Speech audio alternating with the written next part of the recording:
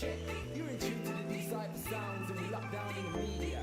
It's all about high-level music for the Y2K vibe. Shouts out to the UK talent. Just keep pressing on and moving forward. Cause UK talent is nearly at its peak, yeah? Don't give up now, it's not long. It's just a matter of time.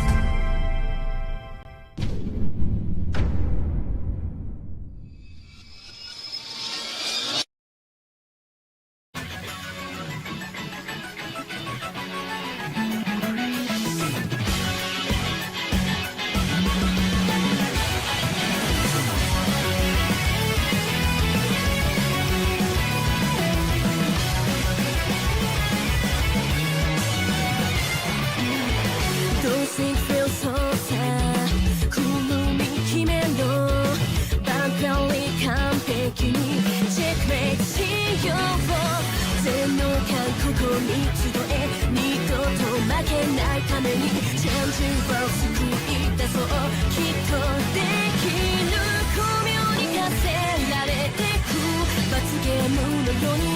情線の絶望アンチェイただここにある絆を信じよう涙して駆け抜けた最高の6月は無情の雨となって何度でも降り注ぐ背にしくれ湧き立った孤独すぎる定めがち人がかかりか偶然なのか祭りの音に響く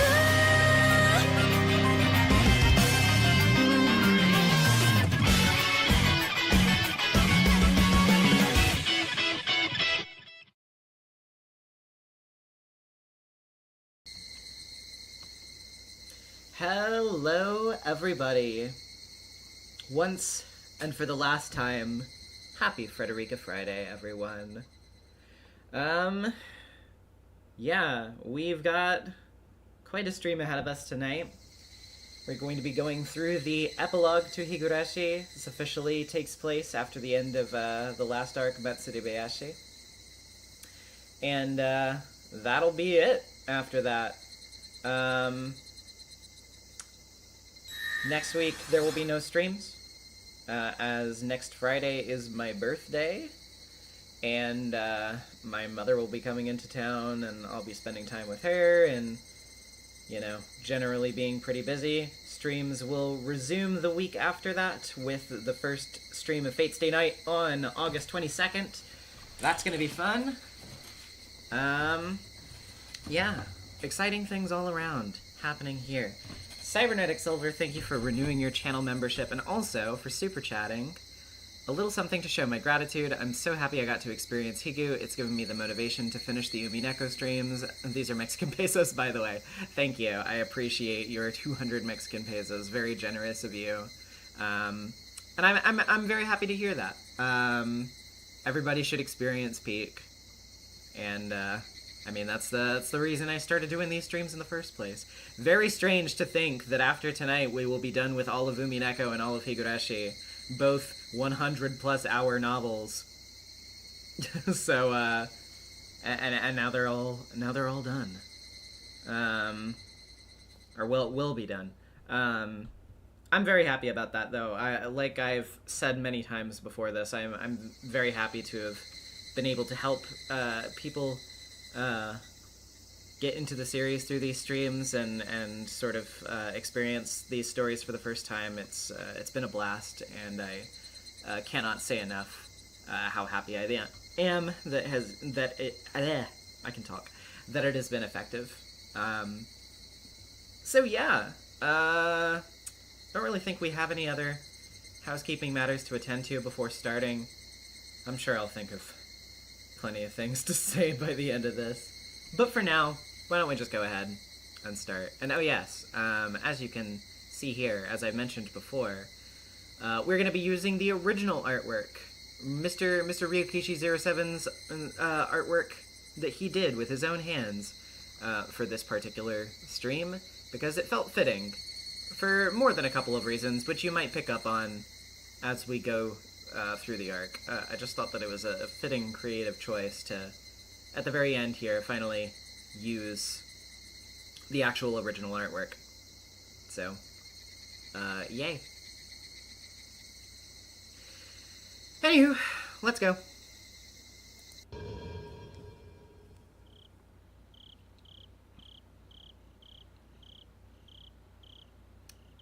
Saikoroshi, the worst option.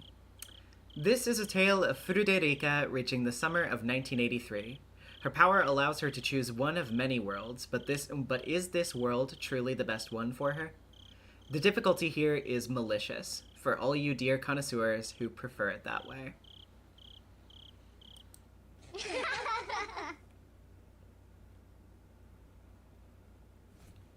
Bread rained down from the heavens. Some lamented that it was not meat. Meat rained down from the heavens. Some lamented that they preferred bread. God descended down from the heavens. Until I know what will make all happy, water shall rain down.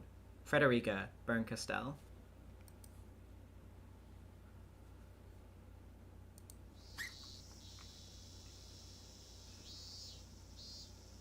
The cicada's chorus had been growing increasingly lively. This strange weather during that never-ending June had been hot enough to make us feel like summer had come early. But even so, it was still only June. Once we got closer to summer in July, the season graced us with even more summery weather. Today, to fulfill my dream, we all went to the swimming pool. The dream might have seemed humble at first, but I didn't have to look back on the 100 years journey it took to achieve it anymore. Still, I decided I shouldn't forget about it. For many people, this was a perfectly ordinary day, but for me, it had taken so many years of wandering just to get here that it made me feel faint. And remembering it made this seemingly average, regular life fill me with such profound happiness. Wow! Not bringing a camera today must be Mion Sonozaki's greatest failure. Oh, I don't need a camera. I've burned this into my memory already. When I close my eyelids, I can still see how cute Keiichi looks. Oh. Ugh! Don't look at them, don't! I'll file your eyelids off your face! And that's what you get for forgetting to bring your swimsuit to the pool. And the whole ruckus about you putting on those shady swim trunks, too. From beginning to end, you reap what you sow. Keiichi, you should thank me.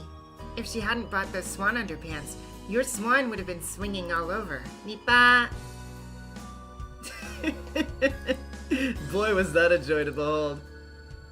I didn't plan anything specific for today, and just when I was thinking we'd play some nice, quiet pool games.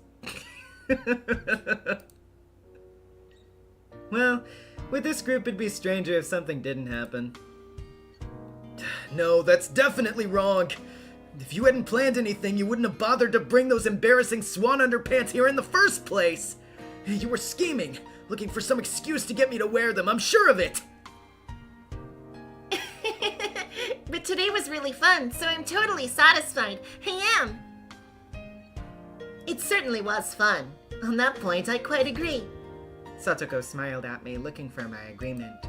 So I sent her back just as brilliant a smile, expressing just how much fun all the romping about today had been.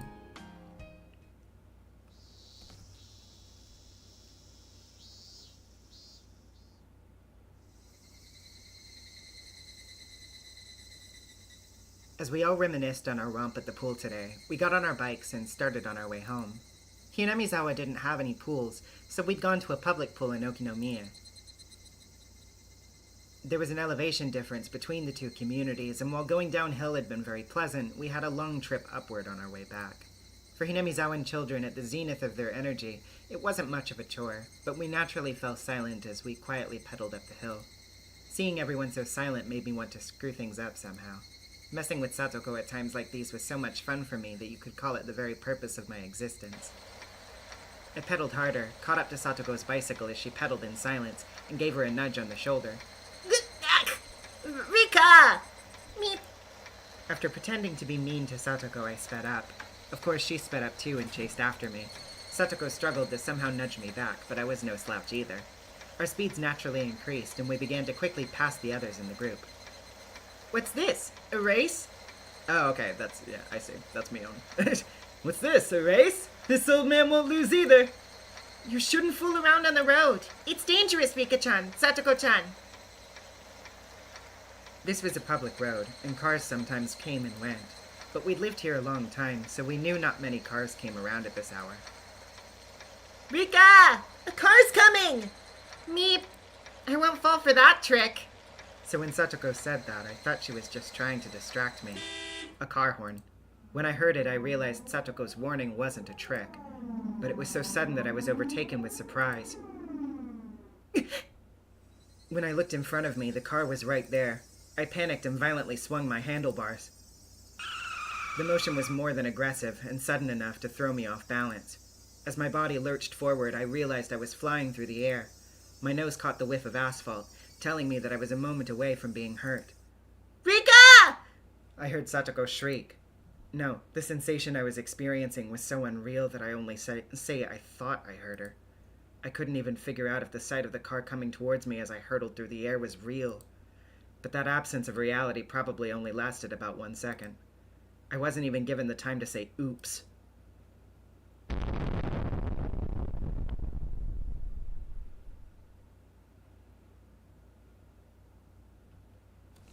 I heard the cries of the Higurashi in the distance. In those cries dwelt such cool tenderness that I wanted to listen forever.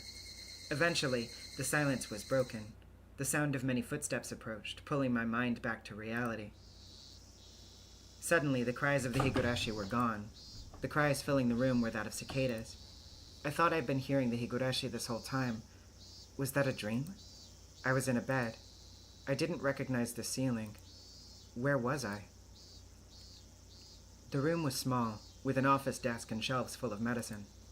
I recognized the smell of that medicine, and the voices of children mixed with the cicadas' cries. I knew right away. I was at school. I was in bed at the nurse's office. The door opened and Chie appeared. Behind her was Satoko and... Huh? My mind went blank. It was the face of someone who couldn't have been there. Are you all right, Furude-san? Thank goodness. I was really worried. The doctor should be here soon. Please, stay in bed until then. Thank goodness. I really was worried. My mind was still blank. Dazed, I kept staring at his face as he spoke words of concern. This person could not possibly have been in school in 1983. Satoshi... Are you okay? You still don't look very good. Stay in bed until the doctor gets here. That aside, Satoko Hojo-san? Where are you hiding? Chie raised her voice and turned back toward the hallway before Satoko poked her face out, looking as though she was sulking. I didn't throw it that hard. Furude-san is just exaggerating. That isn't how you apologize. Say sorry to Furude-san. I sensed something a little strange about Satoko's tone and mood. In any case, judging by the situation, Satoko had done something to me. And as a result, I'd been carried to the nurse's office. That's how it looked to me. But didn't I pass out after falling off my bike on the way home from Okinomiya with everyone? Come here, Satoko-san.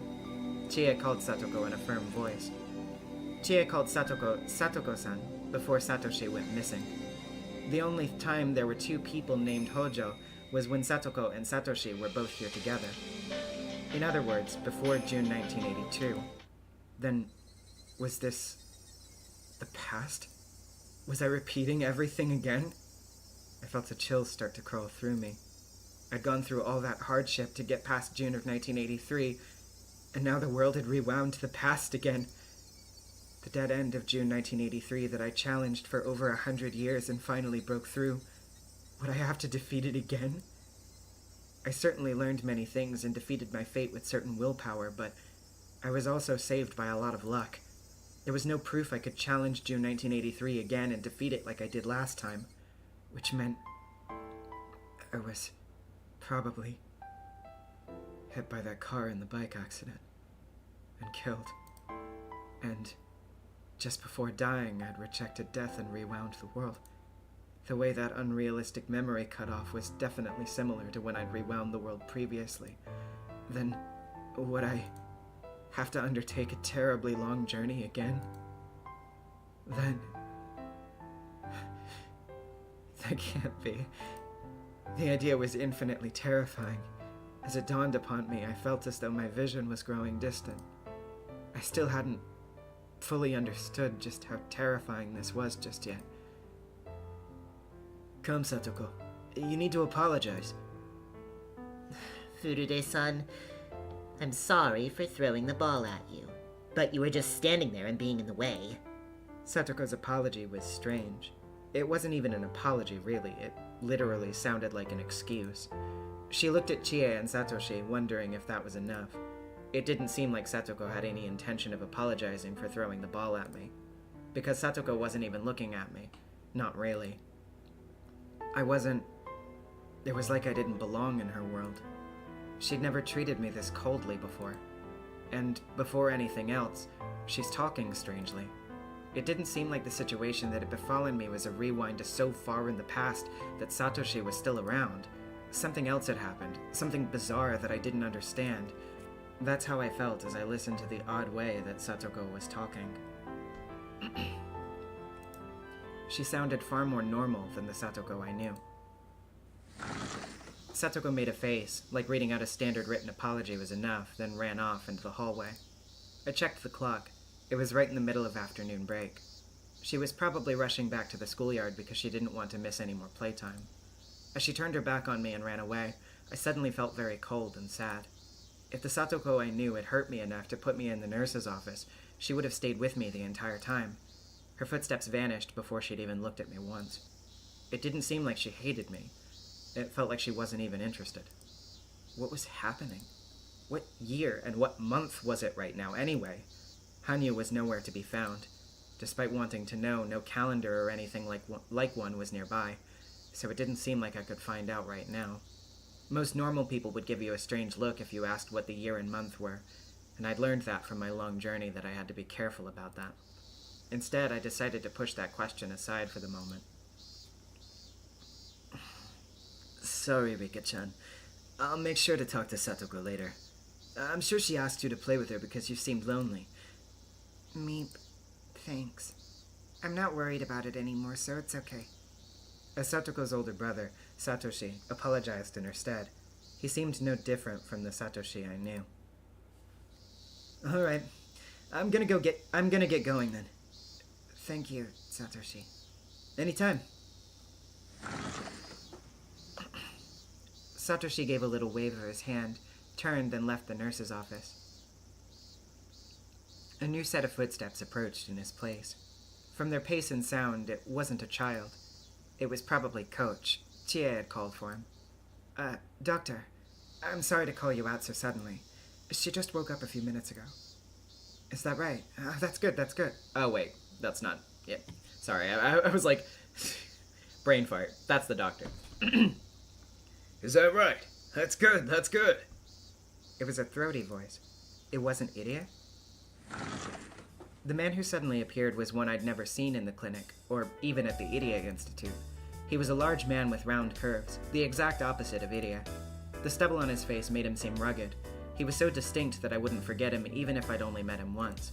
And yet I had no recollection of him.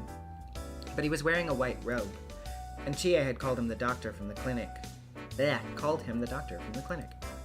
So he must have been a doctor from the Idia clinic. Atropos with the $2. Good news, we killed Idia! He's gone! Oh, man. But I'd never met him before. Hey, Rika-chan. You sure went through a lot. Did the ball hit you in the back of the head? Would you mind if I took a look? Without waiting for an answer, the mountaineerish doctor felt around the back of my head. His fingers were uncultured, completely different from Idia's delicate hands. Could you show me your eyes? Yep, you seem alright. You have a headache or anything? Any nausea or dizziness? No. I think you're probably fine then. Just to be sure, we'll take you to the clinic and look at your brainwaves. Still, as far as I can see, there's no problem at all. The doctor laughed uproariously, spraying spittle everywhere. Chie gave a look of relief too, as if that was a sign that there were no problems. I see. Then just to be safe, I'll leave her in your care. Furude-san, please go with the doctor to the clinic. Indeed. He'll be in and out before afternoon hours begin. Let's go! The big doctor, acting too familiar for my tastes, pushed me out the door, and before I could fight my feeling of wrongness, I was taken out of the nurse's office. No guys, it's the doctor is not. Just so we're clear, it's not anybody you've ever actually met before. It is just an original character. Connie, thank you for becoming a channel member. What was this world? Sometimes the dice came up with strange numbers and caused little differences. But this was the first world that felt this wrong to me. Did the dice rolls turn up something rare? After repeating this world for over 100 years, I thought I'd figured out pretty much every event, and yet this all felt so strange to me. There was something immeasurable about how strange it was, and I couldn't help but feel intensely anxious. I put my shoes on at the entrance before being taken to a parked car in front of the school gate. All the while, I stared at the big man's back as he walked, racking my brains trying to remember him, but I couldn't come up with anything. No matter how much I thought back, I couldn't recall any man like this in the Mountain Dogs, much less the Irie Institute. If Satoshi was here, that meant it had to be before June 1982. Hanyu would always be there as soon as I woke up, and she'd tell me what was going on in that world. But in this world, I haven't seen Hanyu even once. The radiant sunlight, the annoying cicada cries, the lively voices of my classmates, I knew them all so well. But something was different. It almost made me sick. Hanyu, where am I? What kind of world is this? Hanyu didn't answer me. Fine then. If I went home and opened up a bottle of wine, she'd be sure to come rushing in. Not once had she ever allowed me a few elegant minutes to myself. Michan, take this! Too slow! The most important rule of dodgeball is to go for the weaklings. Aiming for me was a tactical mistake. And the next slowest one is you! Ow! I saw several classmates playing a game of dodgeball. Mion and Rena were there in the crowd. Rena. Any world where Rena was present was later than April 1982, and Satoshi disappeared from the village in June 1982. The only time Rena and Satoshi could be here at the same time was the short span from April to June of 1982. It didn't seem like I'd gone as far into the past as I'd feared, but I still had to repeat the June of 1983. That hadn't changed. Did I have to complete those long, difficult days of nothing but strife yet again? Teaming up with my friends, trusting each other, grappling with our suspicions of each other, believing in miracles and fighting alongside everyone. And all the coincidences in the world to help save us. If we missed any of those elements of the process, this world would end in horrific tragedy. I'd gotten past this dead end before. This was the second time, so I understood a little of how to fight against Takano's group. So I probably wouldn't have to spend another whole 100 years. Even still, it would definitely take several of those years, if not dozens. But I never wanted to spend another day in that June of 1983 ever again. The despair I felt at reaching the goal once, then getting kicked back to the start. I got into the man's car, and as it bumped over the rough roads, I sorted out the situation I was in. That day, in July 1983, I went to have a good time at the pool with everyone, and on the way home there was an accident, and I died. And right before dying, I used the power I never thought I'd have to use again to turn back time once more. This world was probably in June of 1982. It was considerably hot, so the Watanagashi festival couldn't be far off. That meant the countdown to Satoshi's disappearance had already begun. Earlier in the nurse's office, he'd given me kind and considerate words, but an unyielding darkness would have been starting to take control of his heart, his fear of inescapable terminal illness's footsteps. I thought back to how the Hojo siblings had looked in the nurse's office, and to Satoko and Satoshi's everyday sibling relationship. It would cease to be an everyday thing in just a few days or weeks. Satoko's somewhat cold treatment of me had hurt, but when I remembered that, I felt pity for her. Satoko, for now at least, treasure that time. Your relationship with Satoshi is limited. That cruel fact hadn't been overruled a single time in any of these 100 years of worlds. In other words, it was inevitable. I could only sympathize with the fate awaiting Satoko now. Eventually, the Irie Clinic came into view. Every time I saw it, I was struck by its magnificence. It was almost too much for Hinamizawa. But this time, the clinic building felt a little dull, as though affected by the sadness coloring my heart. The car came to a stop in the employee parking lot near the back entrance. Can you walk? Are you feeling well? I'm perfectly fine. I don't think I need a brain scan. Head injuries are scary because some take a while to do anything. We'll play it safe and get you scanned. If it's nothing, you can go back for afternoon class. This was the first time I'd met this strange doctor, but he didn't seem unreliable. Maybe the cloudiness in my expression made me look like I was worried my injury was serious, and that's why he tried to cheer me up. His attempt at encouragement was off base, but for now I told myself that he wasn't a bad person at least. The air inside the clinic smelled unfamiliar to me. Inside it was the same clinic as the one I knew, but something was different. On the whole, it felt odd, like I'd find cobwebs if I looked. And I recognized none of the nurses we passed. The only people I knew were some elderly villagers chatting as they watched TV in the waiting room. Oh, Is that you, Rika-chan? What happened? Do you have a cold? Someone during recess threw a ball and it hit the back of her head. I figured we... Oh, okay, that's the doctor. Someone during recess threw a ball and it hit the back of her head. I figured we should do a scan to make sure. Head injuries can be scary, but you're young, so I'm sure 1 or 2 balls to the head is nothing. The old people laughed aloud as though rubbing some spit on the bump would fix it. Something about their behavior was strange too. The people I knew would get out their beads, start praying, and make a big fuss just because I got a bump on the head. Maybe they'd say 1 or 2 balls is fine because you're young, if I were a normal child. But for me in particular, in Hinamizawa, that was impossible.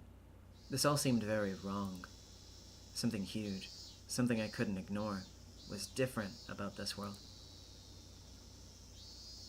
Rika-chan, come in. After the God.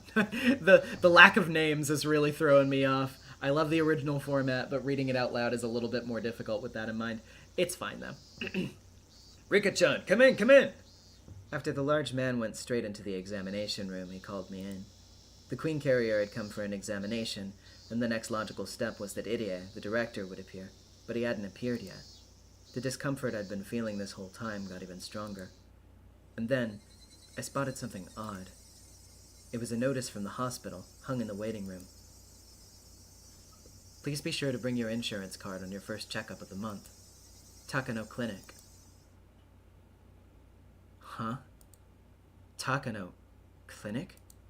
I looked around at the other notices hung about the waiting room. All of them had Takano Clinic written at the end. Not a single one said Irie Clinic.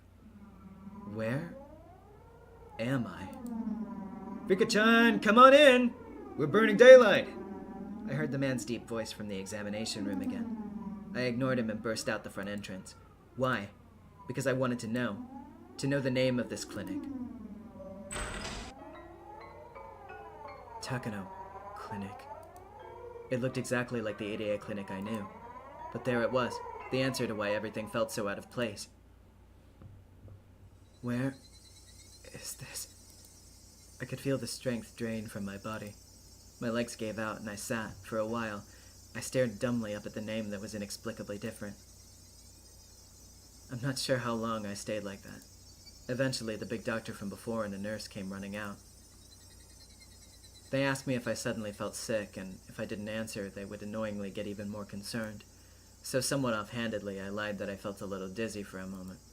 But they must have thought the vertigo pointed to a symptom of something. They picked me up and brought me into the examination room, hooked me up to an EEG terminal, and told me to rest. Meep, it's really nothing. I thought this would be annoying, so I tried to run away. Then I tripped and fell. It's the doctor's job to decide if it's nothing. Please, lay down until I say it's okay. Understand? I felt like the more I tried to say, the more complicated things would get. So for now, I decided to play along so I could get out of there.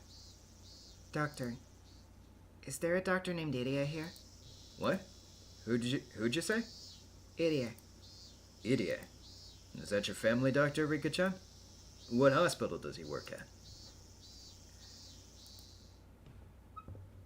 We're getting nowhere. Is Irie not in this world? Compared to everything the other adults like Akasaka and Kasai did during the long battle of June 19th, Irie's presence might have seemed to matter little, but it was extremely important that he was around. Without his determination to sever the chain of sadness created by Hinamizawa syndrome, there was essentially no way for Hinamizawa to break free of its 1,000-year curse. And Irie wasn't here. Plus, Irie was my only ally who knew that I was the Queen Carrier. That ally was gone. The strange way Satoko was talking, the absence of my only ally from Tokyo, Irie. No doubt some unpleasant die had landed on a 1. And despite my ally Irie not being here, was Takano still behind everything? When you get one bad roll, you get a bunch more. Dr. Takano passed away quite a while ago. The name comes from that splendid doctor who built such a wonderful clinic in this village. Someone I never had the chance to meet, but a splendid doctor if ever there was one, I hear. A splendid doctor? Would the occult-obsessed Takano ever be praised as a splendid doctor? And she passed away a while ago? When I looked around the examination room, I found a picture of some old people hanging in a frame. On it was written founder and first director, Hifumi Takano. Hifumi Takano. Wasn't that the man Takano looked up to, who she called her grandfather? He was the first one to discover the Hinamizawa syndrome, but nobody accepted his theories about it, and he passed away in despair. Takano had understood his chagrin and eventually made a big decision, then began to build a future so stable you could call it fate. That Takano? Another person named Takano? Not the founder? Oh, okay, no, that was the doctor. I second-guessed myself. Another person named Takano, not the founder? Can't say I know them. None of the nurses are named that anyway. Maybe it was an old nurse who retired before I got here? I don't think so. She's a young woman. There's nobody here by that name. If there was a nurse like that, I definitely want her to work here. The man guffawed with delight. He certainly didn't look like he was lying. He was speaking the truth. Then even Takano is gone. Irie was absent. Takano was absent. The Irie Institute didn't have its director or vice director. What did that all mean? Who was the director then? Oh, and what about the Mountain Dogs? The Irie Institute was at its heart a research institution. Without them acting as its hands and feet, it couldn't exist. Is there a landscaping company here called Okanogi Gardeners? Landscapers? Couldn't tell you. Never had to call one of them myself. Wouldn't really know. Where are they from? I thought they had an office in Okinomiya. Why not look them up in a phone book later? Individual people sometimes don't show up in them, but I think most companies should be in there. Could the Irie Institute not exist in this world? Would that mean this world didn't have a dead end at all? I couldn't figure anything out. Which dice were showing 1 and which were showing 6? Or was the stranger part the dots on the dice themselves? The game board I was on a piece on now, and the game board I knew. Were they different? Let's be a little more optimistic. Was it possible that Tokyo hadn't chosen Irie, but this man instead? Then would this man know I was the Queen Carrier? If he did, then a number of things would fall into place. The prudence of giving me a brain scan after just getting knocked over by a ball to the head. Wasn't that because he knew I was special, that I was the Queen Carrier? Then was this man playing the role of Irie in this world? I looked at the name tag on the rope he put on after coming into the room and read the name. Yamamoto. Yes? It was a natural response. It seemed the name Yamamoto wasn't a problem. Was this Yamamoto person the director of the Irie Institute, or rather the Yamamoto Institute? It was also possible that he'd crowned this clinic with the Takano name in commemoration of him succeeding Hifumi Takano's research. Yamamoto, do you know what the Hinamizawa syndrome is? The Hinamizawa what? Do you know about me being the Queen Carrier or anything? Queen? Rika-chan, you seem to me like you're still a princess. You want to be a queen when you grow up? You dream big. Okay, there we go. You can take it off now.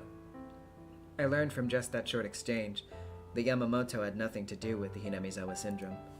There were a few people unconnected to Tokyo and the Irie Institute too, but they were only a small handful of nurses and office workers. And besides, the Queen Carrier was currently in the clinic. Anyone connected to the Hinamizawa syndrome would have come rushing to me. Yamamoto had rushed to me, but he didn't know that I was the Queen Carrier. What did that mean? I listened hard to try to catch the sound of Irie's indiscreet laughter, but all I heard was the TV in the waiting room and the motor of the goldfish aquarium. That maid-obsessed man with his ulterior motives during checkups was nowhere to be seen in the examination room. It was simply uncomfortable, and the smells of dust and medicine made me feel unpleasant. Now I knew. This really wasn't the clinic I knew. It wasn't just a strange feeling anymore. It was a clear fact now. Yamamoto left for a moment, then came back and told me that there was nothing wrong with my readings. If you feel alright, you can go back to school now. Afternoon class will start soon, so I can take you there if you need a ride. Can you go to school yourself? Me. Meep isn't a yes or no. Which'll it be? Yes. I'm fine. I can go back to school myself. I see. Then get going. I'll call Chie-sensei and tell her you're coming back. Oh. When I saw Yamamoto pick up the phone on the table, I spotted a tabletop calendar next to it. June, Showa 58. Showa 58. What was that in AD again?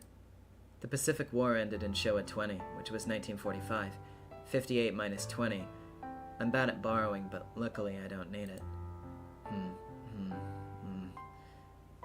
58 minus 20 equals 38? Yes, 38 plus 20 is definitely 58. Then if you add 38 of 1945, 45 plus 38 is 83. It's 1983? June. Wasn't that the same period of time I'd just been living in? But, huh? That's impossible. In 1983, Satoshi is here? And Iria isn't here, Takano isn't here, Satoko is acting strangely, and even Hanyu is gone. Where am I? Hanyu, I know you're wasting time somewhere. Get over here with your ow-ows and tell me what kind of world this is.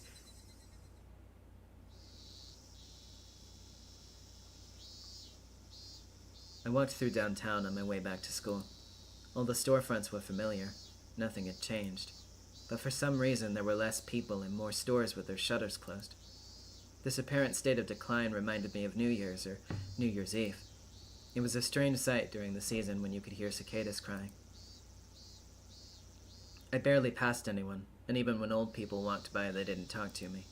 Normally, if I'd met an old person in the middle of the day like this, they'd have asked if I had a cold or was staying home from school, and they'd start rubbing their prayer beads and saying weird things. There was none of that. Just like the old people in the clinic, they reacted with disinterest. I wasn't in the mood for it anyway, so I was thankful they didn't do any of that. But there was already a heap of oddities before me, and I couldn't help but feel like it was growing even bigger. Afternoon break was long over by the time I got back to school, and now it was time for afternoon classes. I went through the entrance and changed into my slippers, and then I noticed another strange thing. There were a lot of empty shoe cubbies. Empty was different from absent. Anyone enrolled would either leave slippers or regular footwear in their locker, no matter what. If neither were present, that meant they weren't in this class to begin with. Sometimes people took their slippers home to wash during the weekends, but any lockers being empty during the day was unthinkable. I counted a little over 10 pairs of shoes. That was only half of how many people were in the school I knew. Everything was so messed up, I had no idea what was going on. I steeled myself and opened the classroom door. Everyone turned around to look at me. They truly were only half of the familiar classmates there, and they weren't absent, because only half as many seats were actually in the classroom. Furude-san, please take your seat. All right, everyone. Sorry, had to move something real quick. This is class time, so focus on your drills. Chia clapped her hands, and everyone looked back down at their desks and workbooks, ignoring me altogether. My seat. Satoshi was sitting at the desk next to Satoko's. That didn't seem to be my seat. Then where was it? Soon I found an open seat, looking small and quiet in the back near the window. I could tell from the pattern on the floor cushion with my disaster hood in it. That seemed to be Rika Furude's seat in this world. It was in the corner, as though the classroom had forgotten about it. There were no seats next to it, and nobody would see it looking at the blackboard. In a place where I wouldn't block anyone's view, whether or not I wasn't here. That seat was almost symbolic of how I'd been feeling ever since I awoke. I sat down and took out my workbook. Then, pretending to study, I looked around the classroom. Mion Sonozaki was here. She didn't seem very different. Rena Ryugu was here too. The way she was helping the child in the next seat over with his work was very like her. Satoko and Satoshi were studying together as friendly siblings. Satoshi, being the older brother, was teaching her things, but Satoko looked disgruntled, and his words went in one ear and out the other. To me, it was almost like she didn't hate studying, she just didn't like their roles being reversed, since she looked after him at home, and it made me smile a little. I still felt a tiny pain in my chest, from Satoko's cold treatment of me in the nurse's office, but as far as I could tell by looking at her individually, she seemed totally normal. But I still couldn't shake the feeling that something was wrong there. When Satoko was with Satoshi, She was often gloomy because of problems at home or their aunt's absence, so they were acting like normal siblings. And then, though I knew it was rude to Satoko, that felt wrong.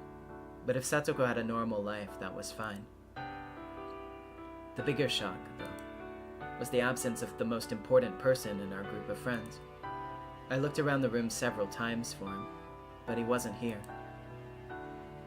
Keiichi Maibara wasn't here. I made multiple excuses, like I wasn't seeing right or he happened to be absent today.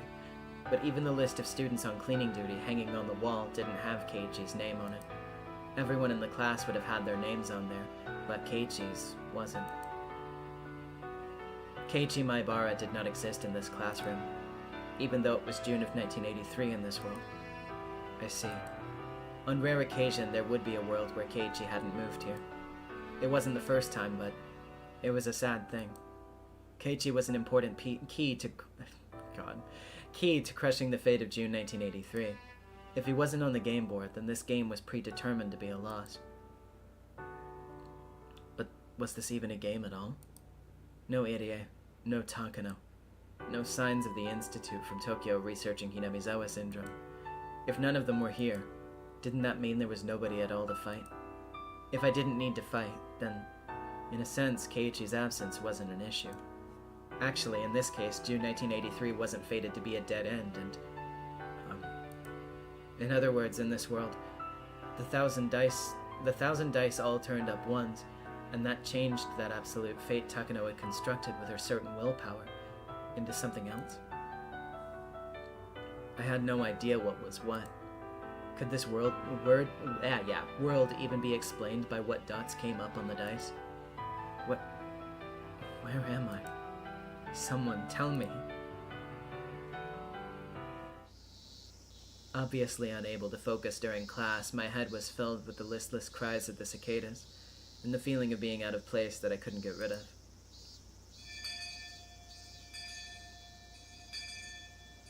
Everybody stand up! Thou! Goodbye! Thankfully, Mion was still class president. For some reason, that was a relief. Oh. Was there even a club in this world? If I could receive the baptism of those crazy club games, maybe it would clear up my feelings a little.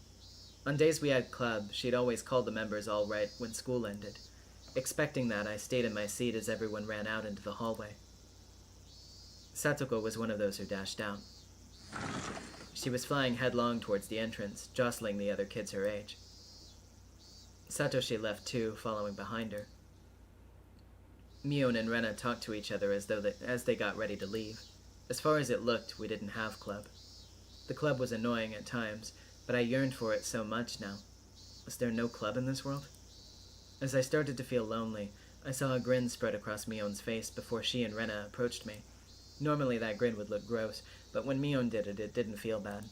Our eyes met. Thank goodness. Even this world had the after-school club it was supposed to. Hey, Rika-tama! Got a moment before you go home? Meep. Is it club? For the first time since coming to this world, I smiled. I had no idea what was going on in this world, so having one of my hopes come true made me happy, for the moment. No, not that. You're on duty tomorrow, right? Here's the logbook. And club, huh? What, do you want to be in my club too, Rika-chan? Meep. I gleaned two things from Mion's few words. One was that I still wasn't a club member. The other was that even so, the club still existed. For me right now, that was an incredibly happy thought. Then, Rika Furude, I hereby grant you permission to join my club. Me-chan, you're being weird. Rena laughed like it was a funny joke.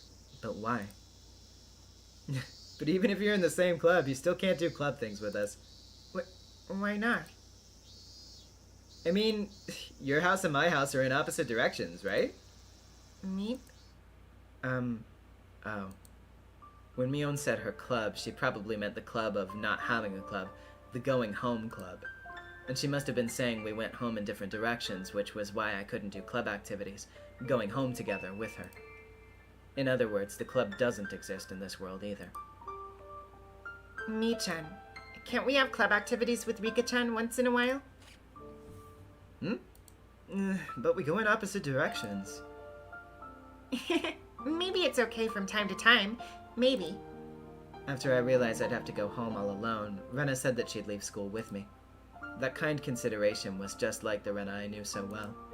We didn't have club, but Mion and Rena were still Mion and Rena. Sorry, but I'll have to pass. I gotta get back quick for my job at my uncle's place.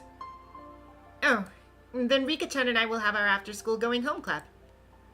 Thank you, Rena. Mm-hmm. The three of us headed for the entrance. Our outdoor shoes were the only ones left. There are a few slippers here that I remember. Yes, I decided to naturally mention it. Rena responded right away. It's lonely, but what can we do? As they say, you gotta look for a nice big tree when you seek shelter. Anyway, sorry about this, but I'm gonna get going. I'll leave Rika-chan's escort to you, Reina. Okay. Reina. Yes? What is it? Nothing. Rena was the kind Rena I knew, but her name wasn't Rena. Reina. That was Rena's real name, but in the worlds I knew, she'd thrown it aside. Which meant she hadn't given up on being Reina? Or her path leading to today was different from the one in the worlds I knew? I knew that Rena hated herself because she considered herself responsible for her mother's divorce. And as she'd messed up both her life and herself, she would have decided to part ways with that old self, start over and rename herself Rena. But that didn't happen. That wasn't the only thing I learned from this conversation either. Regarding the number of people in the class, when I mentioned there weren't many people, they acted like there was a reason. That meant the current number of students in this world hadn't been that way from the start. It had decreased to this number. Mion ran off and Rena and I left school together. When we went across the schoolyard, I saw Satoko fooling around playing tag. Are you looking at Satoko-chan? Me. Her name was different, but she still picked up on these things quickly. I'm sure Satoko-chan wasn't trying to be mean when she hit you with the ball. Forgive her, okay? I don't really mind. Reina, seemed to be trying to smooth it over. It kind of sounded like Satoko and I weren't normally friendly with one another. So I asked, Are Satoko and I not friends? Of course you are. You're both in the same class. The way she said that was enough of an answer. Now I knew why Satoko had acted so coldly to me in the nurse's office. In this world, Satoko and I weren't friends. Maybe that made sense. After all, if Satoshi was alive and well, then Satoko would have spent all her time with him. The reason Satoko and I got to the point we could call close was because Satoko ended up all alone. I asked her to stay at my house and we started living together. Of course, we were friends before that too, just nowhere near as how close we were in 1983. Maybe in the end, our relationship was nothing more than me sitting in Satoshi's empty seat. When I thought about that, when I considered what would happen if Satoshi was around in June 1983, maybe this was the most natural future. With regretful eyes, I watched as Satoko frolicked about. Satoko looked like she was having a lot of fun with her other classmates. She would never notice me going home from school. I'm going to stop thinking about it so much.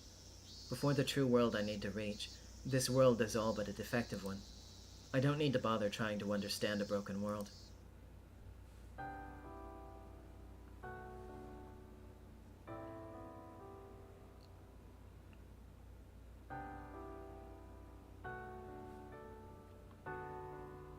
There's a lot less stores open too. When we went through downtown, with all its stores with their shutters down, Reina spoke up. I didn't care about this world anymore, but as a classmate going home with her, I answered unconsciously. I wonder why so many closed up. Well, it only makes sense. They can only do business until next year anyway. They're getting less and less customers too. It's not strange that some would want to close up shop early. Why won't they do business after next year? They can't. They're getting evicted. Evicted? It sucks, but There's nothing we can do. And even if the village sinks, it won't destroy our souls. The ones that belong here. I gave a start when I heard that. That couldn't... No. It was possible. In every single world, the story of Hinamizawa being submerged under an artificial lake was always present.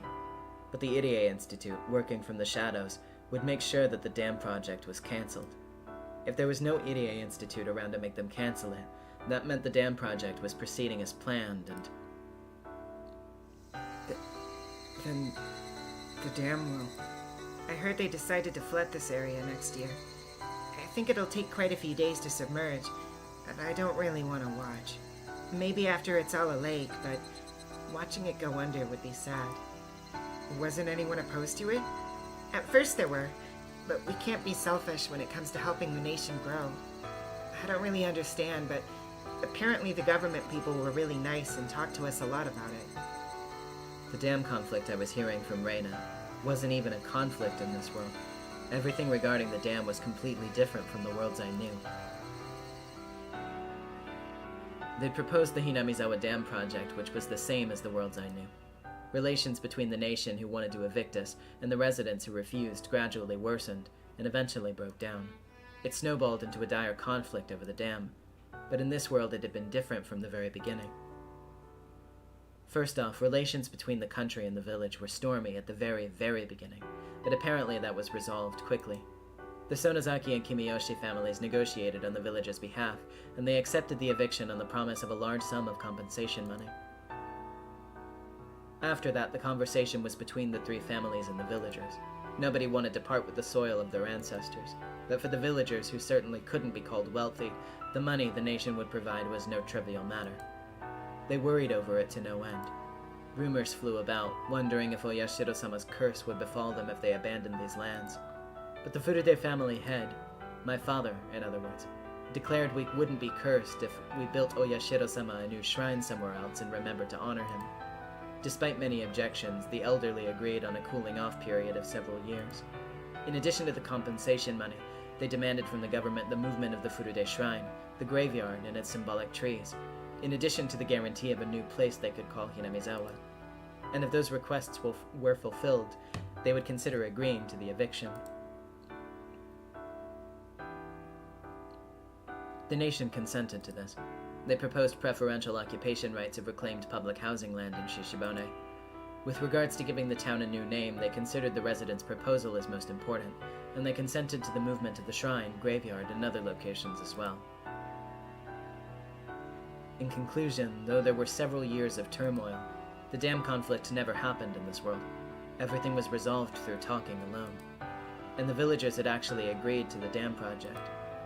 Actual construction on the dam had begun a few years ago, and apparently construction vehicles were a constant source of traffic on the villagers' wider roads. And the eviction deadline was set at the end of April next year, so more than a few families had begun moving out in advance. One closed shutter had a worn paper notice on it. On it was written, "Our deepest gratitude for your many years of patronage." I spotted a few other notices with "opposed to the dam" on them, but those had deteriorated over time, a silent indication that the dam war was a thing of the past now. I don't think all of the kids in class are moving into the public housing. Satoko-chan's family is supposedly moving somewhere else. It's a little lonely to think that we won't be able to see all our friends after next year. Meep. The village I was born and grew up in being submerged was very sad. But all my classmates enjoying this day to the fullest, even though they knew that, seemed so strong to me. And if the dam war never took place, that would cause several other effects. For example, the relationship between the Sonozaki and the Hojo families. At the beginning of the dam conflict, the Hojos declared themselves in favor of the dam, with the Sonozakis in opposition, and the former ended up a scapegoat of the village for a long time. But that trouble never occurred in this world. Satoko-chan's family? I don't know. I think they're normal. I don't think they have much particularly in common with Mi-chan's family. Does Satoko get along with her family? Oh, you mean her father? Even without the dam conflict, the presence of a stepfather would be a burden on Satoko's mind. And with the L5 symptoms appearing, she would push him from the viewing platform at the park and be given into the care of her malicious aunt and uncle. because her stepfather's presence would be the very gateway to Satoko's later unfortunate fate. When I think about it now, maybe their awkwardness with each other at first made for a good memory. They aren't connected by blood, so they tried hard to be father and daughter, and maybe now they have a stronger bond than she would with their biological parents. I've talked to them a bunch of times, but he's a good person that works hard to support his family. You mean Satoko's current father? Yep. Which meant, in this world, none of the dice threatening Satoko had come up a 1. For Satoko, did that make this world a happy place for her? My walk home with Reina was very significant for me, understanding this world. And I found out that this world's composition betrayed every last bit of my common sense. The reason Reina wasn't Rena, that was different from the very start. First, the Ryugu family didn't move to Ibaraki. They had lived in Hinamizawa this entire time. Her mother was still working as a designer at a small company in the city. Her father had switched careers, and now he was a salesman for his wife's designs. The couple must have been on good terms for one to design things and the other to sell them. As always, her mother's position seemed to be stronger, but their relationship was an average one, and divorce, at the very least, seemed impossible. That meant a nice, peaceful family for Reina. That satisfied her fully, and she even said that she lived a happy life. The fact that she knew that without going through hardships, though, she really was still Rena. I asked about the Takano clinic, too. It was as the big doctor Yamamoto had said. The Takano of Takano Clinic was indeed the one who had been Mio Takano's adopted grandfather, Hifumi Takano. Right after the war, he built a surprisingly grand clinic in Hinamizawa, which had no doctors and became a celebrity to the villagers. I learned that there was a monument dedicated to Takano in place of the one dedicated to Irie in the world's I knew. After Takano's passing, there was nobody to succeed his place in the clinic, and for a long time it had been left empty. That was when a man from Okinomiya named Yamamoto arrived and breathed new life into the clinic. Takano had discovered the Hinamizawa syndrome and searched for research sponsors, but found none. And eventually Mio Takano would succeed him. But what if the older Takano had found a sponsor? Neither Mio Takano nor Irie would appear, and the Takano clinic being built right after the war would make sense. Which meant that Takano in this world had been blessed with good dice rolls. At this point, I had a vague idea about something. Weren't these dice rolls the exact opposite of the ones for the world I knew well? The people themselves hadn't changed at all, but the dice God had cast for these people were all reversed. So it made sense that it had turned into such a strange world for me. I learned one more thing from talking to Reina, too. In this world, I had no friends. I was all alone. Keiichi never transferred to our school, we didn't have a club, and Satoko had no connection to me. So maybe it was only natural. At that point, I finally realized why Reina had sympathized with me going home alone, and done her going home club activities with me. Okay, I'll see you tomorrow. Oh, I see. For a moment I was confused when she said goodbye, since we weren't in front of the temple, but I quickly understood. We were in front of the Furude main house. Since Takano never appeared, there was no Irie Institute, nor any research into Hinamizawa syndrome, and so my parents never died. At first my parents cooperated with the researchers, but when I fell ill with a high fever one day they stopped cooperating, had some kind of trouble, and were assassinated. My mother was the hysterical type. When she made a fuss, settling her down took a while. And because she made a fuss, the Irie Institute, which wanted to do its research in secret, naturally wanted to make sure she didn't talk. She'd held such an attitude, even knowing how shady the Institute was. So in a sense, I couldn't deny that she reaped what she sowed. In any case, no matter how many times I did this over, no matter how many times I warned her, it never worked, and I'd resigned myself to the fact that I'd no longer have parents by 1981. And I'd repeated it many times. I'd seen my parents for dozens of years in total, so I was fed up with them. We weren't on good terms to begin with, anyway. And now, in June of 1983, they were here again. I'll see you again tomorrow. Bye-bye. Goodbye. Mipa. After seeing Reina off, I looked at my real home. I saw my mother patting out a dried futon in the yard. In normal worlds, they would always die, but in this one, they were alive the whole time. I found myself unsure of how to talk to my real mother. Is that you, Rika? Welcome home. Me. I'm home. Go wash your hands and rinse out your mouth, and then get your books ready for tomorrow. Did you get any homework? Yes, she was my mother, all right. Honestly speaking, I wasn't used to the Furude main house. It was my true home, but it had only ever been my home before 1983. Like a prison of time while I waited in melancholy for the day Keiichi transferred here. But Keiichi wouldn't transfer here, and my parents wouldn't die. Which meant in this world I would never get out of this prison. But maybe that was a weird way to think about it. Without a dead-end fate, there was no victory or defeat, no destiny or miracles. This was my actual home. It was nothing more and nothing less. I went to my room, put down my book bag, and took a breath. Usually when I was by myself, Hanyu would appear, but in this world she hadn't shown up. How long are you planning on wasting time? Hurry up and appear, and take me back to my original world. I knew by now that this world was odd and filled with what-ifs. I'd had it up to here with my exploration of this alternate universe. But Hanyu didn't appear. Oh, that's right. Hanyu was by herself in the ritual storehouse a lot. Maybe she was there right now. In any case, whatever else happened, I just wanted to see Hanyu. I put on my shoes and ran out towards the shrine. As I turned my back on my annoying mother, who called after me, asking if I'd really rinsed out my mouth.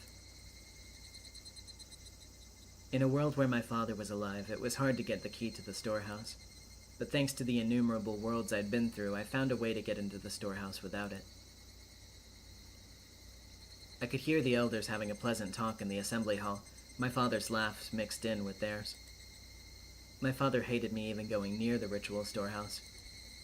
Well, considering what it stored, I could sort of understand why he wouldn't want to let his beloved daughter inside it. After making sure nobody was looking, I climbed up a tree growing behind the storehouse. My climb didn't go as smoothly as when Satoko had shown me she could do it. In any case, I crawled up stubbornly and jumped down onto the storehouse roof. I was a little scared of jumping. I'd climbed up pretty high off the ground. Even a centenarian, which can't escape the danger of heights. If I recalled right, there was a broken lattice window on the roof, and you could get in and out through there. This world was betraying all my expectations and giving me the opposite. I considered that maybe you couldn't go in and out through it anymore. But, in the place Satoko once told me about, it was broken just like she said, and a child would be able to fit inside. Even trivial things like this were a relief. Maybe just the sun setting in the west would be a relief for me right now. Because in this world, it could always set in the east. Yes, this discomfort I felt at having to doubt everything made me feel dizzy and sick. Hanyu? Hanyu! Are you there? No answer. I was too afraid to call out again, because maybe if I did, I still wouldn't get my answer. For me, personally, Hanyu not existing in this world was the one dice roll that could not happen. Hanyu? Hanyu! Then, I felt something I couldn't describe. The presence of someone, but not a person. Something only I could perceive. The presence of Hanyu. But Hanyu always answered me when I called to her. She wasn't now. What did that mean? But she was here. She was. I couldn't help poking my head through the roof. I climbed down a bundle of hanging chains and entered. Hanyu! Hanyu! Where are you? Answer me! Rika. Rika. Where are you? This time I heard her for sure. There was no doubt. Hanyu! I'm right here! Where are you? I can't see you at all! Rika. Rika. Answer me! Hanyu's feeble words implied she was actually the one who couldn't hear my voice. I looked for a place where I could hear her better. Before I realized it, I went to the altar in front of the holy vessel. Something that looked like a small crystal ball was on the altar, and I sensed it giving off a faint light. That was where Hanyu's voice seemed to be coming from. The ball was about the size of a large toy marble, but it was seated respectfully on a small cushion, which told me that it was no ordinary stone. I took the crystal ball in my hand and pressed it to my ear. Rika, if you can hear me, please answer again. Rika! Rika! There was no doubt. I was hearing Hanyu's voice from this crystal ball. and it sounded like it was searching for me, growing more distant all the while. Hanyu! I can hear you! It's me, Rika! I'm right here! Rika! Rika! I can hear your voice! Where are you? I can't find you! Your voice is so distant. I don't understand. Please, call louder! I'm here! I'm right here! Why can I hear you and your voice from this crystal ball? Wait, no, that's not important. I'm right here, right in front of the altar in the storehouse. Hanyu! Hanyu! I can hear your voice. I'm searching for you now. Please, don't let go of the fragment. Keep on calling my name. Louder. I'm here. Hanyu! Come, hurry! Hanyu! Hanyu! For a while, I kept shouting her name as if I'd gone mad. It was like clinging to a tin can telephone right before the string snapped. If Hanyu's voice cut off in the middle, if she left me behind, alone in the darkness of the storehouse, that was scarier than anything else I could imagine. One moment. I am gonna grab a drink from my little mini fridge real quick because my throat is starting to get really dry, actually. That's what you get for taking a week break.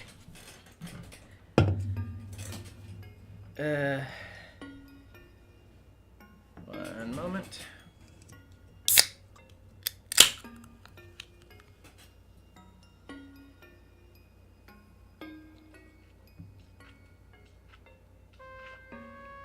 Okay. So as she told me to, I shouted her name over and over again. Hanyu had to be searching for me by listening for my voice. I didn't know what her situation was, but it seemed Hanyu and I were far away from one another, that we were immeasurably distant. And as the crystal ball's light strengthened, I knew she was coming closer. At first, the light I sensed from it had been faint, but now it was as bright as a weak miniature light bulb, and I could clearly see that it was shining. Goodness. Light bulb. Say your words. Rika, what's going on? I can't enter the world you're in. What? What are you saying? I'm the one that needs help here. I don't care how, just come here. Take me out of this world. Rika, please listen carefully. For some reason, your world rejects me. This should be impossible. Given that she's both a paranormal existence and a deity, I couldn't imagine any situation that would make her anxious enough for her to weakly say, "This is impossible." All I could do was keep on wailing half insanely for her to do something. Anything.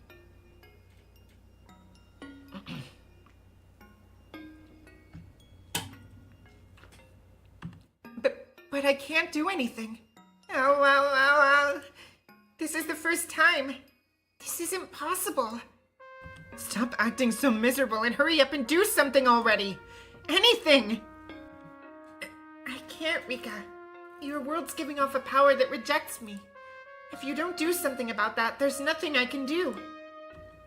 Stop saying things that don't make sense! What do you mean, a power that rejects you? You're a deity! That can't be! You're right. It can't be. But there's no fragment on this side, so I can't line up the pieces. I don't know how, but this fragment is lost somewhere in your world. Fragment? What do you mean? Explain it so I can understand. I'll do anything I can. Continuing to act so deranged won't help with anything. I managed to figure out what Hanyu wanted to say, and now I knew I had to eliminate the obstacle. The situation utterly escaped me, but it seemed like if I didn't do something, Hanyu couldn't appear in front of me. I'm sorry oh. I'm sorry for losing my composure. I'll calm down now, so explain again, please. What on earth is going on? Atropos the $2, Rika. This world is atheist. Rika, I don't know why this is, but part of a fragment which should be in the world of the gods seems to be lost in the world you're in right now. As an analogy, it's like the key you need to unlock a door being locked inside that room. What is a fragment? What appears as the world to you is called a fragment in the higher dimensions. We've been connecting those fragments like a jigsaw puzzle to walk between worlds. I see. I think I understand the analogy. The world I'm in now is a fragment, a piece of a jigsaw puzzle. But something happened to the part that connects to the rest, and it won't fit with the pieces around it, right? That's right. That missing piece always has to be on this side. But now, for some reason, it's on that side instead. The fragments should be in the world of the gods, but for some reason it fell into the human world and now it's missing? That's about right.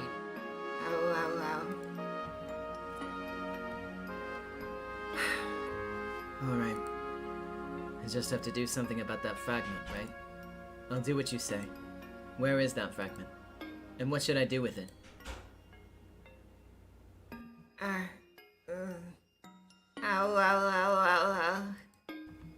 Is this really the time to be owling? Where is that fragment thing? And what does it look like? I don't know. What? How am I supposed to search for it if you don't know? I don't understand either. From here I can only hear your voice. I can't interfere at all with the world as I am now. But if it's called a fragment, then it will look like a glowing piece of crystal like this? I think that's probably right. But I can't even imagine what shape it would take if something that belonged in a higher dimension ended up in the human world. I felt all my energy drain out of me, and I heaved a sigh. We don't even know what it looks like. This is the worst. Anyway, if I do find it, what should I do? How would I get it back into the world of the gods?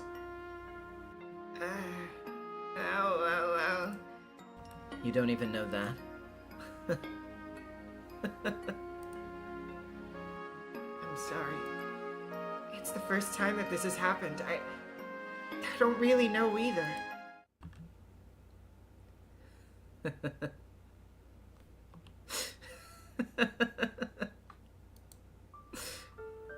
I laughed, mostly at myself, and before I realized it, I couldn't stop my tears from falling. After getting sent to this crazy world, I don't even know how to get back. Today of all days. I was in such high spirits going to the pool with my friends. That tiny fragment of happy days we'd all finally obtained after escaping the dead end of June 1983. And just because I was messing around on the way back just a little, I got sent to this horrible world.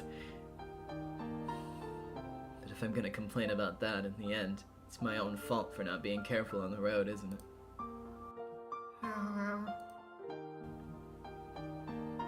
I lost my balance on my bicycle, got thrown off, and then fell into the car there. A common traffic accident. The common death of a child. It just happened to be me this time. The future I'd won after over 100 years. Now, just because of that, everything was in pieces. I could wail all I want, but the only thing at fault was my own carelessness. In fact, I should be thankful to Hanyu for letting me live. But sending me to a world like this, it's too cruel. No. It wasn't as though Hanyu sent me here because she wanted to. I know that. I know that. It's like you remember, Rika. Our power's been wearing away, and with the last of that power, we reached our victory. So we were never supposed to be able to use it again. You mean you used that power to save me? Yes. There was nothing else I could do. Rika, your body flew off your bike, and if the dice had come up better, you might have fallen on the car and made it out uninjured, but alive.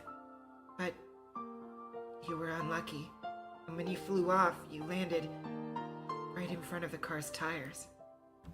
From Hanyu's words colored with sadness, it felt like she'd watched me fly off, get run over by the car and die. 1 second.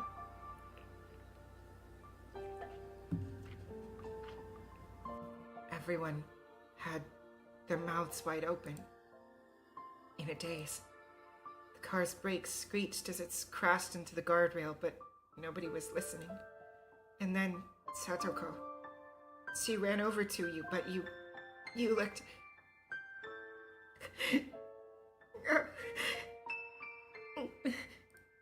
Your face was gone. The car crushed my head flat.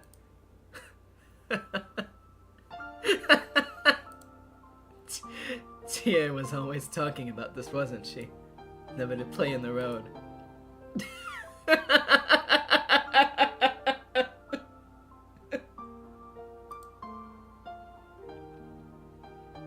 I can imagine the rest of the story without Hanyu telling me. That fun day we had was wiped out in an instant by my careless fooling around. We dove together into the longest June 1983 of these past 100 years. And the peaceful future we finally reached through the sharing of countless miracles was wiped out in an instant. My corpse was too horrible to look at. Satoko came running over first, and then everyone else came, and they all wished they'd wake up from that nightmare, until they all lost hope, broke down, and wept. Compared to that heart-splitting sadness, the one who was actually careless, grumbling about wanting to go home since this world was uncomfortable, counted for nothing. Did that mean, in the end, that it was all my own fault? I'd struggled through so many years to reach that future and had carelessly lost it by nobody's fault but my own. And I was blessed since Hanyu was here for me, so I should be thankful. Because if that had happened to someone other than me, they'd just lose their life and nothing more. Just the fact that there was hope, even if it was only a single tiny ray, surely meant I was fortunate. Thanks. Oh, Idiots die in accidents from carelessness all the time in Japan. And I was one of them. I should have just died without complaints, but thanks to you, even though things have gotten strange, I'm alive. And I'm sure that it will be really, really hard, but there's still a way to return to that world. oh, Let's review. To bring me back to the original world, Hanyu, you need to come here, right? yes, of course. I want to return to the original world with you, Rika. Naturally. We won that world after over 100 years of struggle. We're going back. I would spend another 100 years to do it. I won't lose. I won't lose heart. Just for fooling around a little on the road, being sentenced to another 100 years. That won't make me cry. Rika, even in the world beyond, everyone is praying for you. They're praying that, even if it costs them their lives, that you turn back time and make it so that the accident never happened. I think those prayers were why I was able to find you, Rika. In the storehouse, in which I could only smell dust, I thought I caught the scent of incense. I couldn't see it, couldn't hear it, but somehow I knew. It was my funeral, and I thought I could hear them, my friends heartbroken grieving over my coffin. Their cries were incredibly sad, so painful, as though it would tear me apart. I understood. My carelessness. It had destroyed not only my life, but everyone else's happiness. I'll go back. I'm going back. I'll return to that world no matter what. No matter how narrow the path may be, I'll do it. I'll go back for sure. My tears, filled with sadness, mixed with determination, mixed with saltiness, dropped to the floor. Rika, being locked in that world is the same as the dead end of 1983. It may look like an inescapable fate, but you can absolutely escape it. I know. Keiichi taught me that. And even Takano taught me too. Fate was thinner than a goldfish scooping net, and strong enough feelings can reshape the future. That's right, Rika. That's the spirit. Maybe it was just because of your carelessness. You've been given the chance to atone for it and make it go away. That's a really, really lucky thing. I know. Normal people will be starting over in their next lives, but I alone got one chance. I know what that means. Rika, I want you to somehow find the fragment rejecting me. I'll see if I can figure anything out in this world. I'll have to make do without any hints. Also, as long as you aren't in this world. If I die here, that's the end, right? Yes. My power doesn't affect that world right now. So please, Rika, be very careful. I know. I'll never fool around on the road again. We don't have any hints, but I'm this village's deity, and this village is all I've ever watched over.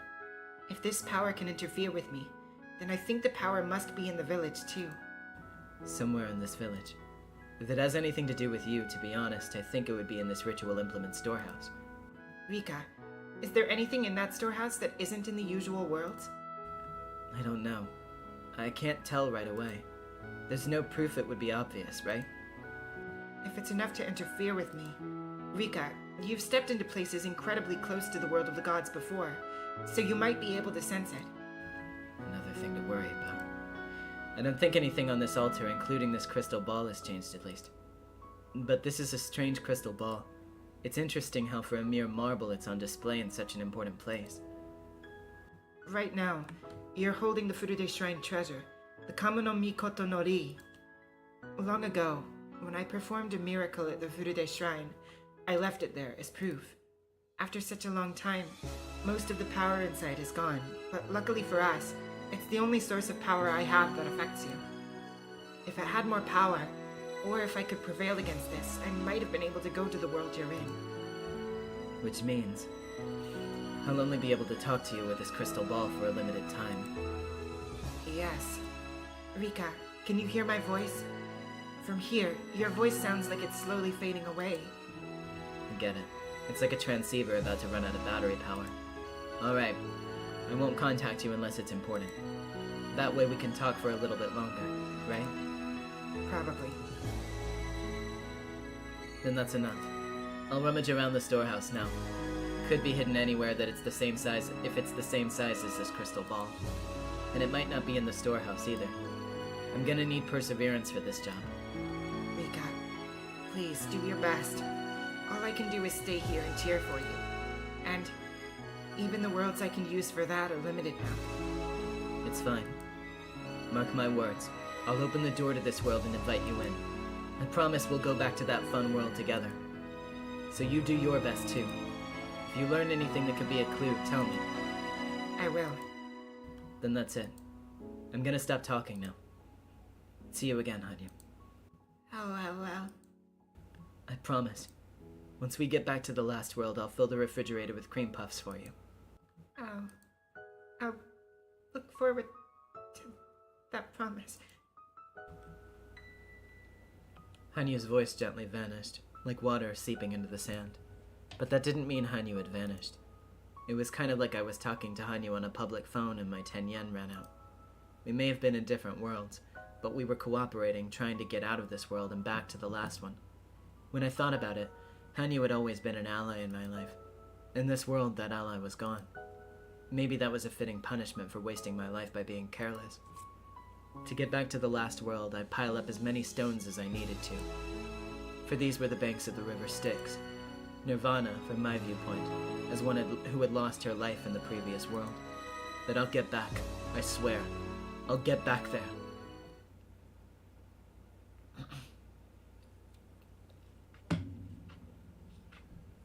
Then suddenly, the inside of the storehouse brightened.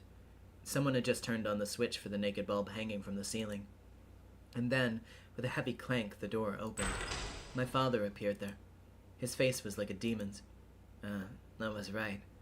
I had entered the cordoned-off ritual implement storehouse. I only received the right to enter the storehouse when I succeeded them as the head of the Furude family. In other words, in a world with my parents alive, I wasn't allowed to come in here. Rika! How'd you get in here? How many times have I told you to never enter the storehouse? My father was in a rage, thanks to the property imprinted into one's very genes that made children tremble when their father looks at them with a scary face. I reflexively cringed with fear. He grabbed me by the back of my neck and took me outside. And then I ended up being disciplined, something I'd forgotten for a very long time. My parents being here is such a bother.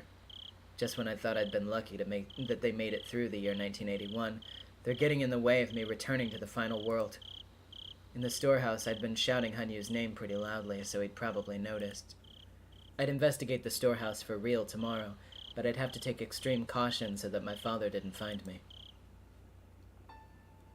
In the middle of the night, unable to sleep face up on my futon because of my rear end swelled from all the spanking, I bit my pillow and cried again. Then thought back over what I had to do. This was my room. This was my futon. But this wasn't where I was supposed to sleep.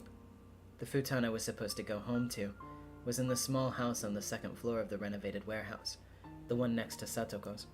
But in this world, the youth group was probably still using it as a meeting place, so my futon obviously wouldn't be there. Then, what futon was I supposed to use in this world? Punishment for doing something stupid and careless, bringing the future we all won to nothing. I needed to find what was keeping Hanyu away so I could call her here. It would take a lot of effort. For that reason, I needed to build up my energy and get some sleep. Shedding tears was nothing but a waste of time and stamina. I knew that, but until I fell asleep, I wept into my pillow.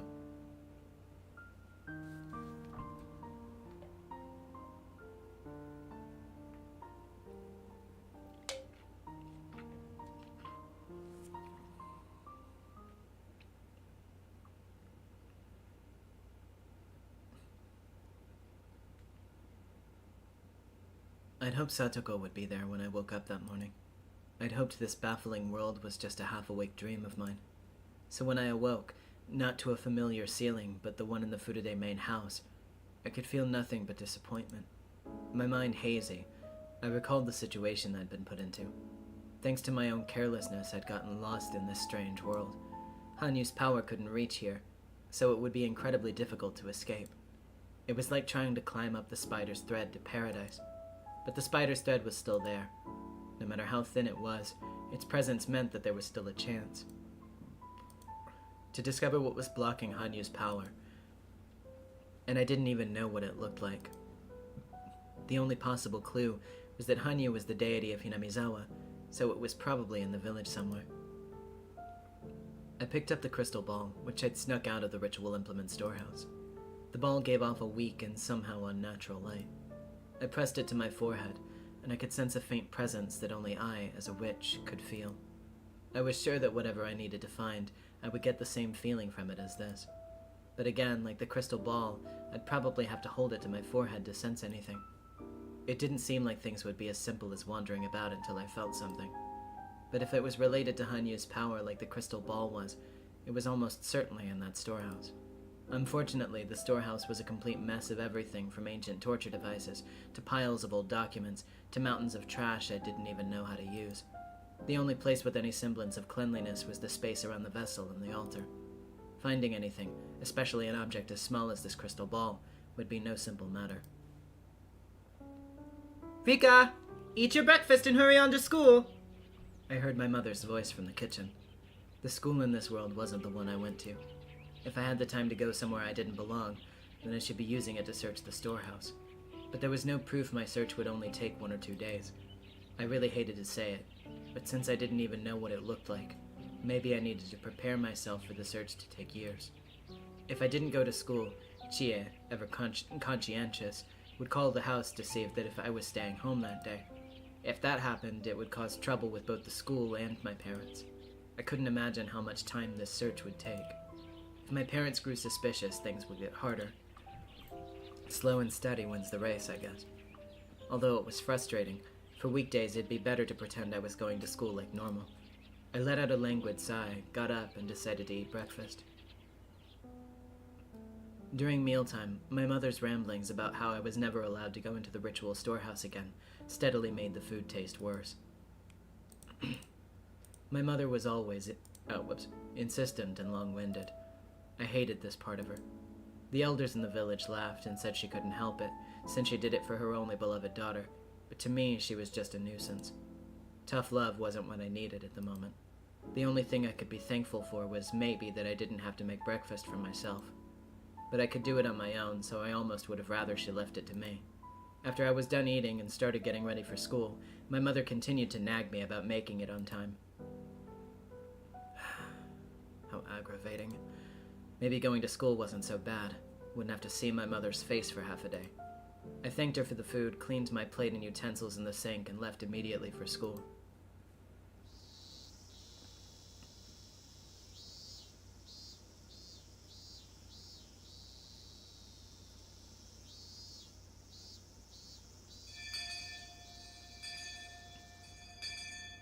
If everything was going to betray my expectations anyway, I wish class would too. But even in this world, class went the exact same way as the world I knew. I thought I'd escaped that world, and now it was repeating. Thinking that way made me feel even more listless. Normally, I'd distract myself by teasing Satoko, but her seat was far away from mine. She was probably also so bored with class that she didn't know what to do with herself. Satoshi, earnestly studying in the next seat over, was constantly trying to get her to focus. Mion seemed to be butting into Reina's business, too, but they weren't fooling around. It was a strange, though pleasant sight. They were helping one another learn. Actually, they weren't the only pleasant sight. Everyone in the classroom was like that. I felt like I was the only one left out. I didn't know whether my seat was on its own row because of the odd number of students, or if I'd chosen this seat on purpose in this world, but it felt like my seat was separated from the rest of the classroom. When lunchtime came, I felt even more alienated. My classmates formed groups with friends and took out their food. The club members who would always eat with me weren't here. Satoko was part of the circle of several friends, including her brother. There was no place for me to wedge myself into. Mion and Reina were sitting face to face as they ate. No room for me there either. And nobody asked me if I wanted to eat with them. And they had fun eating their own meals, so this seemed natural, like it was something that happened every day. For a short while I waited, hoping for Satoko or Mion or Reina to invite me over. After the clock's minute hand moved 5 and then 10 places, I realized I might even be left behind in eating, and finally gave up and opened up my bento box. Inside were the leftovers of last night's burned Hamburg steak and white rice with nori seaweed that was now sticky, spinach wrapped with gooey nori, and the remains of kimpira with chopped burdock root also burned. Guess I'd forgotten about that. For some reason, my mother overcooked everything. "Summer's dangerous if you don't let the heat in," was a favorite phrase of hers. She would cook steaks until they were rock hard, and even when she made fish, she'd turn half their insides to ash. Even Satoko was better than that. At least she knew how hot to cook things. When I learned how to cook from Hanyu and started to make things better than my mother, she must not have been happy. It tasted terrible, too. No presentation, either. If Mion decided to have a bento contest and I only had this, I'd end up in last place. But there was no club in this world, so I didn't have to worry about that.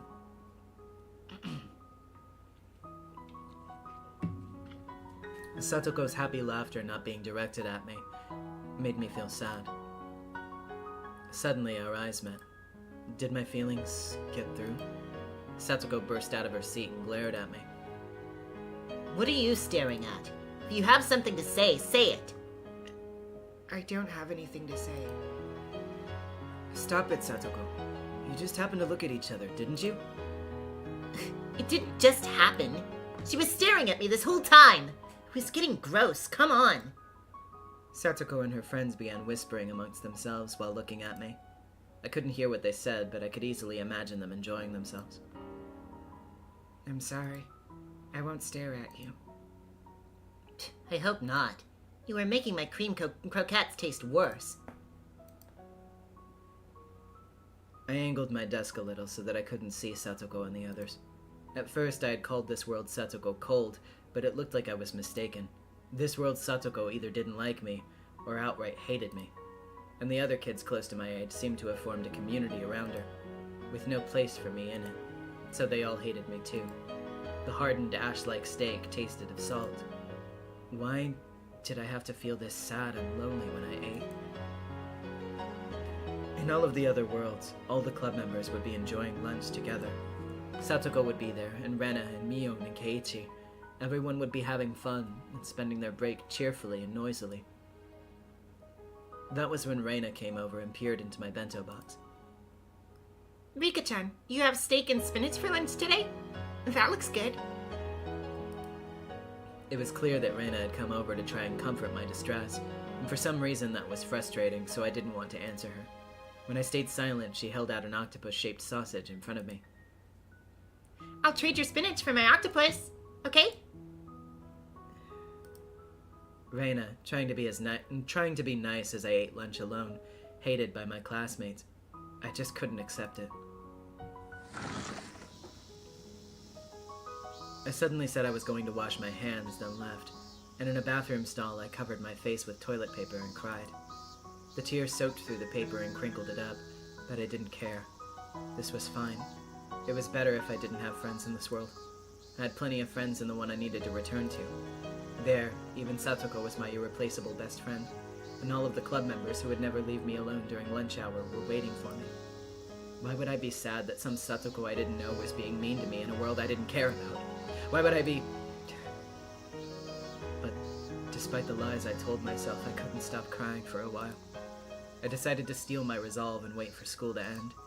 Then I'd run back home, say I was going out to play, and sneak into the Ritual Implement storehouse again. That was the only way I could get back to my original world.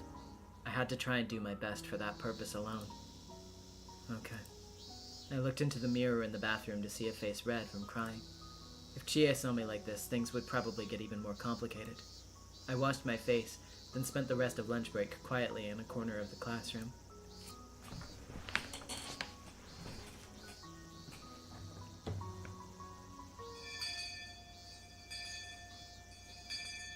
After school, I literally dashed out of the building. It would be a huge pain if I ended up caught in the rush of the other classmates as they headed out to play. I think Satoshi called after me, but I ignored him. He was probably just trying to apologize for his sister about what happened during lunch. I didn't care about that. I didn't want to stay in this horrible world a second more than I needed to. I ran full speed back to the house, ignored my mother when she asked, as usual, if I had any homework, and searched for a lantern. Then I told her I was going out to play, and without waiting for a response, burst out of the house. Then I went around to the shrine and looked for my father. I saw a note hanging on the assembly hall that said that there was a shrine association meeting. I could hear my father's voice amidst the light-hearted chatter. It was the same opportunity I had yesterday. Today I'd have to be careful not to let on that I was inside. After making sure nobody was looking, I climbed up the tree I'd gotten the hang of yesterday. I'd been scared of the height before, but I wasn't afraid any longer, probably because I cried my eyes out and resolved myself during lunch. What I really had to be afraid of wasn't heights or my parents or the cold-hearted Satoko. It was not being able to return to my original world. The next scariest thing would be losing contact with Hanyu, I think. In the darkness of the storehouse, I took the crystal ball out of my pocket. Its weak glow seemed a little more energetic than yesterday. Maybe if she rested, a little of her power would come back. Nevertheless, it was still weak. If I was wasted on fruitless conversation, the light... If I wasted it... Okay, I see. If I wasted it on fruitless conversation, the light might go out entirely. I firmly squashed down the desire to check and make sure I could still call her and turned on the lantern. It was time to go treasure hunting. Was there anything around? Anything only I could feel? Something that felt the same as this crystal ball, somewhere. I closed my eyes, honed my senses, and hoped. But all I heard were the cries of the cicadas. I hadn't expected anything else. It looked like this would be a tough nut to crack. Too optimistic. Searching the entire storehouse, how much time would that take? I didn't want to imagine it, but I had to do it or I couldn't go home. I'd do it systematically. Stay in the corner and go in order. Without knowing what it looked like, I'd start in the corner and go from there, not even letting water past. And despite all that, I had no proof it was even in here. I felt like it would be easier to just fight Takano and the mountain dogs again.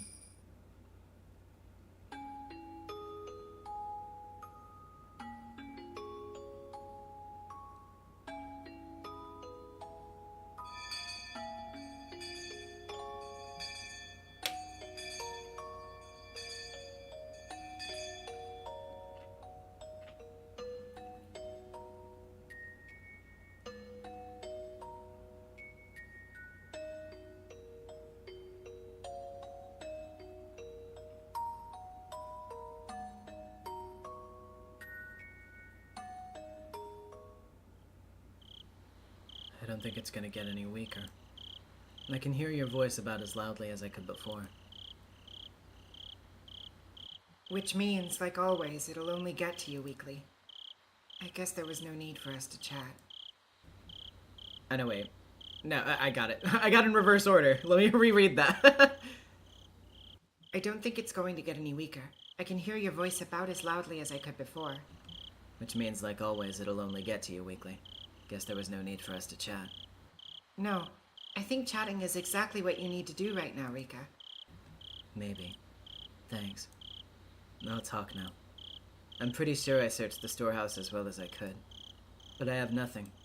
I searched for about a week, but I don't even know what the thing I'm searching for looks like. And even if I did find it, I might have to put it down again without realizing.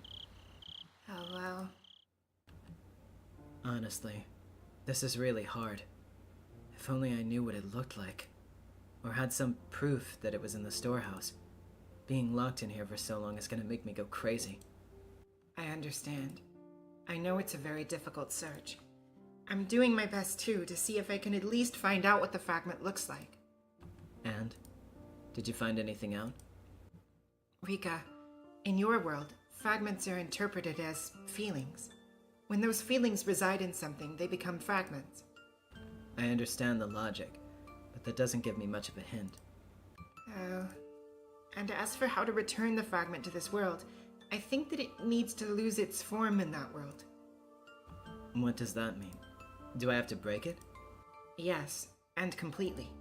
If it's lost from the human world, you can send it to the world of the gods. Do you know about the law of conservation of matter? It's impossible to destroy something completely. Well, that's why I'm saying you only need to destroy its form. Understand, Rika? Even in ancient times, people used methods like this to send things to the gods. I see. Alright. A way ancients sent tributes to the gods. A way to get rid of something from the human world. You're telling me to burn it. Burn it into ash and send it into the sky. That's right. By burning something to ashes, it loses its form, loses its meaning, and vanishes from the human world. I see. So I need to burn whatever's housing the fragment. I pray that it's easy to set on fire. If it was a boulder, I'd have to throw it into a blast furnace or something. Actually, Rika, the fragment might not only be in an object. It's possible that it could be in a person, too. I see. Because the fragments are feelings. They might not only reside in objects. But Hanyu, if it was a person, what would I do? You're not telling me to burn them to ash, I'm sure. The meaning of a human disappears the moment they lose their life. That would make sense. Corpses aren't people anymore. So if the fragment's residing in a person... Oh, well... I'd believed until now that I'd been searching for an object, but maybe it doesn't even have to be that. I'd have no problem burning an object. But if it wasn't an object, but a person... I don't like this. This world. For some reason, only the bad ideas turn out to be true. I can only pray that it doesn't turn out like that. If only bad ideas turn out to be true, then I could take advantage of that and search there first. If it was a person, they'd be closely connected to Oyashiro-sama, right? Yes, most likely. Is it possible that it's me? No, it isn't. If you were the fragment rejecting me, you wouldn't be able to talk to me right now. Which means, next is my father, head priest of the Furude Shrine, and my mother, carrier of the Furude lineage. If it was one of them, I'd just have to kill them, right? Oh. My human morality refused the idea of killing my parents, but that was nothing a world-crossing witch needed to think about. For someone with a true world somewhere else, this was a false world, meaning it was the same as a dream. Murdering someone in a dream was no different from doing it in a delusion or daydream. There was nothing to consider about committing the sin in this world. Hanyu was making sad ow-ow noises, so I told her how I felt. Stop being such a hypocrite. Would you rather give up on returning to our original world? Oh. You're a coward. You're going to force me to dirty my hands while never dirtying yours. Convenient, isn't it? If you can blame it all on one person, nobody else will be marked with sin. I'm the perfect human sacrifice. I felt those words were a little harsh on Hanyu. For a short while, she remained silent, not saying anything. but her breathing made it sound like she wanted to say something, but was hesitating. I want to go back to the final world. Rena said this once. I wonder how much we're allowed to struggle in order to be happy. I didn't think there was a limit to that effort. But Keiichi changed that. Oh, that's narration. But Keiichi changed that. There's no limit to effort, but you have to talk to a lot of people in order to get their advice on whether your efforts are misplaced or not. And that's why I was talking about it with Hanyu, the only one who shared my current situation. And Hanyu said that if the object possessing the fragment was a person, I had to kill them. I'd want to avoid that, of course, if there were any other way. But if she said that that was the only way, then I wouldn't hesitate. That was all.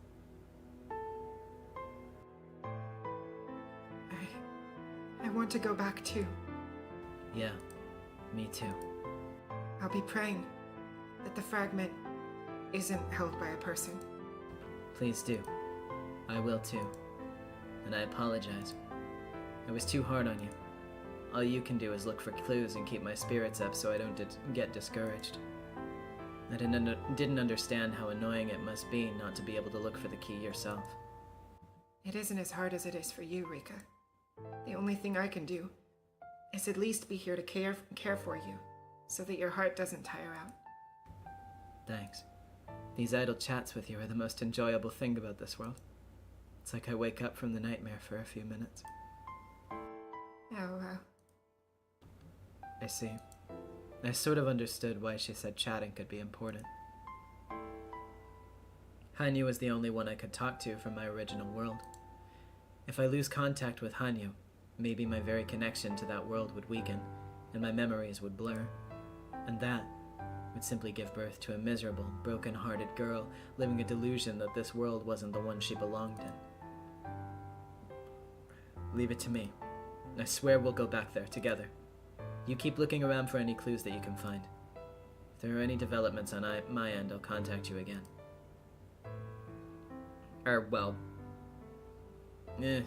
It's hard to tell if that one was Hanyu or not. I understand. Okay, yeah, okay, that one. I got it right this time.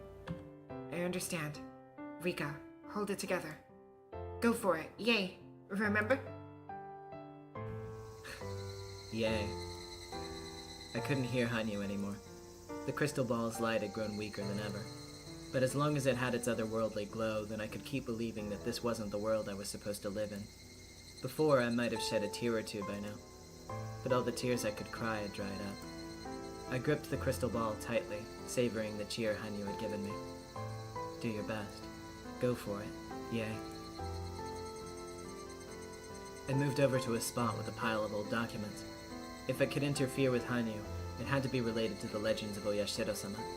So maybe, I thought, a clue would be written in one of the documents in that pile. Maybe even if the thing I searched for wasn't in here, I could find a clue to it instead. I took a few documents from the pile and packed them into the knapsack I brought with me. I could read some, but I couldn't understand any of the others. If something important was in one of the indecipherable ones, I'd have no way of knowing. But I shouldn't think about that right now. I pulled out the few documents I could read and decided to read them in secret at school and in bed. As I went in and out of the storehouse, the chances of my parents finding out increased. In that sense, this would lower that risk, which made it a little easier for me.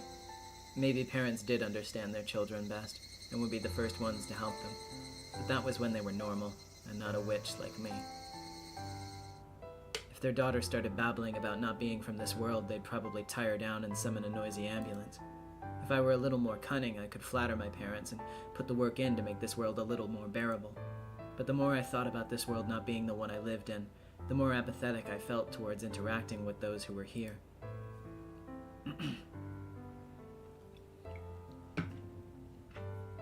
That was probably why it seemed like I was being more and more isolated in class. Of course, maybe you could say that was my own fault.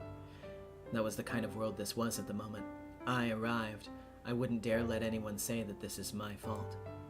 Of course, not a single person could tell the difference between Rika Furude and me, anyway. Who is me? The me that isn't Rika Furude. Who is she?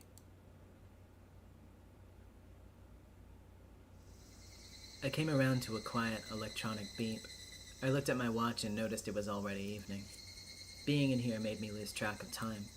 The other day I was out way past curfew and was scolded for a long time. The alarm on my watch was to prevent that. Letting my relationship with my parents grow any worse would make everything else much more troublesome. I should call it quits for today. With practiced motions, I climbed onto the bundle of chains and headed through the exit in the roof.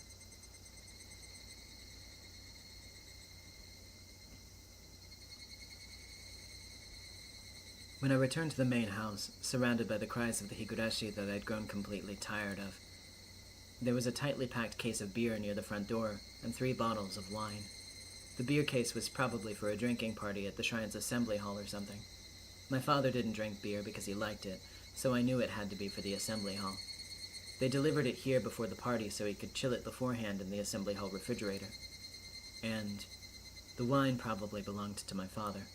My father enjoys Western spirits, and wine most of all. And wine, at the same time, was something I enjoyed as well. Before, after my parents had died in 1981, I'd gotten wine by bringing it from the main house, but my parents were alive in this world, so I couldn't do that. I stared at the bottles longingly as I tried to open the door, receiving the clack of its lock in response. I took a key from my pocket, unlocked the door, went in, and saw a note addressed to me right upon entering. It was from my mother. The note said an accident had suddenly occurred at the Kimiyoshi house, and they'd gone out to help with the memorial service. They'd be late coming back, and so on and so forth. Written as a postscript was a notice that the brewer would be bringing alcohol, and to take it inside the front door once I got back for them. I see. They must have been referring to all of this. If the person had come while I was here, I could have told them to put it inside, but I couldn't bear to see them outside like this, put here before I got back. And it would be a pain if my mother started rambling about me being inconsiderate later. I made a sour face, not caring who saw, and pulled the case of beer through the front door. Next, I stood before the wine bottles and solidified my thoughts. Couldn't there have been a slip-up with the order? It was a brewery in a small village. If my father called to say he'd ordered one more bottle, they'd probably bring over another one without a second thought. So what would it matter if one of these disappeared? I always dilute it before drinking, so I'd be able to enjoy one bottle of wine for a pretty long time. Despite being in the entrance, I belatedly looked around, grabbed a bottle, ran into my room, and then pushed it into the winter futon in my closet that I wouldn't use for a while. Actually, my parents live here too, so I won't have many chances to drink. I ran to the kitchen, grabbed a glass, ice, a corkscrew, and a carton of orange juice, then ran back into my room. I put the corkscrew on the wine bottle and was overwhelmed by the urge to wet my tongue with the nostalgic flavor as soon as I could. How was I supposed to survive in this world without enjoying a good wine? I poured some into the glass, and just listening to the orange juice splashing into fill it up made my mouth water like a dog. If I dilute it this much, it'll look just like orange juice from the outside. But it was the most nostalgic flavor that belonged to my world. It was the nostalgic flavor that belonged to my world, rather. Sorry. At one time, this had been the flavor of my tears of defeat, shed for the unbreakable June of 1983. But now, even those tears of defeat felt sweet and tender. Those dead-end worlds were very painful, but I was still surrounded by my kind friends. I had the leeway to choose to surrender to Takano and continue lazily living in that infinite loop. But even that warmth was absent in this world. This made a week now since I came here. With no prospects of returning to my previous world, I'd resolved myself to staying here for a long time, but a week in, it had already driven me to drink. It'll be fine. Those worlds had driven me to the same state, and I'd still managed lazily doing my best as I soaked in wine, right? I needed to be released from this Rika Furude quickly. Nobody in this world would understand that, even if I explained it. That meant I had no allies here. If I told someone, they'd think I'd gone crazy. But considering this world's Rika Furude, that was only natural.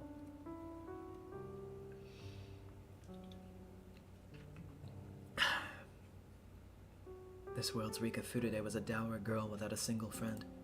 And one day, She'd been hit by a ball in the schoolyard and started saying she didn't belong in this world. If that big doctor Yamamoto heard about this, he'd probably make a huge fuss about the impact having caused brain damage. But that would make the most sense to the people who live here. At the very least, until I arrived, Rika Furude was Rika Furude, the correct being for this world. Maybe it was more appropriate to say that one day, I, someone different from this world's Rika, appeared, then took over Rika's body. Right. Am I not Rika Furude? Well, no. This world's Rika Furude was this world's Rika Furude, a different being than me. I'd simply been interpreting her as being the same as me, even when I was in different worlds, until now. When I thought about that, leaving aside whether I'd been living happily, I felt like I'd done something bad to this world's Rika Furude. Of course, it was too late to apologize now, and I couldn't give this body back to her anymore. If there was a way to apologize, it would be to acknowledge this world's Rika Furude as a being of her own. Because if I called myself Rika Furude, the girl who already existed would vanish from this life. Which meant the only way to apologize was to not call myself Rika Furude. Well, that had been bothering me for a long time. I've long felt that my young self, pampered as the reincarnation of Oyashiro-sama, and my old self, who had awakened and traveled countless worlds, had different personalities. But if I thought of them as not personalities, but as different beings entirely, right now I was no longer Rika Furude. Who am I? I stared vacantly at the wine bottle. Did I like this brand? My father always loved to drink this wine. As a result, I'd borrowed it in countless worlds, and I love to drink it even now. Right now, I couldn't even be lazy without borrowing the power of alcohol, and this wine comforted me, just a little. At this point, I couldn't go on living without this wine. So in other words, I wasn't alive, but the wine was. Which meant I wasn't Rika Furude, and that I was the wine. I stared at the Western letters of the brand name written on the wine label, which I didn't know how to pronounce, and thought to myself that it was the name of me. My name is Rika Furude. No, not that, but this Burncasto. I don't know what that means. Maybe I'll ask my father. Frederica Burncasto. Whatever. What a silly name that is. My thoughts began to slur and muddle. Cheers to this shithole of a world.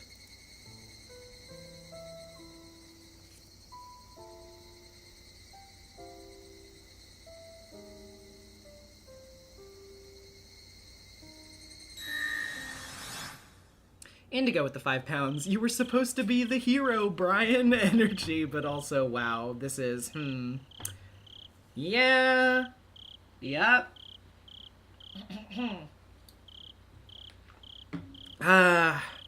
Higurashi is so good.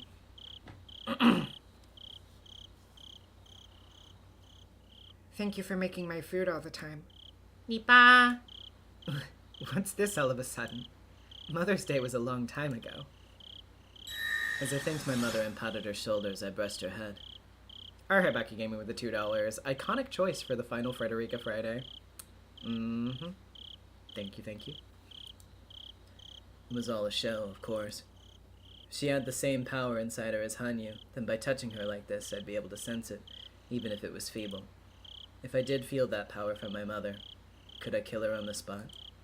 I wouldn't hesitate to kill, but I couldn't say I wouldn't hesitate right here and now. Because I would rather she not have that power inside her. And at the same time, I was uneasy about what to do next if she didn't. My mother laughed like it tickled, but contrary to what she thought, I was carefully checking if I needed to kill her. Thank you. You've made your point, so please, get off. It tickles. My mother told me that that was enough, smiling in a way that was not as dissatisfied as her words implied. Even after being so scrupulous about touching her, I couldn't feel any trace of the power. My mother wasn't the one who held the fragment, and I'd already felt my father's head. It wasn't him either. If it wasn't either of the two people closest to the legend of Oyashiro-sama, then it was improbable that the fragment was in a person. It was a happy thing, not having to kill anyone, but that meant one of my clues was now meaningless. That said, even though the possibility was unlikely, I'd still have to touch the heads of the other people in the village every chance I got, just to make sure. And at the same time, I had to continue my deciphering of the pile of documents in the ritual implement storehouse. Whichever I was supposed to choose, the labor of reading through that entire mountain or the sin of killing someone, I was going to need much more than a little time.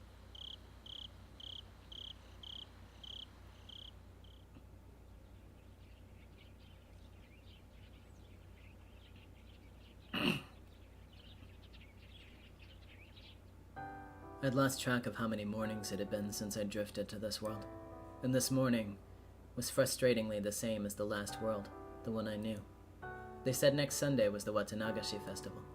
This was the first time I didn't care whatsoever about it. For Hinamizawa, facing total eviction by next year, this would be their very last festival. They were apparently planning to put on a magnificent show to end things with. My normal world responsibility of performing a dedication dance as the last survivor of the Furude family didn't exist in this world either. Still, I wasn't expected to simply go off and have fun. They would have me help with things that kids could help with, like giving out boiled rice and answering the phone. I'd gotten used to going to school alone, too. When I went to school with Satoko, it was always a lively morning, with us running and falling everywhere. But that, too, was beginning to feel like a memory of the distant past. With several days already behind me and my mind settled, I'd stopped crying about small memories like that. Everything I did was for the sake of returning to my original world. I might curse the trouble it was taking, but I'd never cry again.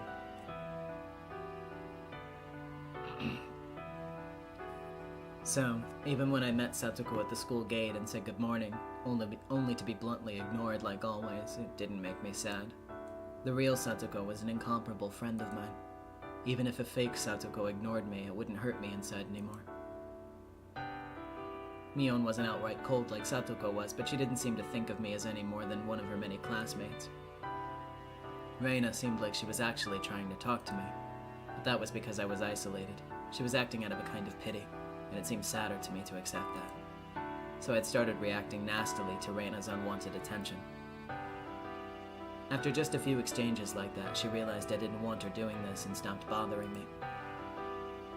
Being all alone wasn't sad anymore. It was only natural I'd be alone as an outsider to this false world. In fact, the less annoying acquaintances I needed, the easier it was for me. That's right, easier. When I started feeling that way, then, even if nobody talked to me during lunch, nobody invited me to eat with them, and nobody asked me to play after school, I was totally okay with it. With such few students in the classroom, if I took out a book not related to the class, Chia would confiscate it right away. I probably wouldn't be able to read the old documents while she was teaching, so all I could do was wrap them in covers I made from flipping over leaflets and folding them, and spend my free time at school pretending I was reading a regular book. We weren't allowed to bring comics to school, but the unspoken agreement was that you could read novels as long as you didn't do it during class. If I could just ignore the hustle and bustle, lunch break was the time I could focus the most. Somewhere in those countless worlds, there was a time when I got bored with my daily life and read a lot of old documents. Thanks to that, I knew the gist of their contents. I just hoped there was a clue somewhere in them about the fragment rejecting Hanyu from this world. It had been raining since midday. All of my classmates had stayed in the classroom for break, venting their pent-up energy indoors. Thanks to that, it was a bothersome, loud, and uncomfortable day for me. What's with the gloomy look? What are you reading? At the same time as those words, my old document was taken from me, and there was Satoko's face smiling evilly. What the heck? I can't read this. Satoko looked at the old document she had stolen from me with disgust. Well, someone as ignorant as Satoko had no way to understand it. I'd learned how to read classical Japanese from my father, and even I had to go over each line several times to figure it out. Cybernetic Silver with the 100 pesos. Ryukishi is way too good at writing a child that has been depressed since she was 7. God, this is so depressing. Yeah, it's a lot. Thank you. I appreciate it. Of course, for Satoko, it wasn't about what it said. She seemed more amused at how unsanitary it looked, with dirty letters written on the dirty paper. But even if it was nothing more than a filthy book to her, to me it was something that could hold a clue. When I tried to snatch it back, she threw it to another friend, as though she'd seen the attempt coming miles away. What is this? Eek, it's gross! The girl who caught it threw it to another kid, and that kid, after his face scrunched up at the filth being given to him, grinned like an idiot and threw it to someone else. Over here, pass it! Over here! Mion-san, pass! Several of my classmates threw it amongst themselves, whenever I chased after it, teasing me. At some point, Mion had joined their circle, and it had turned into classroom-wide bullying. Today wasn't the first time that this had happened. Actually, maybe before I came here, it was always like this. Even in a classroom with just 10 people, an order existed, and so did cliques. Belonging to none and not wanting to, I was the weakling in the room, and thus clearly the one it was okay to torment. Reina was the only one who said that they should stop, but nobody listened to her. My classmates wanted to fool around, and they probably wanted to tell her that I was the only toy in the room, so why shouldn't they play with her during lunch break? But in the last few days, it had left heartwarming territory and moved into aggravating territory. This Satoko clearly treated me with spite. When I thought about it now, the accident with the ball in the schoolyard that brought me to this world. She'd obviously been aiming for Rika, who had just been standing there in the yard. Was Satoko always this oblivious to the pain of others?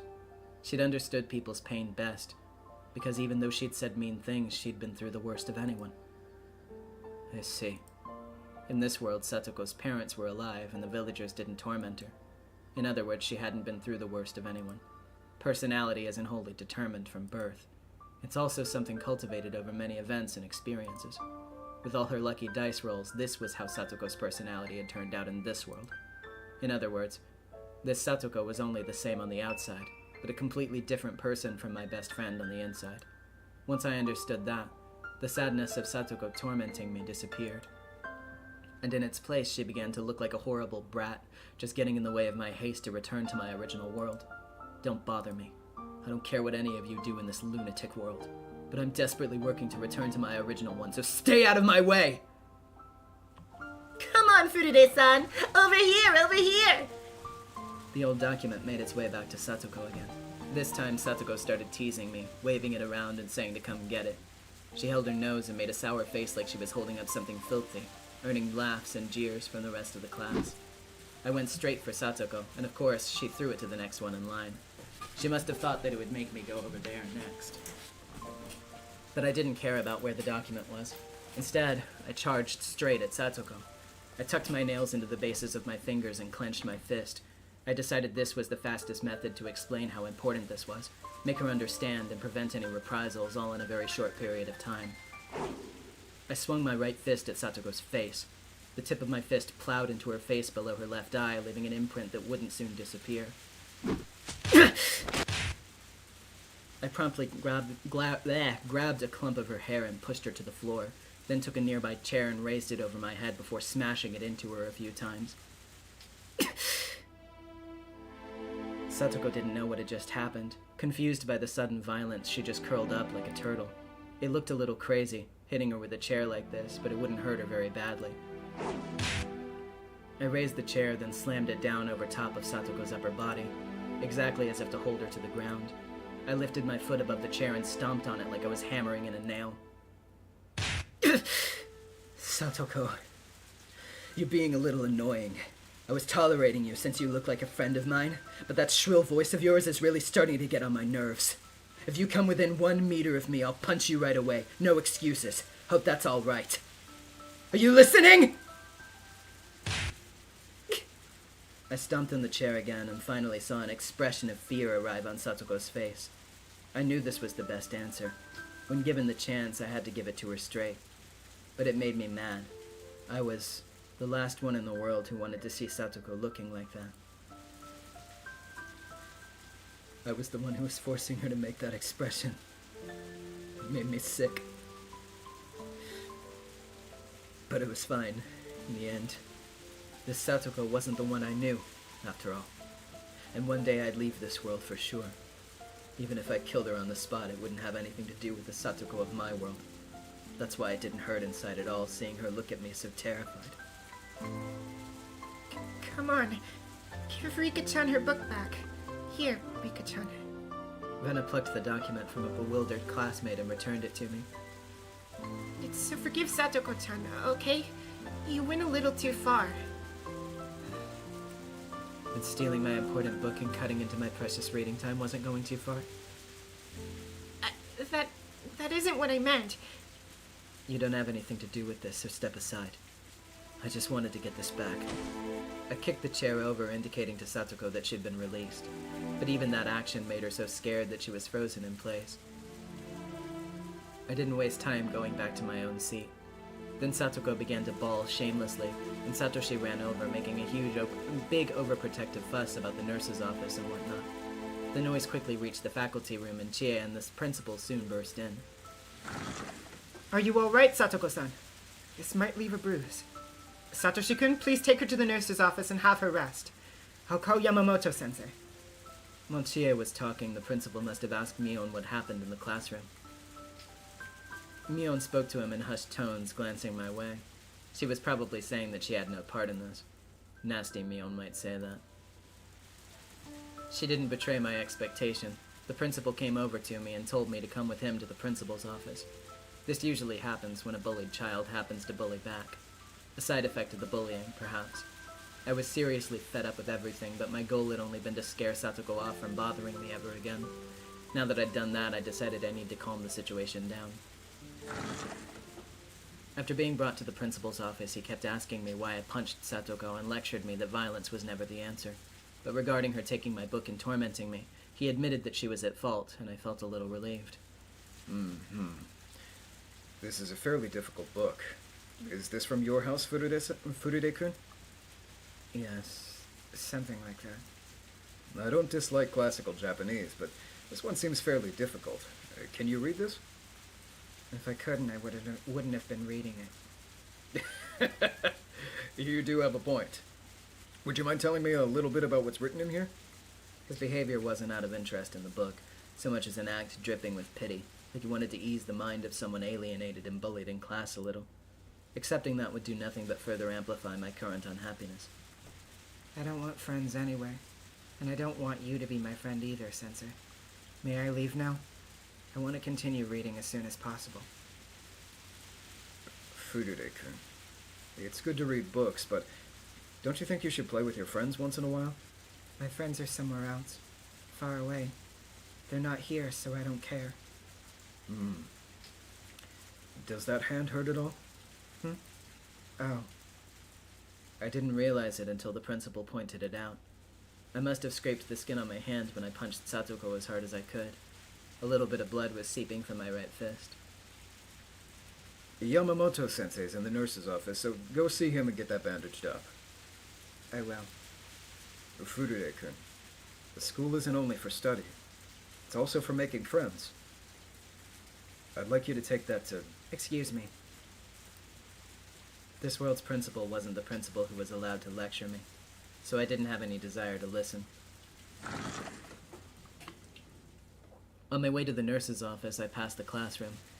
I met eyes with several students inside, but they immediately looked away. Maybe this'll work out. I'm more comfortable with them being scared than teasing me. When I went into the nurse's office, the doctor was just putting a big piece of absorbent cotton under Satoko's eye. Chie, who was with her, looked at me, then walked over with a scary look on her face. Okay, you two. Satoko-san, apologize for taking her book. And Furude-san, apologize for punching her. Satoko, who had been scared and weak in the face of sudden violence earlier, must have calmed down, since she now looked dejected. She looked like it didn't make sense to her that she was only teasing me a little and then I suddenly went crazy for no reason and hit her. If she was like that, there was no way she would apologize first. Of course, I had no duty to apologize either, so I wouldn't apologize first.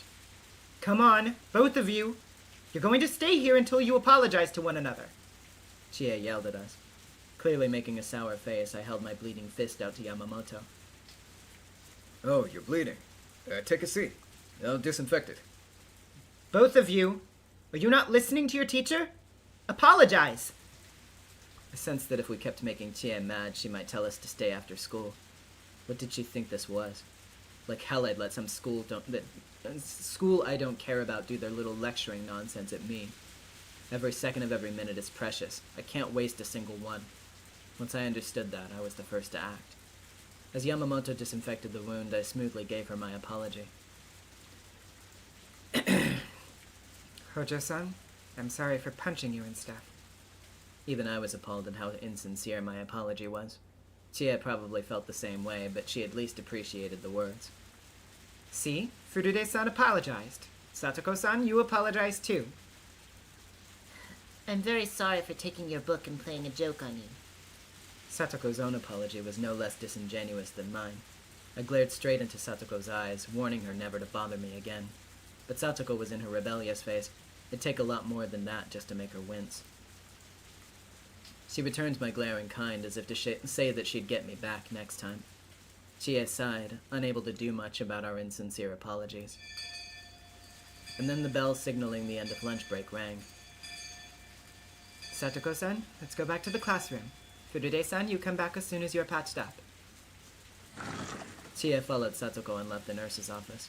I didn't give them so much as a glance, and just held my right hand out to Yamamoto.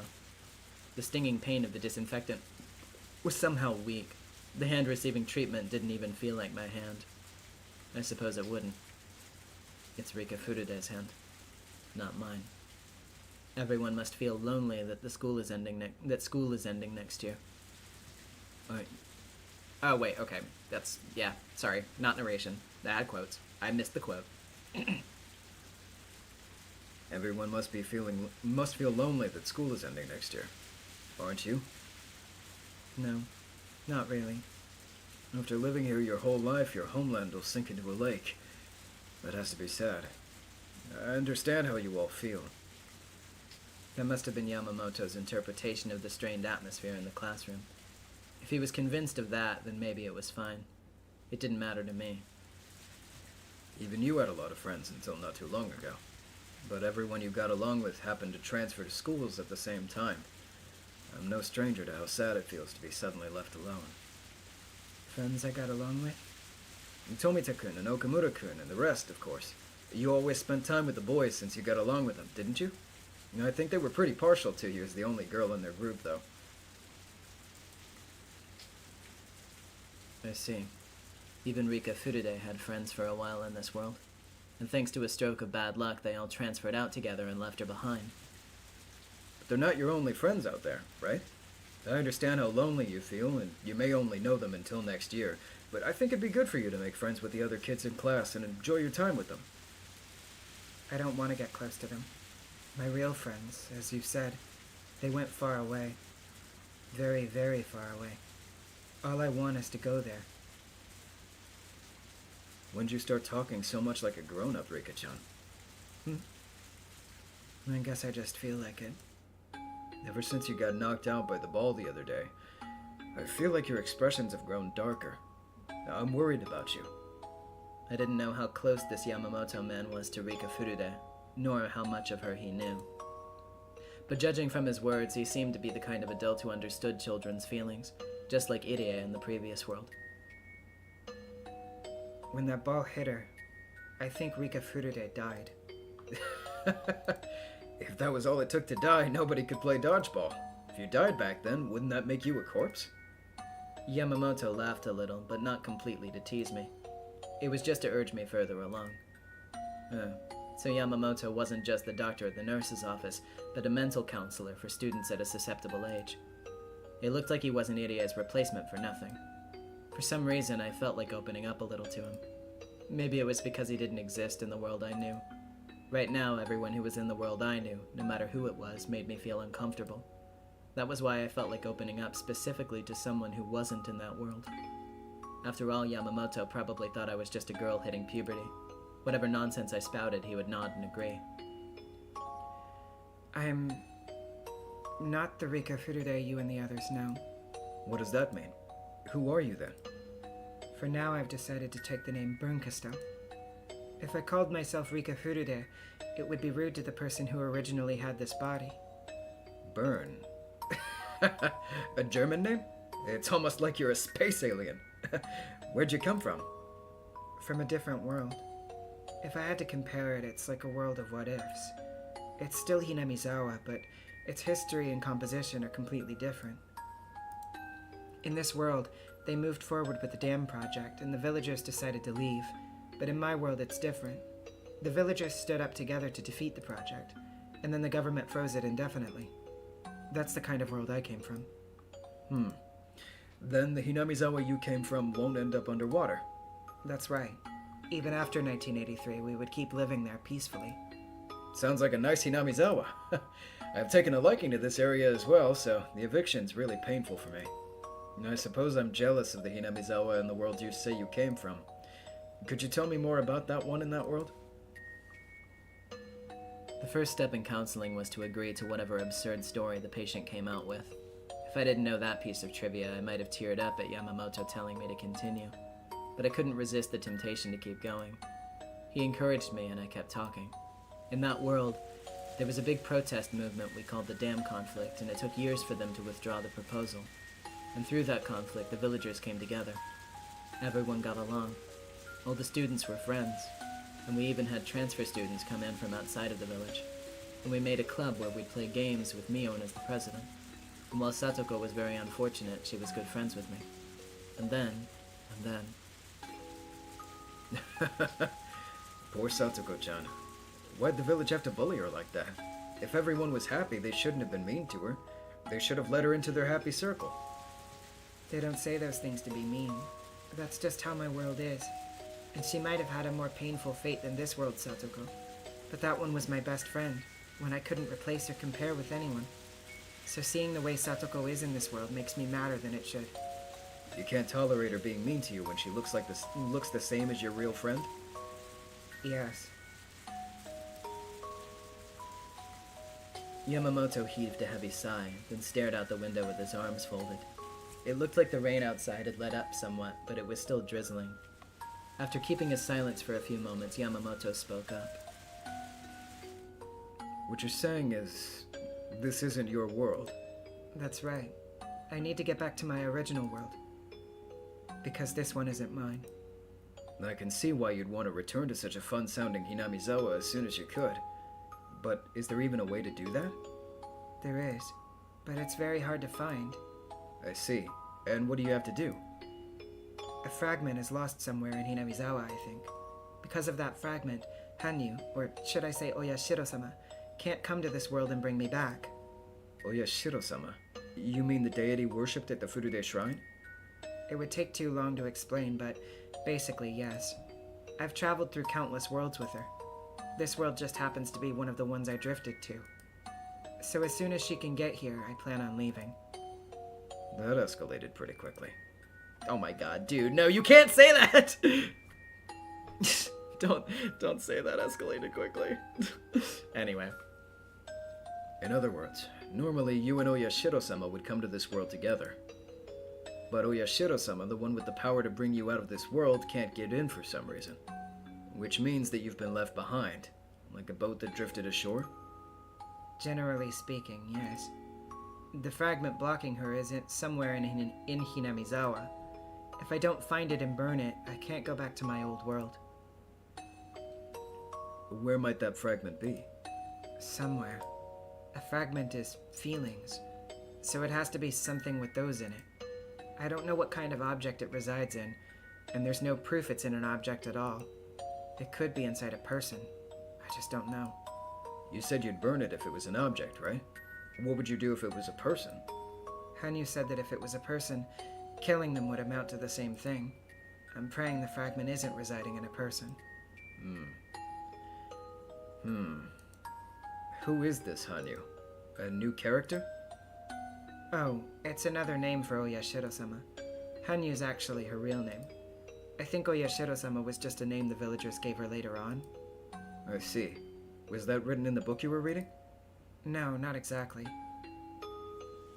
Yamamoto's arms remained folded, and he groaned in thought. Another silence settled, with rain being the only audible sound. Maybe I'd gotten nervous. I knew it wouldn't solve anything to talk about it, but I did anyway. Yamamoto was probably wondering if something was wrong with my brain. I could guess that by looking at his complicated expression. Do you think you'll find the fragment? I don't know. Since it can interfere with Hanyu, I figured there would be a clue in something related to Oyashiro-sama, which is why I was reading those old documents. I was searching for a clue to search for the fragment, basically. I see. I do hope you find it. But if it was a person, what would you do? You wouldn't really kill them, would you? It's hard to answer when you put it like that, but if that was the only way to return to my old world, I might not hesitate. After all, from my world's point of view, this world's just a delusion, a daydream. Whoever dies here, they'll be alive in my world, so it doesn't matter. I see. But hold on a moment. This world might just be a dream to you, but it's the real world to me. It wouldn't be good if someone was killed, no matter who it was. I understand your logic, and I want nothing more than to get out of here without having to kill someone. But let's get back on track. This Hanyu who tells you about how to go back to your old world, how does she tell you that? Is it something like a divine message? Or does she appear in your dreams? No, nothing that vague. I talked to her, and there's a crystal ball that acts as a communicator between us. Would I be able to talk to this Hanyu as well? That would be the fastest way. If he could talk... Oh, that would be the fastest way. If he could talk to Hanyu directly, there'd be enough to prove my nonsense true. But I felt uneasy. Even if I could talk to her, Yamamoto might not be able to. Those kinds of magic items come up pretty often in stories, but maybe it was worth a shot trying. I took the crystal ball out of my pocket. That marble is the communicator? That's what it looks like, right? I thought the same thing. The crystal ball's light was extremely weak. As it got dimmer, it was also taking longer to restore lately. After talking to her several days ago, and the light weakened again, it was having a hard time recovering. This much light wasn't quite enough. It looked like it needed a little bit more time to recover. Can you see light in this marble? I wonder. Maybe it's just reflecting light? But it is very pretty. Is it from a ramune bottle? Of course not. It's a Furude Shrine treasure called the Kamu no something, and we should be grateful for it. It's rude of me to say, but I agree that it looks like a ramune bottle marble to me, too. From the Furude Shrine? So how do you use this to talk to Hanyu? I put it to my forehead. When I do, I can hear her voice. Yamamoto immediately tried. He shut his eyes and let out a low groan. It probably wouldn't work. I couldn't tell if it was because it wasn't me or because the power was too weak. I'm sorry, but I can't hear anything. What about you? It needs to recover a certain amount of power to talk to Hanyu. Let me have it. It doesn't work for me either. You can't hear Hanyu's voice if the crystal ball doesn't have all of its power. I pushed it tightly against my forehead, but all it felt was a cool sensation. I couldn't feel the power in it. I see. That's a shame. In a few days, some of the power should return. If you give me time, I'm sure I'll be able to talk to her again. If you let me try again, then... I see. Then once you can talk to her, would you mind letting me talk as well? Yes, of course. At this rate, you'll think I'm crazy in the head and it will all be over. It'd leave a bad taste in my mouth if I didn't clear up such a rude misunderstanding. How long does it take for the crystal ball's divine power to recover? Not much longer, I think. It might even be fine after one more night. Once its power comes back, I'll tell you. Thank you. I'll be waiting. If you do let me talk to Hanyu, how about I help you get back to your old world too? Does that sound good? Really? The simple word help made a deep impression on my mind. If someone other than Hanyu were around to understand me, it would obviously be a reassurance. And with two people, the time it would take to go through the piles of literature would be halved. I'd welcome the help of a cat at this point, so I was really glad. On the other hand, I had to think about what Yamamoto felt. For Yamamoto right now, I was a dangerous person who said she might even commit murder over a delusion. He was only speaking to me in such an understanding way to try and keep communication going. It didn't mean he actually believed me. But if Hanyu and Yamamoto could talk, it would clear all those fears away, and then he'd have to believe in the supernatural phenomenon of Hanyu and me. But the real world didn't usually work out that well. After all, even if I made Hanyu talk to him, it could end in the way it always does, with Yamamoto not hearing anything. I could convey what she was saying, but he wouldn't believe it. But that didn't mean I had the option of not trying. I wouldn't give up before doing it. I'd try everything. Wasn't that the lesson I'd learned from this 100-year journey? Promise me. If you can talk to Hanyu, you have to believe me. Oh no, okay. If you can talk to Hanyu, you have to believe me. Even though all she says is "ow wow" and doesn't really act like a god. I promise. If you let me talk to Hanyu, I'll believe your story. But if I can't talk to her, what will you do? I didn't actually think he'd reply like that, and it confused me. What do you mean, what'll I do? I promise to believe your story if you win. Then why not promise me that if I win, you'll believe my story? That sounds fair, doesn't it? What story do you want me to believe? Well, I could imagine it without having to ask. He'd probably tell me to go to a largest hospital and have my head given a proper look at. Of course, there's absolutely nothing wrong with my head, so it would come up with 0 results. When that happened, maybe they'd say I needed to take care of my mind and give me psychotropic drugs or something. I heard this from Rena once before. There's a drug that makes you incredibly lethargic, unable to do or even think anything at all. Dangerous patients think terrible things and sometimes actually do them. The drug stopped that from happening. If they made me take that, it would be the same as killing me. It might seem like a fair condition, but it looked to me like the scales weren't in my favor to begin with. I shouldn't have told this stuff to a man I barely knew. After all that, I began to regret my decision. Could I fool him if I said that it was all a joke? Did you believe me, Nifa? If that was going to be my last resort, I could use it if my attempts to have Yamamoto and Hanyu communicate failed. I couldn't abandon the possibility that Yamamoto could be my ally without trying first. Then I'll keep a slot open for you. I'll keep a slot open tomorrow just for you, Rika-chan. Does that sound good? He made a suggestion, taking a notebook out of his coat and going over his other appointments. I nodded and said I agreed. Okay, I am going to very quickly take a 2-second break to go to the bathroom real quick, and then I will be right back. So I will see you guys in just a second. Thank you. I'll let that load, and then after it goes to the... Yeah, okay. I'll be right back.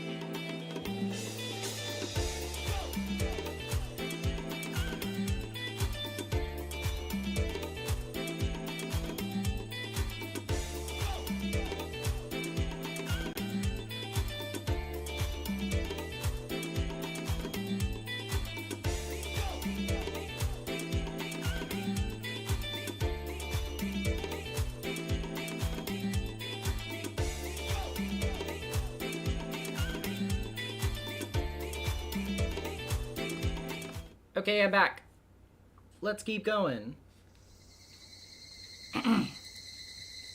Rika-chan, do you have a moment? After school, as I was about to head home before the rain started up again, Satoshi called out to me. I looked up and saw Mion and Reina with him. I'd been stopped by the upperclassmen brigade. Their expressions weren't exactly gentle ones, and I suspected I was in for some sort of punishment after what I did during lunch break. Do you need something from me? Yeah, we wanted to talk to you a little. About lunch break? Well, that too. I'm sorry for hitting Satoko with the chair and stuff. I spoke the words fine, but didn't bother to hide my glum attitude. Please don't be scared, Rika-chan. We're not here to scold you or anything like that. Then why are you?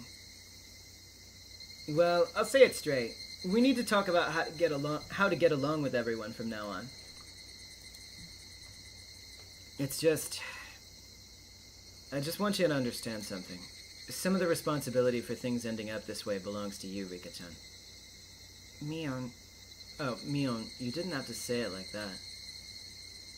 I think it's an upperclassman's duty to explain these things, isn't it?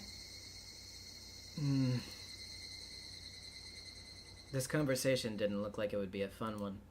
If I blew them off, it would probably only get worse, so I decided to just pretend I was listening.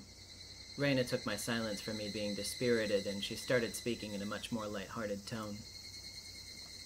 Rika-chan, don't you think it'd be great if you could make friends with everyone and have lots of fun playing with them?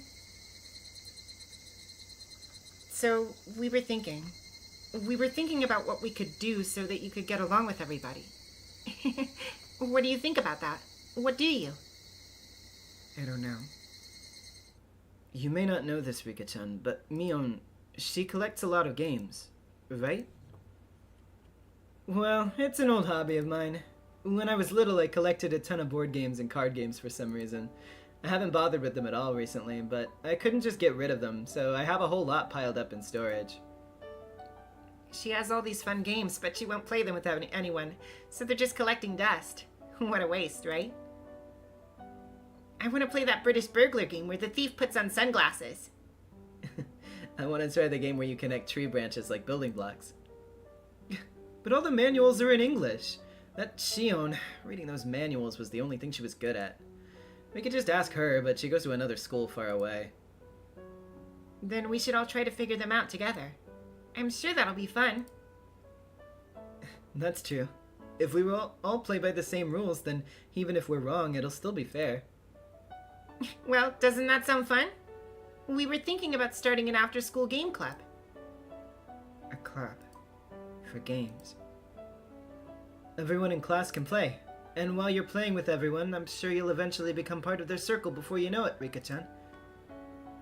In other words, this is your upperclassman being considerate and giving you the chance to fit in. Again, Mion, you don't have to say it like that. I've felt a little sorry for you lately, but I actually think some of your current isolation's your own fault, Rika-chan. My own fault? Reina and Satoshi fell silent after hearing that. I guess everyone in class shares Mion's opinion. My own fault? Of course, though this was about me, I had no idea what they meant by that. They were talking about the Rika Furude before I came. To me, she was the same as a stranger.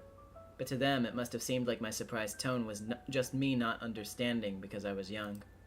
They sighed a little. It was an unpleasant sigh, like they were telling me to look at myself. I wanted to be freed from this as soon as possible. Before everyone moved away, Rika-chan, you were kind of like a princess, weren't you? I was... a princess? Yep, a princess. Rika-chan, you were like a princess to that group of boys. You had them wrapped around your little finger. You didn't even need to do anything, you just let them act for you. Do you remember Tomita-kun and Okamura-kun? They seemed to like you a lot, so they'd do whatever you told them to. You just sat on your reputation, unconcerned. And you'd do things like make the boys who liked you compete, so you could always get the best deal like a war profiteer. A lot of kids didn't think that was very fair, so when those boys all moved out at the same time by coincidence and only you were left behind, some of those kids thought you got what you deserved. None of that was about excuse me. None of that was about me. Rika-chan, we're talking about you. Please listen to what Mi-chan is saying. I am. No, you're not. Rika-chan, you think it doesn't have anything to do with you. Am I right? Whether Rena or Reina, she was still as sharp about the weirdest things. I wanted to believe that it was just a wild guess, but she had hit the nail right on the head. Reina, you stop too. I think Rika-chan has thought about it enough already. I wonder. She still hasn't said so. It seems to me like she didn't realize it until we told her. Come on, stop it. We're not here to bully Rika-chan. We really want her to be friends with everyone, right? That means that we all have to work hard to change our relationships with each other. For some reason, I was upset, because it was as though they weren't talking about Rika Furude, but about me. Me, a princess. There was no guarantee I wasn't one until now. Loved the most of all the club members. Rena and the boys in class pampering me, laughing at Satoko and Keiichi's failures as I coolly profited from their conflict. Without giving anything myself, I just greedily devoured the goodwill people poured upon me. They were right. That was me. I hadn't wanted to accept this sad, lonely world and set myself apart. But of course, they couldn't have actually been talking about me. So though I didn't know the reason, I was still upset. We were thinking of having Satoko join the club too. She's really stubborn, so she won't say it, but she wants to get along with you, Rika-chan. How does that sound? Do you want to try being in our game club, Rika-chan? I'm sure it'll be a lot of fun. Or think of it this way. Do you want to start putting in a little bit of effort to change yourself? Some things might be awkward at first. But I'm sure you'll get along with everyone sooner or later.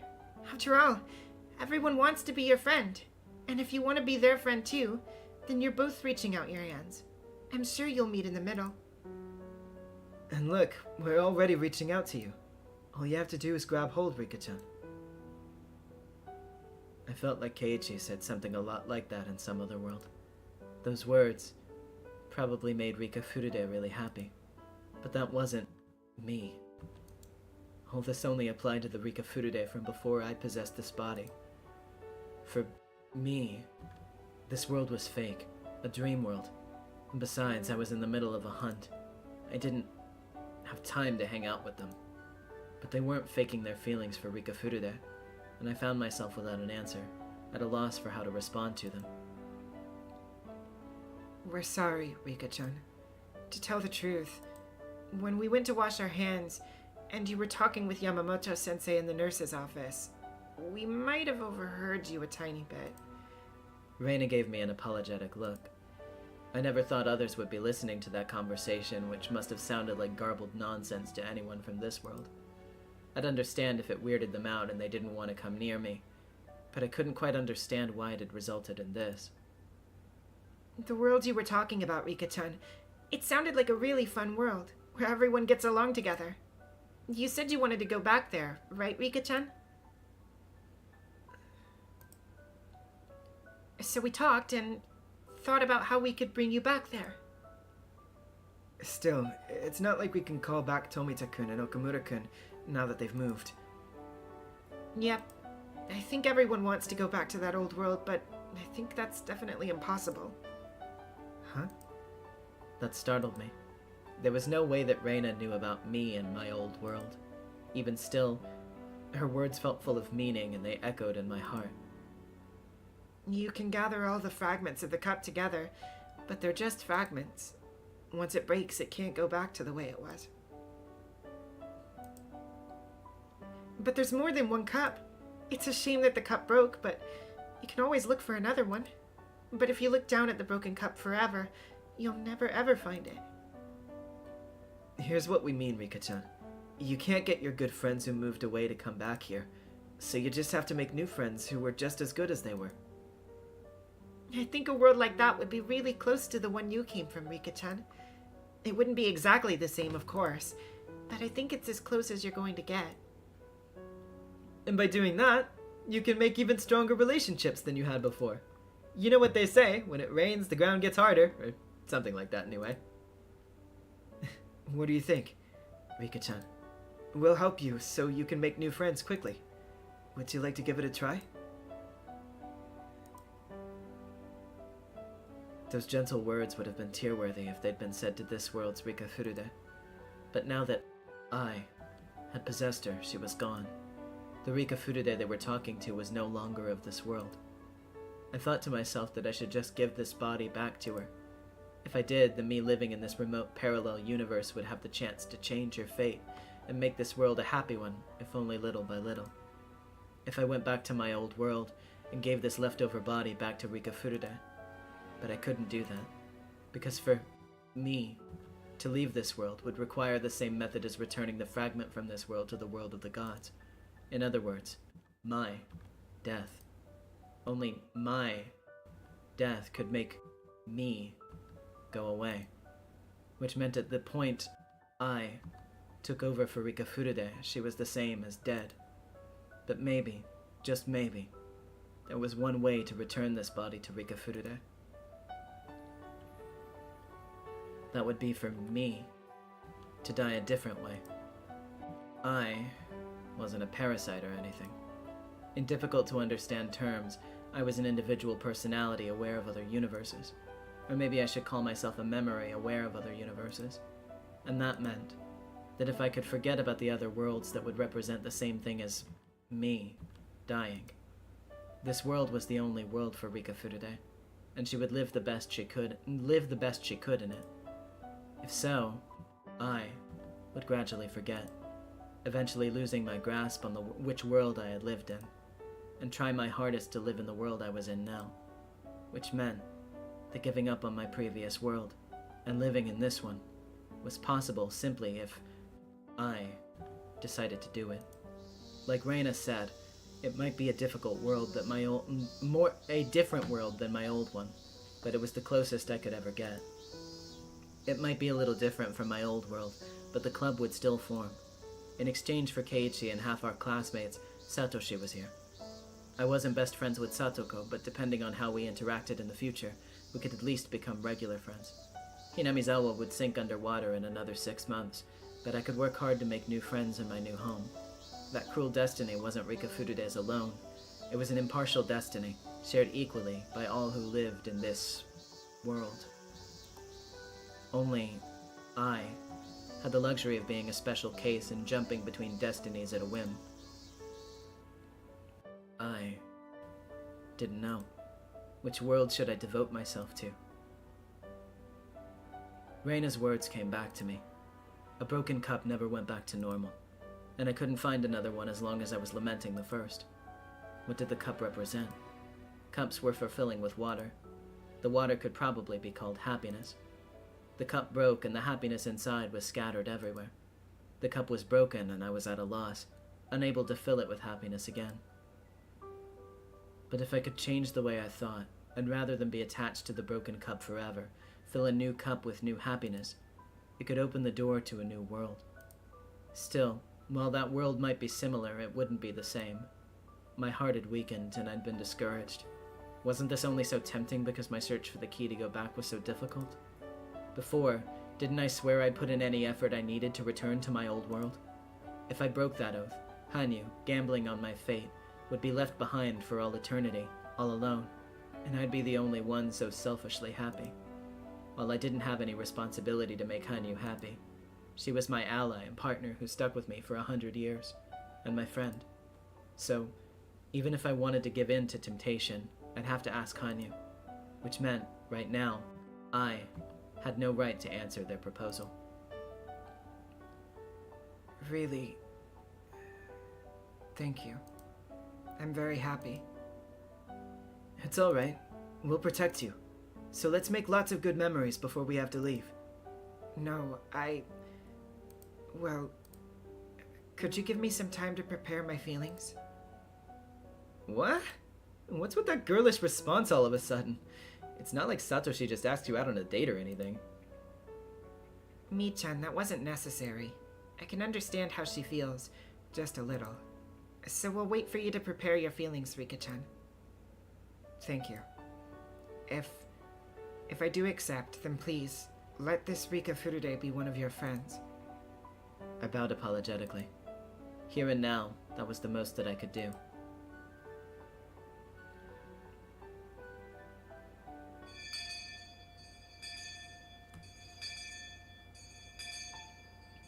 After refusing their suggestion that we all go home together, I left on my own. It was Rika Furude's right, not mine, to enjoy going home with them. It wasn't something I Federica Bernkastel could accept. What was I, anyway? I wondered if another ball could fly into my head like before. That was how this world's Rika Furude was possessed by me. So if I got hit again, would I vanish and the pure Rika Furude who lives in this world return? If only I wasn't me. I wouldn't hesitate to take them up on their offer. This world truly was far sadder than the one I'd come from. But this world had something all on its own, and the opportunity to become a happy world in its own right. If I hadn't known about the other worlds, I wouldn't have been able to contain tears of joy at the mere premonition of happiness I might once again attain. Were these conflicting emotions because of this world's Rika Furude sleeping inside of me? Those emotions made me angry, and I blamed myself, asking why I'd put their offer on hold and went home all alone.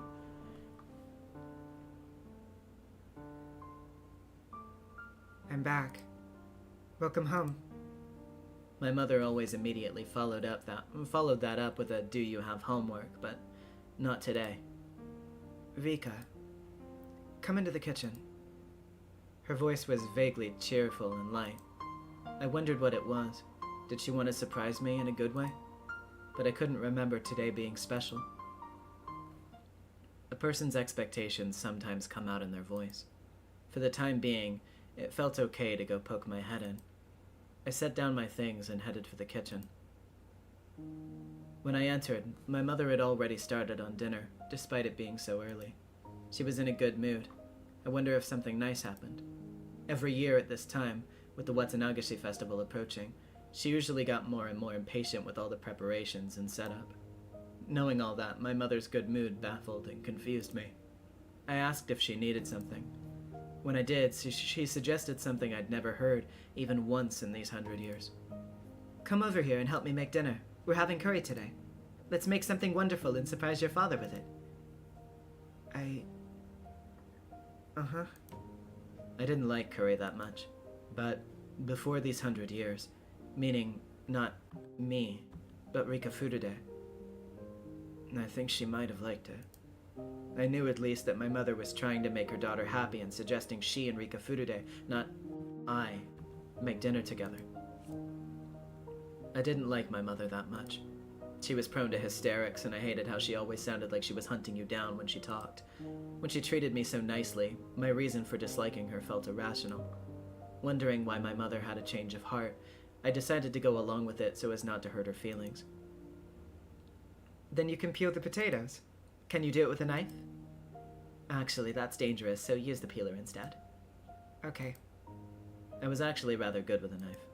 I was so good that when I peeled daikon radishes, I could make a long strip of skin at the same time I sliced them. But there was no reason to damage my mother's pride by showing that her daughter could use knives better than her. I decided to make her look good for now. My mother had probably been using knives for a decade now, but I'd been using them for many decades.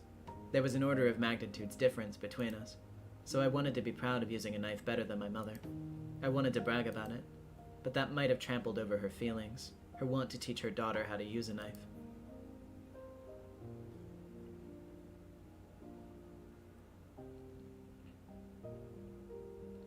Parents are supposed to live longer than their children. So children respect the things their parents have learned from having lived longer than them. But witches like me live longer than their parents and learn many more things.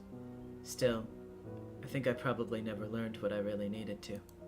I mean, as long as I genuinely listened to my mother, she'd never get hysterical. If I didn't feel like respecting her as my senior in life, she wouldn't feel like she needed to act as one either. In the end, all that was left was a cold, uncomfortable relationship between parent and child.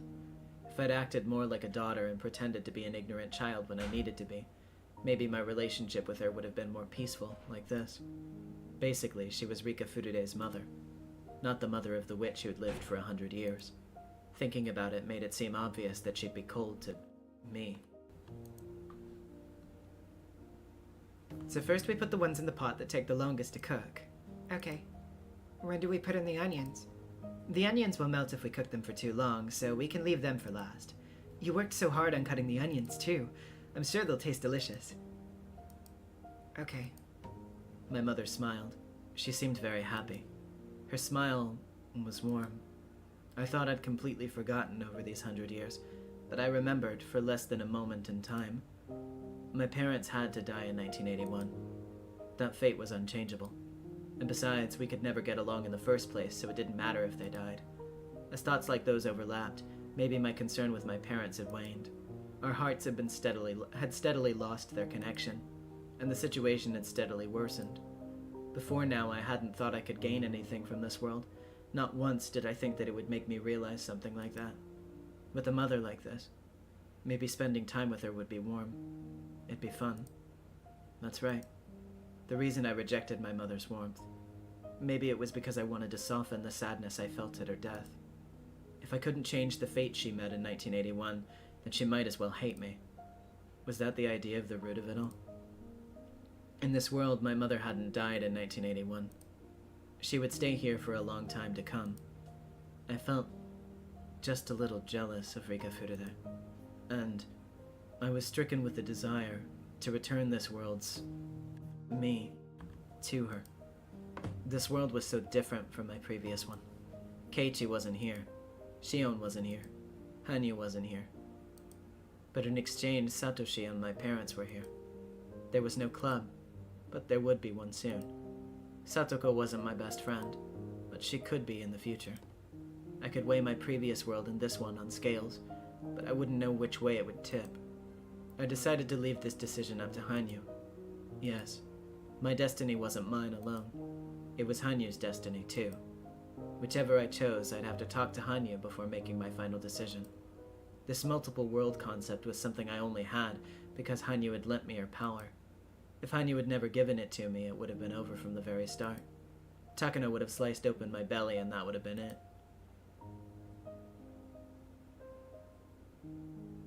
We put the lid on the curry, so now it had just had to simmer.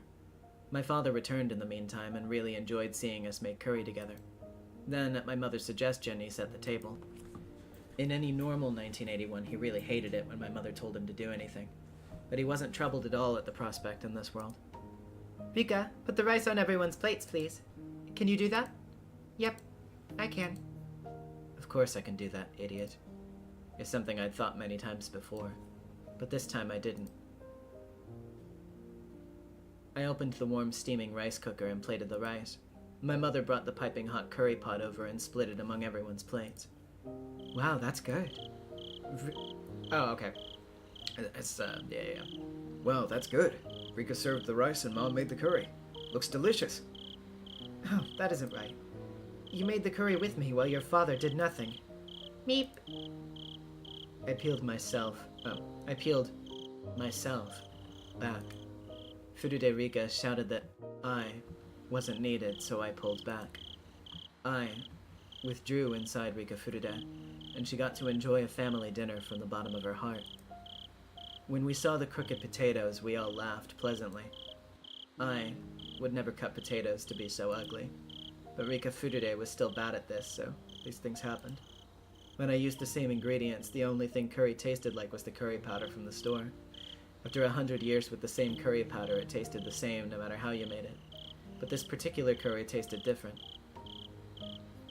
I cried at what Rika Furude had lost. No, at what I had lost. Rika Furude got to experience the warmth she had once forgotten. I wondered if another ball would come flying and hit me in the head. Then I'd pass out for a while, and upon waking up again, I would be gone.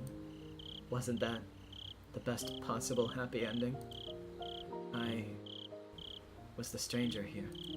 I thought this universe was the strange one from all of the other parallel universes, but it was me. I was the stranger. Then, what had that world been? The one I had reached after 100 years? Was its happiness that we'd all won? Keiichi, Rena, Mion, Satoko, Shion, and I. Was it all worth nothing? That wasn't true. It was a radiant world. One where we'd all had the right to live after 100 years of learning to trust in each other. It was replete with a different kind of happiness than this one. Both shone brightly, and neither was better or worse than the other. Maybe in the end, most worlds weren't better or worse than any other. I only lived in the extreme worlds. The ones where I struggled to see whether Takano killed me or not. So out of all the infinite universes, I'd started to think of them as either right or wrong. But the multiverse wasn't simple enough to think of in binaries like that. Tomorrow's dinner might be steak or salted soy. It wasn't about which was right and which was wrong.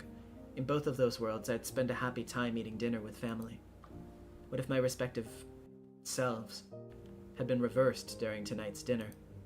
But that was an incredibly tasteless thing to ask. The real problem wasn't that big to begin with. Neither my last world nor this world was better than the other. I needed to accept that.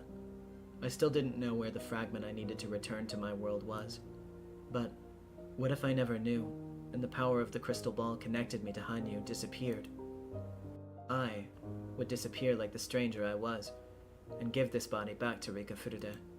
From her point of view, she would have to say that I had returned to my old world. Just as I once called this world a daydream, for Rika Furude, my old world was the real daydream. Her strange delusions of me would simply disappear along with it. Maybe it didn't really matter how to return to my original world. Which world would I decide was the original? Maybe that really was what this was all about.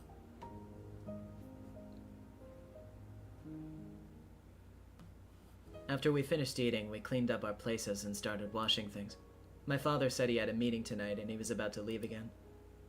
Rika, could you wash these for me? I have something to talk with Dad about, so please do the rest. Okay. I responded cheerfully as Rika Furude. But I had realized something slightly out of place. If she had something to talk to my father about, there were plenty of chances during dinner. But she made me wash the dishes so they could talk amongst themselves. Rika just had to stay put and wash the dishes. But I couldn't suppress the curiosity that was welling up, and so snuck over to the front door to listen in on what my parents were saying. My mother was the one talking. Her tone of voice wasn't a cheery one. Yamamoto-sensei is discussing it with the big hospital in the city. From what he said, it might be her heart more than her brain. Apparently there's a wonderful doctor there who can help. I knew it. I knew I shouldn't have asked. Yamamoto certainly hadn't promised to keep our discussion in the nurse's office to himself. As soon as I left, he'd probably called my parents and told them their daughter was ranting about nonsense. He probably explained it as my isolation at school wearing down on my mind and damaging my heart. Considering what I'd told him, even that would be a conscientious interpretation. Did you talk to Rika about it? I will after this. I mean, it feels like we're tricking her, given that tomorrow the doctor will be here and we'll suddenly be off to the hospital. But, you know, when I think about how she feels, I can understand. Her friends got up and moved away, leaving her all alone. Should have tried to understand her feelings. Rika's always been saying that she didn't want to move. We didn't wait for her to deal with that, and we made her repress it. When is Yamamoto-sensei coming? That might have been Rika's mom, rather, actually. When is Yamamoto-sensei coming tomorrow? He said the evening, but he didn't give me an exact time. He said he'd prefer it if you were there too. I'll be in the assembly hall tomorrow, so when he gets here, give me a call. Alright. Don't be discouraged.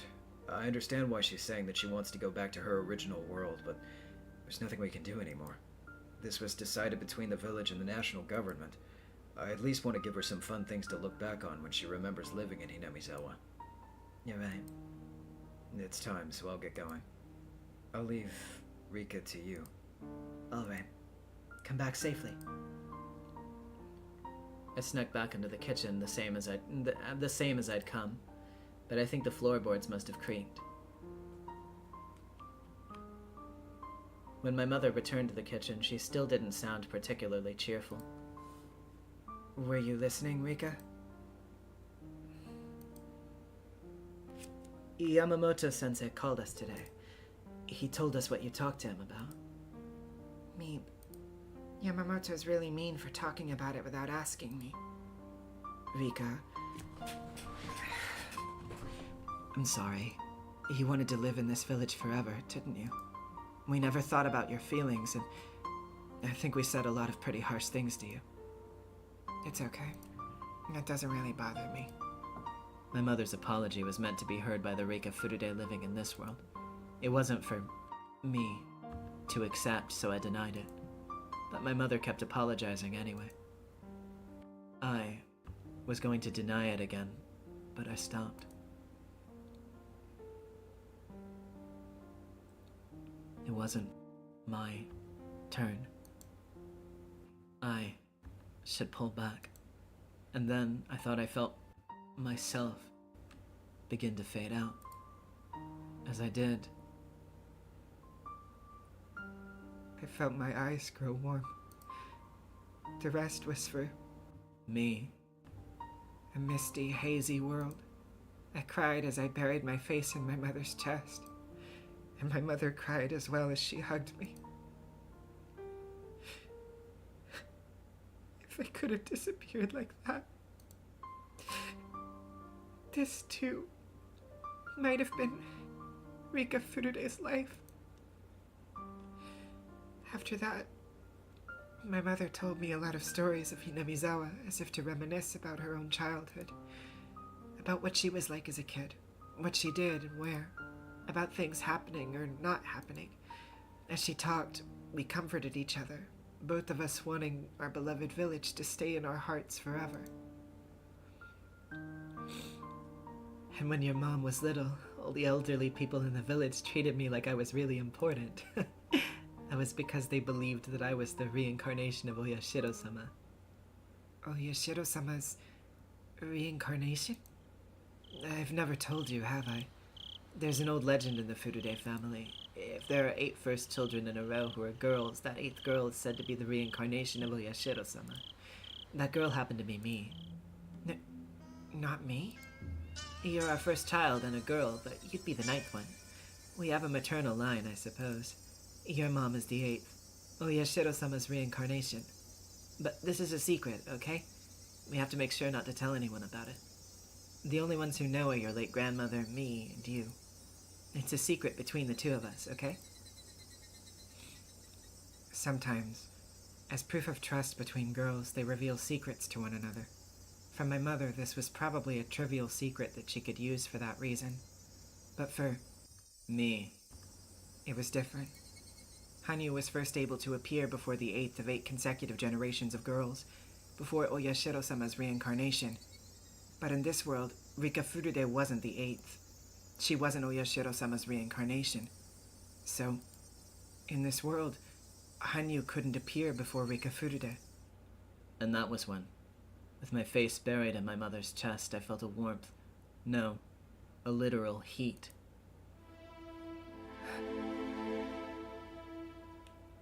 Does she have a fever?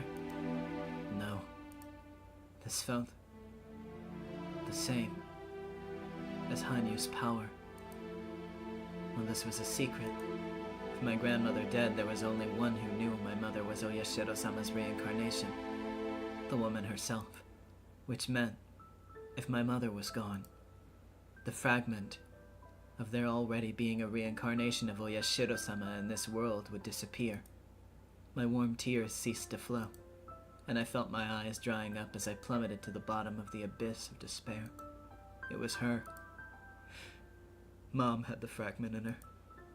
If I could have, I would have chosen never to remember what that fact entailed.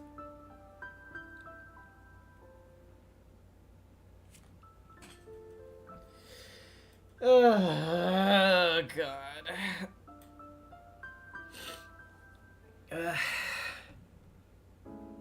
Not to be a bummer, and I promise I'm not gonna like go on about it or anything. I hadn't remembered date-wise that this would be the case until we literally got to today. It sure is something to read this chapter on the anniversary of my dad's passing. Oh boy. Anyway. When I tried using the crystal ball with Yamamoto today, it still hadn't recovered enough for him to talk to Hanyu. Only half a day had passed, but maybe if I went to the storehouse, I'd get through. Hanyu once told me from the old air from the past had remained in the storehouse, and that she felt comfortable there. Maybe that meant the storehouse was filled with Hanyu's power. In other words, while the crystal ball didn't have quite enough power, maybe being in the storehouse would help a little. Late that night, I slipped out of bed and snuck into the storehouse. I wanted nothing more than to talk to Hanyu. I went to the altar before the holy vessel and spoke into the crystal ball. Can you hear me? Hanyu. The light in the ball was feeble, but its otherworldly glow was clearly present. Please let her hear me. My wish granted, and a quiet voice so low it might disappear at any moment spoke in answer. I can hear you, Rika. Hanyu, thank goodness, listen. I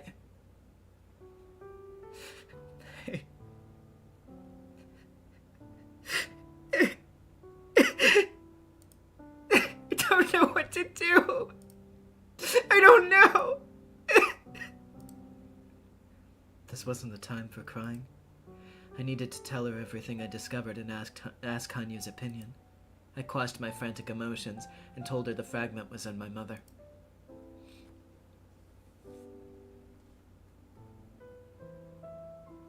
Hanyu stayed quiet for a few moments. She knew, of course, that I'd have to kill my mother to return the fragment to the world of the gods. It makes sense, doesn't it? You can only appear to... Oh, no, it's... yeah. It makes sense, doesn't it? You can only appear to Oyashiro-sama's reincarnation. I'm not the 8th in this world, so you can't appear to me. The 9th isn't good enough, huh?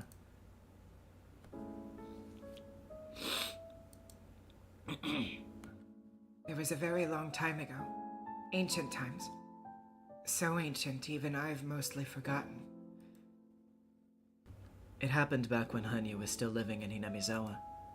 Before Hanyu became Oyashiro-sama.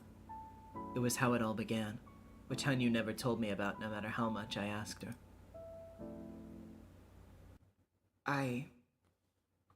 My human self, that is.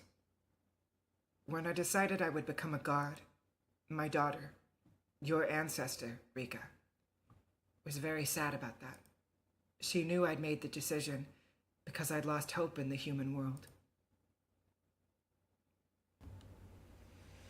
I took all of the sins of the human world upon me, for there was no other way to cleanse those sins other than to destroy the sinners themselves. People were forcing their sins on each other, an ugly existence. Their excessive cruelty caused me to lose hope in this world. I undertook all of the sins of the human world and cleansed them by letting them kill me.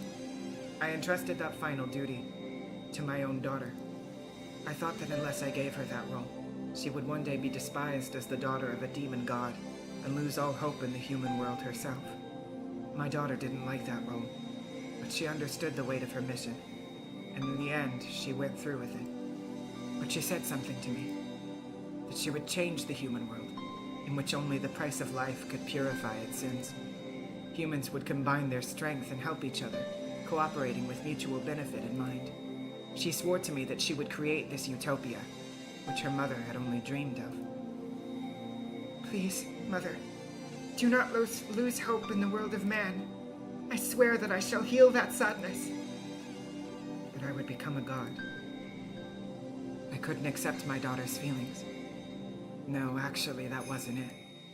I'd already lost hope in the corrupted world of man, and I just didn't want to look at it anymore. But my daughter made a firm promise that she would remake that world into something better.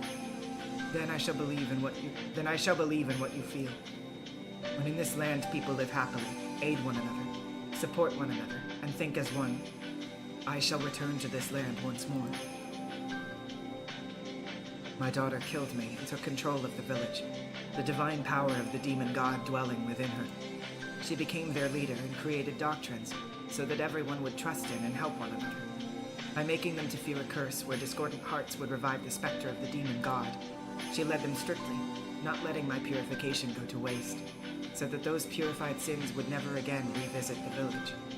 And so the village did regain a temporary peace, but I never descended to them again. I had rejected the human world much too strongly. But no matter how strong the power to reject, it can never last forever. Whether hearts or walls or lids or doors, there is nothing that time will not decay. Even the power shutting me away from the human world wouldn't last forever. My daughter would learn the limits of that power through a revelation from a higher god than me.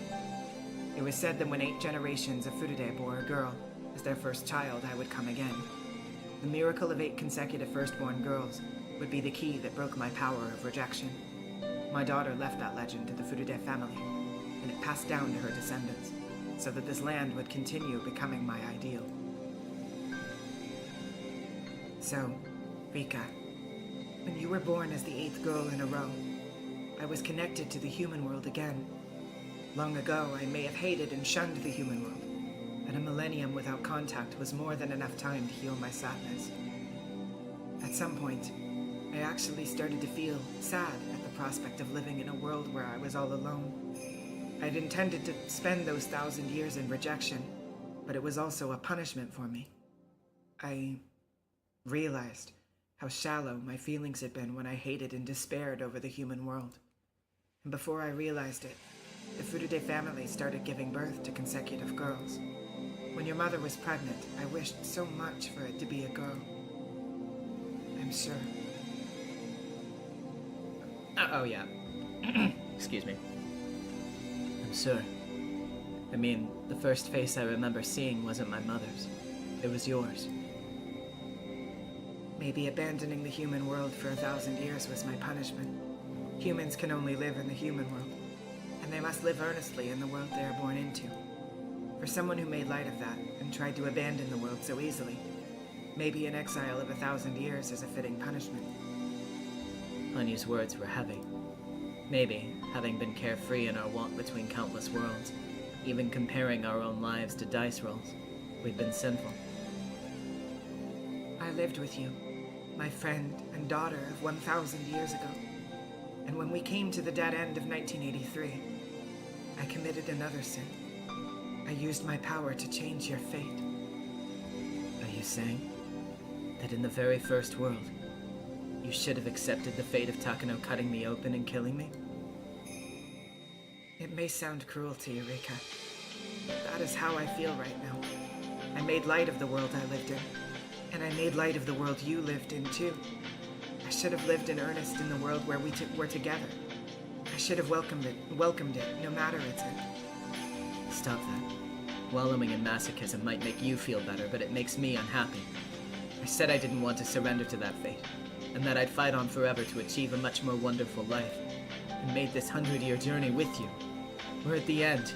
It's absurd to come out with that now. You're just being sentimental. Aren't you just making light of this world too, which you and I built together over 100 years?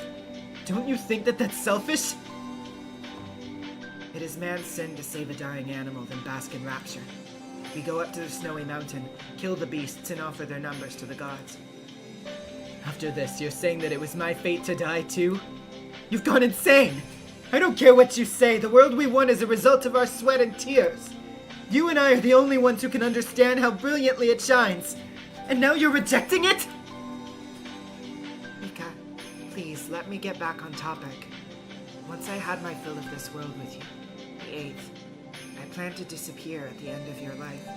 It had nothing to do with the time you'd be alive for, so I never told you. But in that world, your mother is the 8th. That means I've already had contact with the world of man, was satisfied with how wonderful NezumiVA had become, and have already left for a higher place. In that world, I've already left. That's why I can't appear there. But there's a fragment of your world there, and it's in my mother. Which means this. Only my mother knows that she is the 8th. If I kill her, the contradictory force saying you can't appear here will vanish. Correct? That's right. Originally, it was an obvious fact that your mother is the 8th in that world, and killing her wouldn't necessarily change anything. But after you drifted here from another world, Rika, it would be like mooring a boat to a dock. To dock. It was fortunate only your mother knew the truth. If a lot of other people knew, you would have had to kill them all. I'm sure you wanted my opinion on whether you should kill your mother to return to the previous world, or stay in this world. I did. This whole time I've been investigating what kind of world you're in, and when I found out what it was, I expected this day would eventually come, and I predicted you would grow indecisive and talk to me about it. and that you would want to choose a world based on the result of our discussion. So I thought long and hard about how to guide you. Unlike the world of gods, the words in the world of man are narrow. No matter what words I choose, they will carry bias in them. I thought very hard about what words to say so that you would truly choose for yourself. And I still am. After all, you've left the answer in my hands. If I suggested that you choose this world, you would choose it. You would shift the responsibility of paying the price to me. That would be cowardly, and there's no worth in a life resulting from such a decision. As someone who has trodden countless worlds and left her footprints outside the world of man, you must make a responsible choice, without relying on me, with your own strength. I know what you're trying to say. You couldn't bear me shifting the blame and saying this happened because I did what you said. Decide your own life for yourself. Easy enough to understand. I wanted to tell you this, too. I was happy spending my life with you. And through those countless worlds we walked together, I learned that Hinamizawa overflowed with kind and gentle cooperation. It had everything I wanted from the world. I wanted to say that even if you chose a world without me in it, and I was to disappear, I would still be happy. Hanyu had foreseen this. Foreseen that this world would grow ever warmer for me. That Hanyu herself was in opposition to this world. Any amount of discussing this with Hanyu, who was from this previous world, would only make it more difficult to forsake that one. She had even anticipated that after discussing it with her, I would need to make a decision from an impartial viewpoint. That's why she said it. She wanted to accept whatever fate Rika Furude's decision gave her. She didn't want me to worry about her and live in the world that I liked best. Let's say I did choose this world. Oh, okay. Let's say I did choose this world. What would happen to you? Because of that world's rules, our long journey together would come to an end. For you, a life in that world.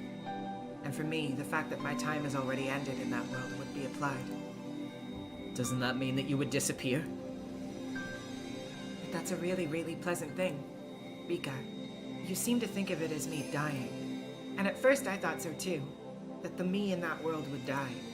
But the Hanyu of that world, she may have disappeared, but she was filled with joy. She spent her life with your mother, enjoying her time to the fullest. Your mother is still alive, but that world's version of me is having a wonderful dream enveloped in kindness, in a sleep from which she'll never awake. I'm sure that warmth, that comfort, is like that of a mother's womb. Now that I know that, I actually wonder if you'll choose that world for me. Are you serious? If you had lived on for 1,000 years. Oh, okay. Ah, save data with the $20. Congrats on playing through so much of this series. Thank you. I appreciate it. And hey, if you haven't watched save data stuff, you definitely should. They're great. I have been in a lot of it. If you had lived for 1,000 years, Rika, you would understand that warmth. I could feel an ecstasy in Hanyu's words. Hanyu had lived for a millennium, and she understood that in a way I couldn't. You have to be joking. I'm just a kid. I'm only 100 years old. Of course I can't understand. Rika, would you please stop using me as a reason to run away from this choice? That was the truth. My old world and this one are being weighed on scales in my heart. It isn't tipping, even slightly, towards either side. Trying to shift the responsibility for choosing onto Hanyu is just me being irresponsible. I can tell you everything about that world's construction to help you make your choice. First, Keiichi Maibara, who told us many times that destiny could be broken. He did not transfer schools in this world. I knew that for a while now. He wasn't in my class. For a time, Keiichi suffered the stress of his entrance exams. But unlike in the previous world, he wasn't firing any toy guns at children. He strengthened his mind, endured the temptation, and finally overcame his mental weakness. Right now, he's trying to deal with the exams awaiting him as someone with a firm pride in his breast. Which means Keiichi's sin is absent. which is why he never moved here. Rena Ryugu, too, never moved to Ibaraki, since her parents' company stayed in business. Therefore, the divorce didn't happen either. For that reason, Rena will feel no guilt. Rena had no sin either.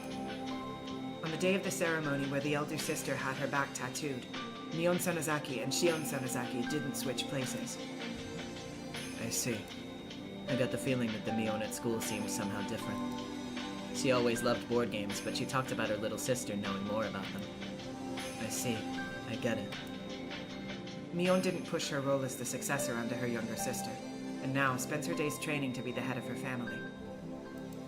Shion, too, attends a distant school so she can support the family without getting in the way, and she's working her hardest as we speak. The sisters both felt guilty at switching on the day of the tattoo ceremony. If that didn't happen, then Mion and Shion had no sin. I don't think I need to go on, but Satoko Hojo doesn't carry the sin of patricide. Satoko grew closer with her stepfather, and they rebuilt their relationship. Because of that, she wasn't possessed by that terrible illness. The Hojo family didn't oppose the village, and they weren't even ostracized. Satoko has no sin. Well, for Satoko and her family, this would be their ideal world. For Satoko and her family. Wait, no. Isn't this the ideal world for everybody? Keiichi came to Hinamizawa because he had committed a sin. But in this world, he didn't, and was right now living his very best.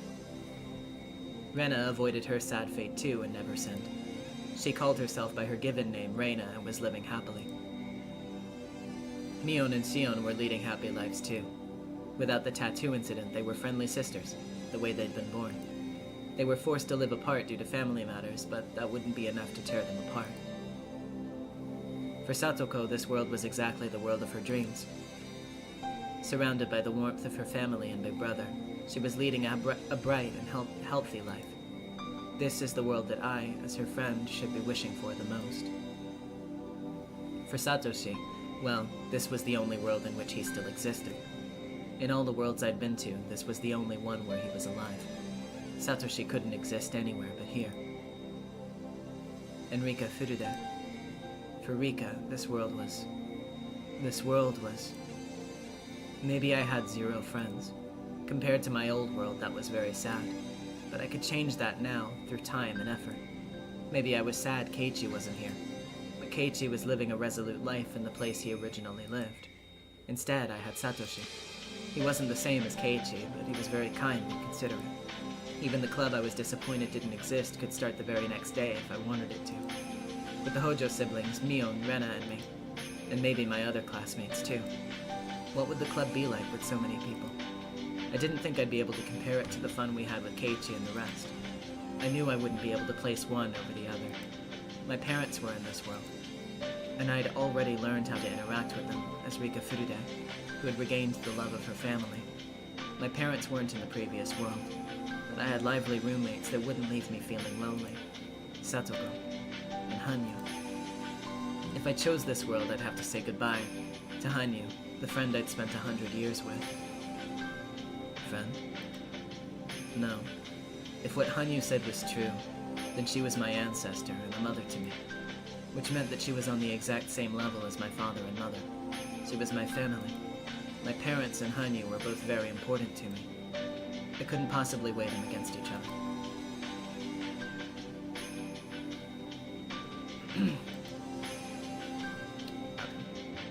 That world is the ideal world, born of someone's dream. Nobody related to you has sinned. It's a very, very pure, clear, and beautiful world. I've already left that world, and Rika's life hasn't been corrupted, so I have no sin either. And you, Rika, you haven't corrupted your own life, so neither do you. Let's see. Is this just, Even Takano has no sin. Not a single person does. A perfectly white, blank world. That's right. And you can choose that now, Rika. Maybe this world is a valuable opportunity given to you at the end of your century-long journey by the God of Fate, who even I've never met. It could have been a little more compassionate about it. Which is why that God gave you the chance to go back to your old world, too. By committing the gravest sin of matricide, you can choose to release yourself from this sinless paradise. Hanyu, you said your daughter killed you. What do you think of me repeating the act? If I were your mother, I would probably say this. If it made you happy, I would not spare my own life. It might be too early for you to understand, Rika, but it's a feeling only someone who has given birth to a child and become a mother could know. I was once a mother, so I understand. If you said going back to your old world would make you happy, your mother would gladly offer her life. She couldn't. She's the one person who wouldn't ever say that. She'd just scream, "Are you crazy?" and go into hysterics. But then I remembered my mother's smile when we made curry together. Would it be so strange if such fearsome words came from her mouth? I don't regret my daughter killing me. Thanks to that, the sin she might have inherited was cleansed. If I had spared my own life, my daughter might have been persecuted, same as me. But have you ever thought about what the daughter who... Oh. But have you ever thought about what the daughter who killed you felt? It's easier to die, isn't it? You can wallow in devotion and virtue as you die peacefully. But the killer has to bear that cross forever. Didn't you say so before? Your daughter vowed to create a Hinamizawa where everyone wanted to help each other, all for your sake. And your daughters, over 1,000 years, went along with your sin. Maybe you shouldn't have died. I don't know what the sin you were bearing was, but you should have lived and fought. Fought so that your descendants wouldn't have to bear the sin. But you surrendered, and for 1,000 years your descendants have been bearing your cross. Right? Hanyu was silent. That, without a doubt, was Hanyu's sin. It was easy to die for her daughter's sake, but her daughter's guilt would never heal. But when Hanyu answered, she remained undaunted. Then let me ask you, Rika. You, who say I should have lived and fought. What will you do now, in that world? Do you wish to live in that world, accepting the reality you are in, and always fighting the oddities different from your old world? Will you abandon that world after you gained 100 years, stained in grime and sweat, and yet still beautiful? She was right. Maybe this world was beautiful. But that didn't mean the way my old world shone wasn't beautiful too. Why wouldn't it be? We'd won that fate after such a long journey. And even now, you call that world, which you gained at the end of a century, your original world. So however pleasant this world may be, shouldn't you throw it all away? Fight away the desire to stay in this world and return to your original one? Even if you had to destroy this world, liberate it from the sins of all related to you?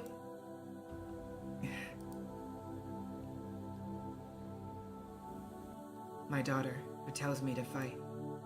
You too should fight. To fight is not to defeat and overcome the obstacles before you. In the end, that is no more than a simple detour on the straight path before you.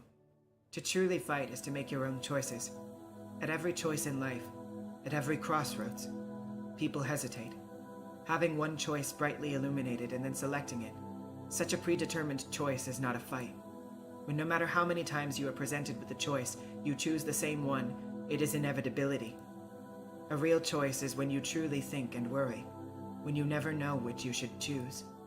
It is precisely the same as the choice between the red box and blue box you spoke of once before. Will you choose the red box or the blue? To choose without guidance demands incredible courage and determination. That is a true choice. If you knew what was in the boxes, it would no longer be a choice. It's because you do not know what is inside that you can be satisfied with what is in the box you choose. If you knew the contents of the other, it could lead to despair. Being left at a crossroads, with no guidance and no hints, is what it means to live. You may lazily continue to choose the right, or knock over the sign and choose at random. You may also search carefully for hints, worrying over how beneficial the left or right would be, and remain at the crossroads forever. Thus, you would be able to accept the final result awaiting you as your own responsibility, would you not? You would not grow old and go into your coffin wanting advice from your parents, would you? Worry, choose, and go forward. That is the fight.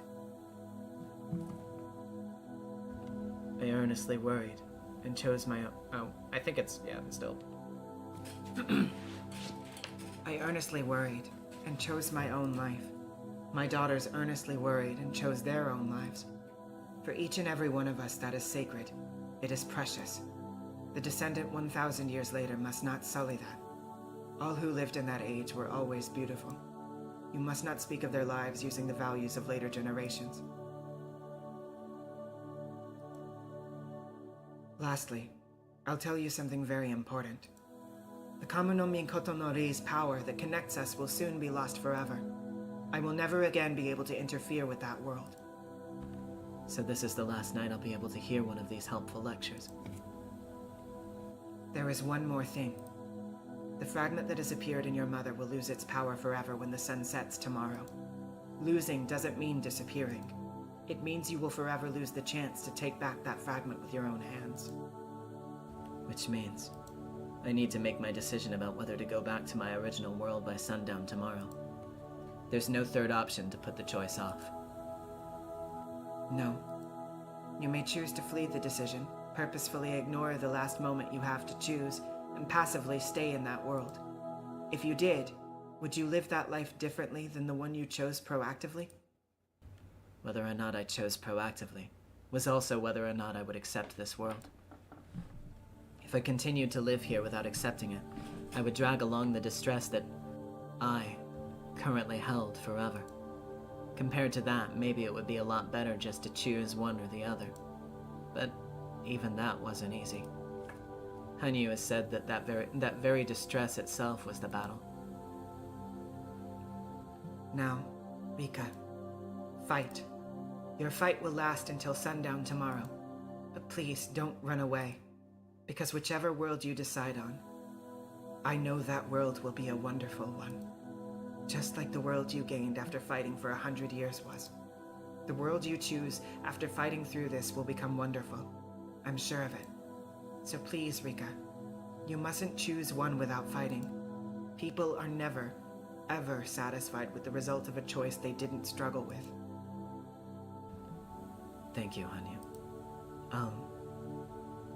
I'll fight with this choice. If I can meet you again, it will be in our original world. And if it's this world, then take a good rest to heal your millennium of exhaustion. Thank you for everything. Thank you so much. It was because of your strength that I mistook my own life for something I could do over as many times as I wanted. If that's who I am, then I feel like it would be strange somehow if I was living in my original world. It was so easy for me to think that if I slipped up in any small way, I could just do it over. But that wouldn't make that world a wonderful one. In that sense, I understand, just a little, your sin of using your power on me when you shouldn't have. But that sin belongs to me too for walking through such an easy life. As we traveled all those worlds, I called it re-rolling the dice, treating my own life without respect. I think that this world taught me the weight of that decision. So at the end, being able to choose a wonderful world either way means I really am lucky, right? I have no doubt that I'm the most fortunate person in all these worlds. Thank you, Hanyu. Thank you for giving me your kind words until the very end, when I was just stupid and conceited. I'll worry over this with everything I have. I'll worry and worry and worry, and grasp a really, really wonderful world. So thank you, Hanyu. Hanyu, please, answer me. The crystal ball was now quiet and cold in my hands, and gave off only a dull reflection of the flashlight that illuminated me. I shed all the tears I could. I thought if I didn't, I would hesitate when it came time to choose. So I cried out everything I had. And I thanked her for our 100-year relationship. Because depending on my choice, I might never get to say those words again. Then, I replaced the crystal ball on the altar where it was now just a marble, slipped out of the storehouse and crawled back into bed. There was no way I was going to sleep. At least, that was what I thought, until I wrapped myself in linens, felt the cool wind on my bare feet, and drifted off to sleep without realizing it.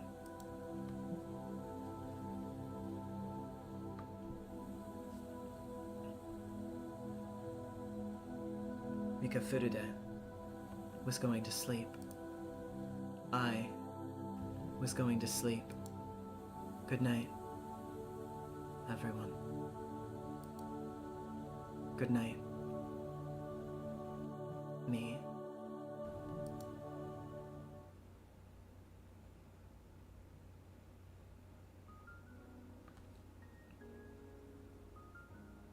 And the sun rose again on another wonderful day for Rika Furude. She took her first step, her first small effort to become friends with her classmates again. And at home she was wrapped in her parents' love. And, the sun brightening her wonderful day, fell behind the mountains and disappeared.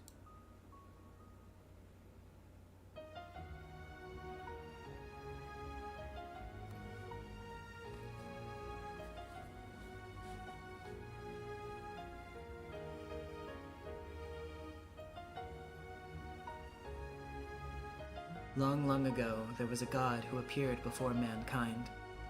Bread rained down from the heavens. Some lamented that it was not meat. Meat rained down from the heavens. Some lamented that they preferred bread. God descended down from the heavens. Until I know what will make all happy, water shall rain down. Water rained down from the heavens. All lamented that their clothes grew wet. Fire rained down from the heavens. All lamented that their homes burned down. God descended down from the heavens. Until I know what will make all happy, nothing shall rain down. Nothing rained down from the heavens. Some lamented that God had abandoned them. Many things rained down from the heavens. Some lamented that God would not make a choice. Huge rocks rained down from the heavens. At long last, there were none who lamented. Water rained down from the heavens. A passing traveler was grateful. God, thank you for the unexpected weather. But this, my journey, will never be dull. God said nothing and watched him leave. All for the best. Gods and dice should both be silent. Frederica Berncastel.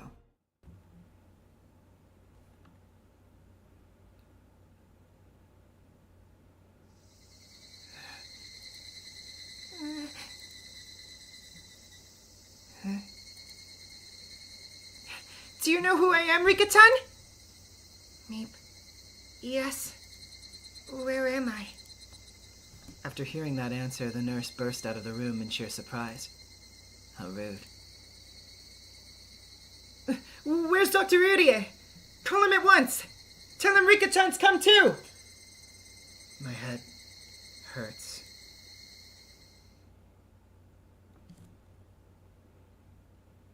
Oh, thank goodness. Thank goodness! Do you remember what happened? Meep. Is this the clinic? Yes. While you were heading back to Hinamizawa with your friends, you had an accident and hit your head, and never woke up again. We feared your consciousness would never return. Thank goodness, oh, thank goodness! Irie even had a few tears in his eyes as he spoke. I was still just a little scared. I wanted to make sure that this was the world I knew so well. So I mustered my courage and asked Irie.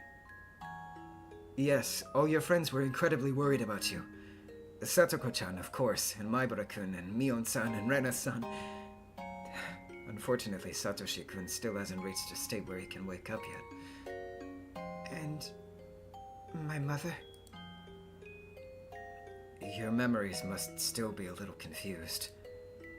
That happens when you've been unconscious for a long time. Is she dead? Yes. She died 2 years ago on the day of Watanagashi. Were you dreaming of your mother while you were asleep? Thank you. I'm fine now. Knowing that my mother is dead gives me a complex feeling. But there wasn't any doubt that this is the world I knew so well. And according to Irie, it had been a little over a month since the accident. After telling me he'd be right back, he scrambled out of the room. Left in my hospital room filled with the voices of cicadas, I could do nothing but wander through my vague memories for a time. I was fooling around on my bike while heading home from playing at the pool with everyone, and got hit by a car, right? But the world I awoke to after that is still vivid in my mind. And if this is my original world, then after grappling with that difficult choice, I chose my old world and safely ended my long journey to return to it? Or was that all just a long dream I had, like Irie said, while I was in a coma from the accident? I didn't know. Hanyu, are you there?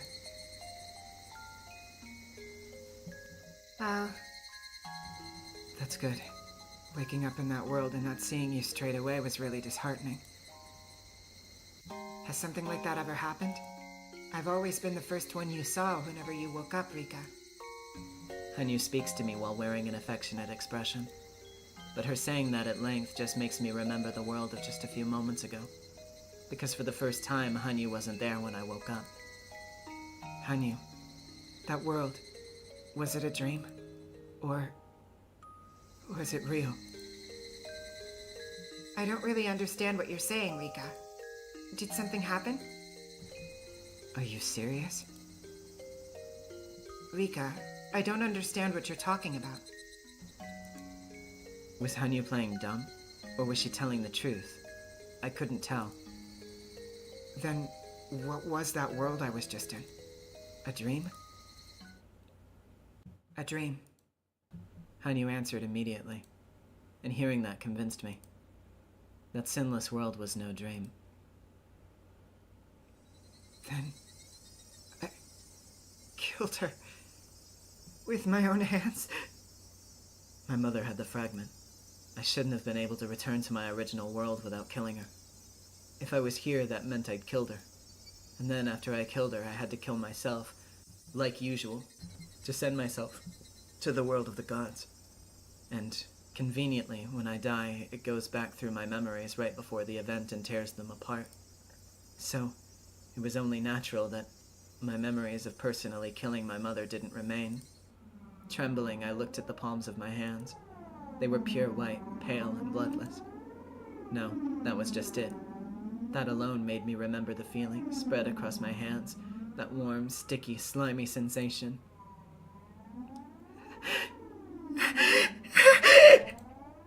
My fragment welled up inside of me. Something inside me was desperately holding back the memories of that alien world. Crying out for some reason, desperately holding them back. Because if they spilled out, they would surely swallow me whole. Rika, you need to calm down. Hanyu put her hand to my forehead, and I felt as though something was grabbing my lungs in a fist. A sense of suffocation, like something was squeezing the breath out of me. But it was squeezing those feelings about to swallow me up too, and they couldn't come up any further. In exchange for the choking sensation, I gulped down the rising emotions, beginning to steadily regain my composure. Hanyu realized it and took her hand away.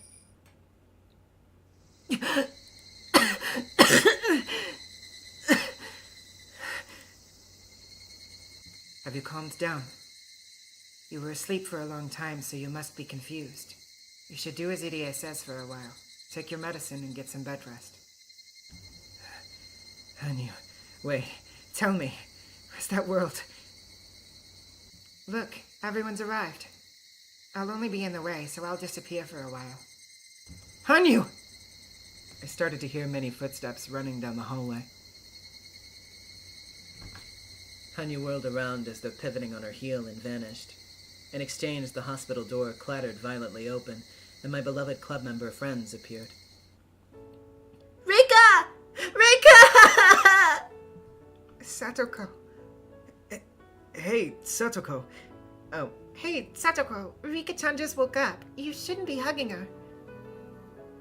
oh wait, that was Keiichi. Hey, Satoko, Rika-chan just woke up.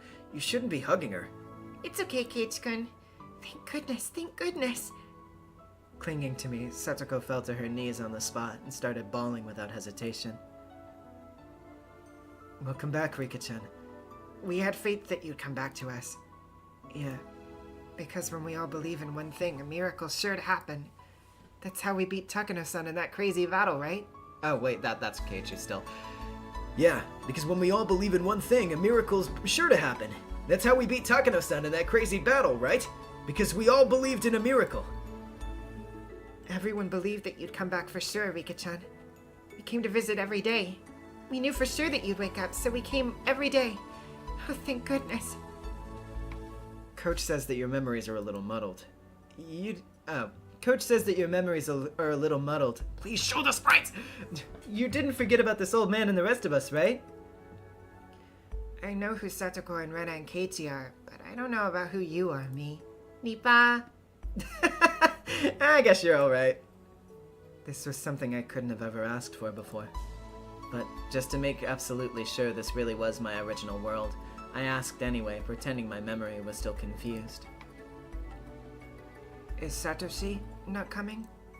Satoko gave a somewhat lonely smile and spoke. Nini still hasn't come back after running away 2 years ago, remember? Rika, you can be so forgetful. Her expression makes my chest tighten. She was definitely the Satoko from my original world. I see. Your memories do seem a little confused. You said it wouldn't last and there was nothing to worry about. It's the same as when you get a phone call that wakes you up and say strange things when you say strange things when you're half asleep. Yeah, I mean, you were sleeping in for almost a month after all. This whole month, I felt like I was having a dream. Oh, having a fabulous time, I'm sure, in spite of how worried we were. It was a very mysterious world, I think. It was Hinamizawa, just like here, but a bunch of things were different. First of all, Keiichi wasn't here. Hey, what? Why'd you have to leave me out? Because in that world, the incident with the gun didn't happen. In that world, you didn't have all those regrets. No, that wasn't all that it was. I realized this would be my only chance to confess to my own sin. Everyone listened as I told them all about that world. Whenever some small thing was different, they'd respond one way or the other about it, but they listened to me seriously.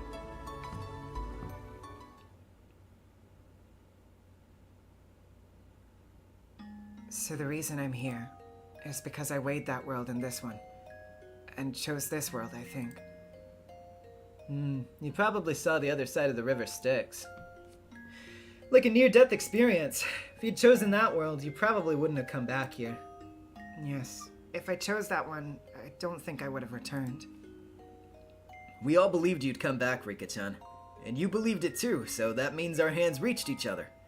I think you were doing your best to come back to us while you were asleep. What a good girl. Keiichi grinned and patted my head, but it seemed like he was mistaking what I meant. I hadn't returned. I'd compared that world and this one, and chosen this one. Why had I chosen this world? Because this one was more comfortable to be in. Satoko was always with me. Everyone in the club was here, and they were nice to me and spoiled me.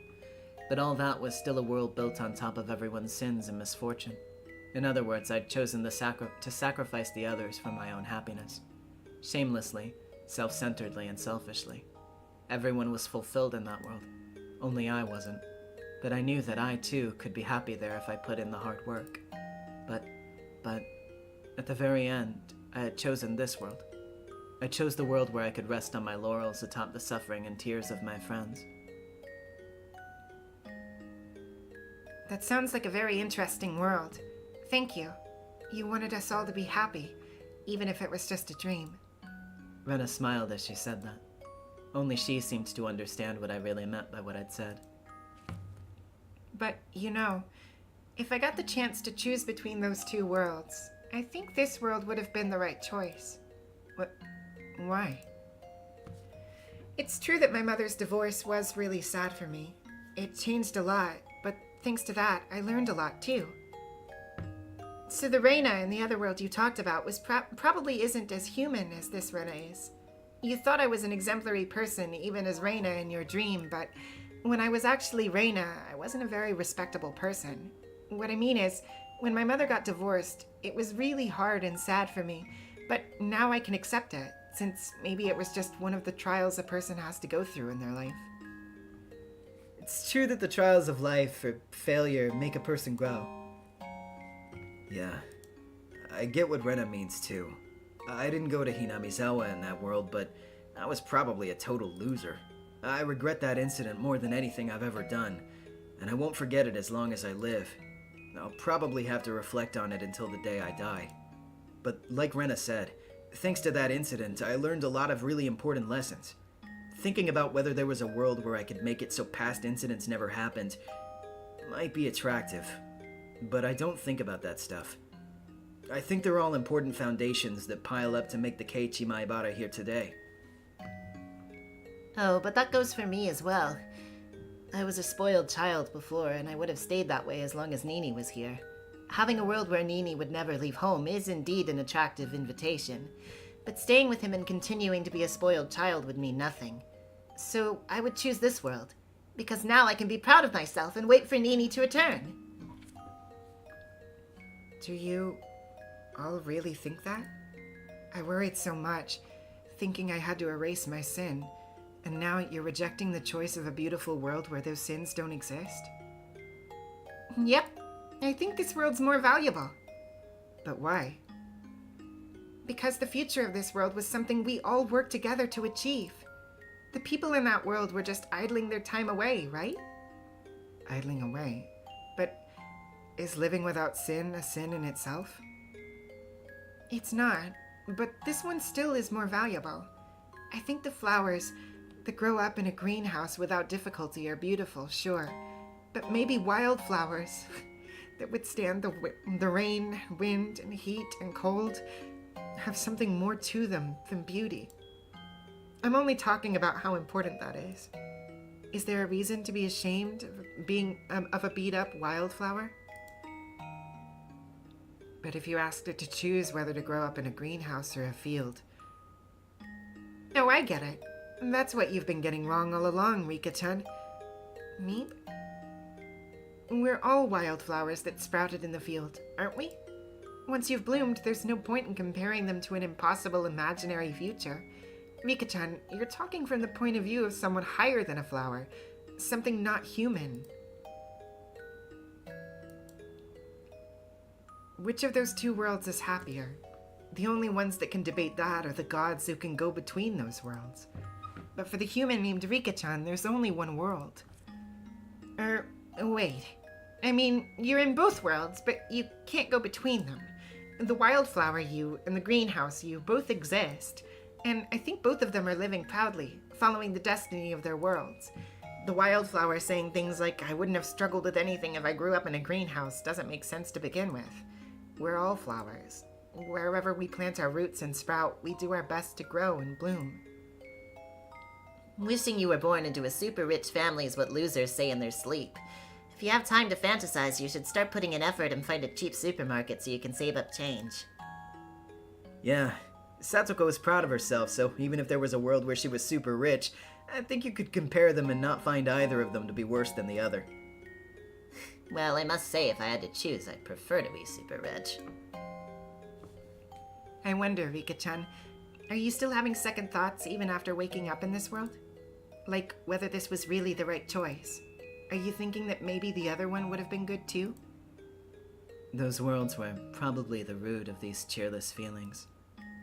I love this world, but I couldn't help but be troubled given the depth of my own sin, of abandoning that world and insisting everyone else be sinners. Shouldn't I have chosen that world for the sake of everyone I loved? They've unanimously decided this world was better, but in a way it was just acceptance, since they hadn't been granted the choice of selecting one of the two. That was why everyone thought positively and went with this world. If they could have actually chosen, they'd all be conflicted too. It must be hard. So that's why the sadness deep down won't heal, Rika-chan. And yet, only Rena seems to have figured everything out. I know. I'll explain it to you like a game, so that you can understand too, Rika-chan. Mi-chan, you brought candy with you today, right? Huh? Oh yeah, sure. Why? What was she going to do now? Then, Rena grabbed it with both her hands and stuck them out toward me. Here, Rika-chan, it's a present. I wonder which of these hands is better. Which is? Meep, you won't make me play a punishment game if I guess wrong, will you? How? There's nothing like that. Don't worry, just choose. Even considering how we usually did club games, there really were no hints at all. I looked at the size of Rena's fists, but I couldn't begin to guess which had the candy in it. Well, whatever. Time to test my luck. Then I choose this fist. This one? Here. Rena opened her fist and revealed candy. I must have made the right choice. Congratulations! Here, say ah! Ah. Is it good? It was the standard but nostalgic taste of strawberry milk. As it shrunk, I rolled it around in my mouth and sucked on it. I couldn't help but give a smile. That's good. Mipa, are you happy? Then Rika-chan's world is happy. I'm really happy that I won your choice game. Victory is sweet. Hey, Rika-chan, why do you think that you've won? Meep? Venna showed me her other palm, the one I didn't choose. In her hand, she was holding 2 pieces of candy. In other words, the one I chose was wrong. At that moment, and this was really obvious, but I immediately realized how merry I had been feeling. That feeling right now is close to how you're feeling about this, isn't it?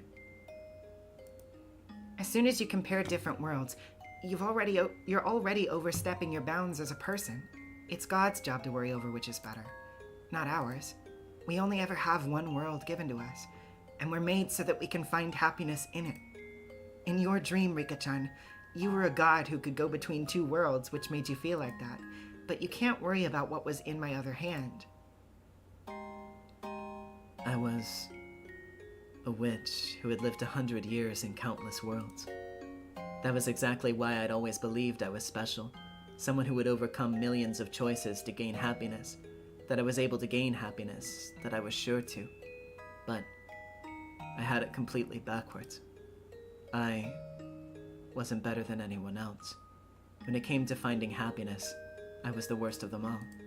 Then I remembered how Hanyu had so curtly and quickly told me the other world was a dream. It wasn't a dream, but now that I'd chosen, this was reality, and that really was nothing more than a dream. When a cat is in a box, you can imagine 2 futures, one where it's alive and one where it's dead. But when you open it, there's only one future. The other future, at that moment, becomes no more than a dream. The one who opens it accepts the future inside and lives. Worrying about which of the 2 futures in the box was better was a job for those who weren't human, those who could interfere with the contents. As a mere human being, I'd awkwardly trodden in the world of the gods, which was why I'd misunderstood some important things, wasn't it? In that world, Hanyu had regrets. She regretted having used the power of the gods to interfere with my life, and now I finally understood why. She was quite clear about it. She clearly said that people had to live the best they could in their world. I had to stop being this witch. Yes, I knew now that I was not the witch named Berncastel. But Rika Furude, my copy had lived for 100 years, bending fate to her whim, and maybe she still exists in some higher dimension than this human world. But that was no longer who I was. I was Rika Furude. In this world, I would live, and in this world, I would seize happiness. I mustn't use that power ever again, which meant I had to make sure not to treat my own life without respect from now on, which meant guess I should be more careful about traffic accidents. Huh? You're right. Oh, you're right. Never mess around while riding on your bike again. Yes, you're absolutely right. Children who don't know something that obvious have no right to pretend to be witches. It doesn't make a lick of sense. All right, everyone, let's leave things at that for today. Rika-chan is still very weak right now. You can all come visit again tomorrow, so let's have her have some rest. Kurch appeared and clapped his hands together, but my friends weren't finished saying goodbye just yet. Rika, are you all right now? Thank you. Rena explained everything better to me than your tied-up tongue ever could. I'm okay now. The next time you lose your life, I'll have to accept that fate. Yeah, I think I'm fine with that too. Children who mess around in the road get hit by cars every day in Japan. It just happened to occur in Hinamizawa too. If I have something to be frustrated about, it's not crossing the road on a red light from now on. But are you okay with that? You used to throw tantrums about how lonely you'd be without me. I'm all right now. I made a very important friend. Really? Who is it? Introduce me. I'm not telling. How well? I see. That means I'm Rika Furude, right? If you think so, Rika, then you are. Thank you. Thank you for what? A bunch of things. After Irie admonished everyone else, they all glumly got ready to go home. Hanyu, too, was about to disappear, but I clapped my fist into my hand, as if remembering something, and spoke to her. Hey, Hanyu. What is it? In that other world, I promised I'd fill the refrigerator with cream puffs once I returned to my original world. But that was a dream, so I can forget about it, right? No! You're breaking character. Rika! I'll bring you something tomorrow when we visit. Is there anything you want to eat? Rika-chan likes spicy things, doesn't she? She likes going to the Korean food fair at the department store in Golgora, doesn't she? I wonder if they sell super hot kimchi there.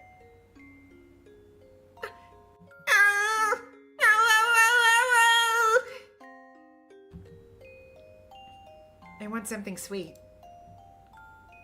Sweet? Okay, what kind? Then let's all go buy a shortcake.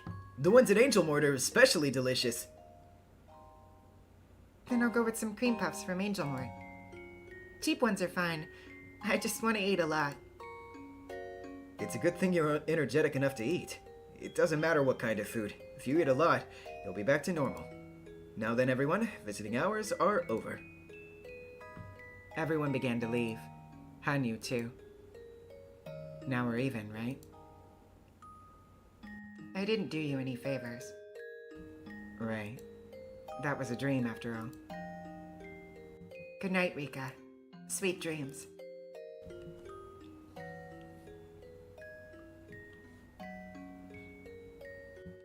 Good night, Rika Furude. And please treat the future you won with care. Thank you. Oh, right. After I get out, the first thing I'll do is go visit my parents' grave. I realized something just now. Why I had to kill my mother to return to this world. The fragment coming out when I killed her, or whatever, wasn't the problem. Choosing a world in which my mother wasn't here was already killing her. Until now, I'd chosen this world without feeling any sorrow for it. For killing my mother every time. That was what you wanted me to realize, wasn't it? The sins you feel in me. That's probably one of them. I'd stopped respecting my parents, and I finally realized that in the other world. Rika, thank you for realizing. I feel as though the most important sin I felt from you's been cleansed. It'll be okay, Rika. Your hands aren't stained with your mother's blood. That was all. Something I showed you because I wanted to be mean to you for a little. All just a dream. May you forget all of it when you awaken from your slumber. Good night, Rika. Sleep deep. Sleep deep. As I dream of how you'll color your life in the future.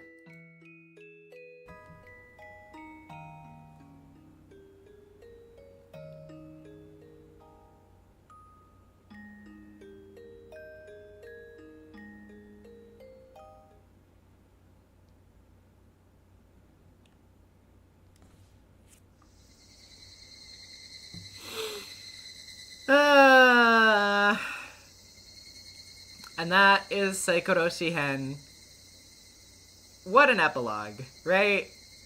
Not only does it reinforce the themes of, living sinlessly not being possible and, kind of being more of a sin in of itself, but it also really bridges the gap with something really important that I think is, this is why I say that this epilogue is a necessary read, that you can't just leave off on Matsurebayashi, because this is a story of, at the end of the road, at the end of all of this, Rika coming to grips with the fact that she was so, dissociated and so traumatized from herself, over these many hundreds of years, that she had literally disconnected from being a regular human being, from being, just a normal girl who was allowed to live a singular human life, to not be a witch that traveled across multiple different worlds. There were those many times across the series where she would detach from herself and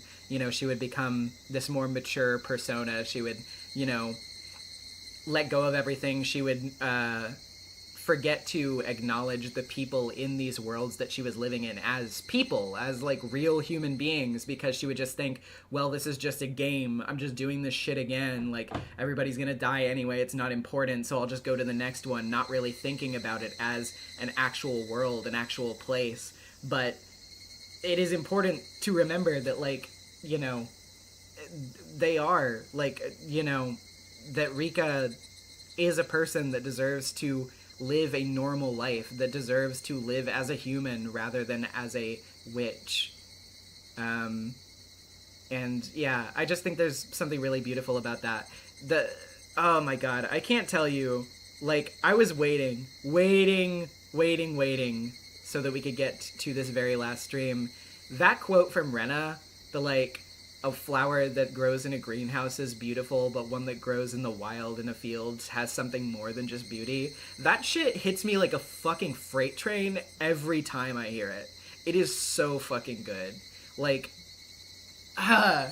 like, literally said, like, all of your experiences make you who you are. Like, even if you've been through terrible things, like, you know, you can still be happy. You can still make happiness out of that. You can still be the best version of yourself, because all you've got is this. No matter what you've been through, it's never as if it's too late. It's never as if too much has happened for you to be happy. It's never as if you've suffered too much to still have a life worth living. Higurashi may be good, Higurashi may be peak. I know, crazy, right? But, like, fuck, dude. I love this series. I love this series so much. Man. It's so good. It's so fucking good. Alright. Well, I think a lot of us are probably just gonna be echoing a lot of the same things. But, hold on. Real quick.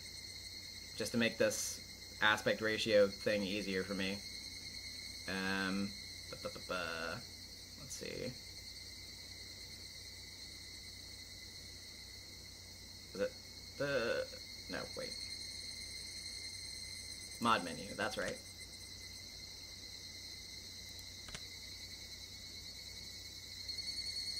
Let's just put it like that, and then reset the window real quick. Sorry, I had to resize it, obviously, to make this work. Where is it? Is it this one? Yeah, okay. Transform, reset, and then, shit. And then drag this back over here.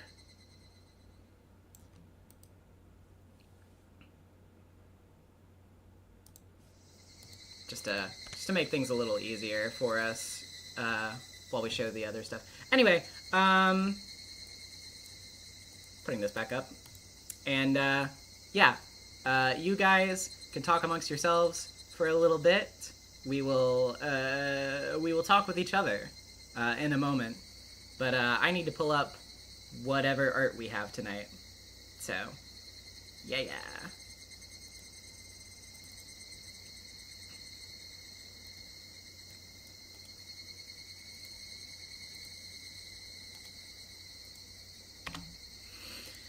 Okay, let's see.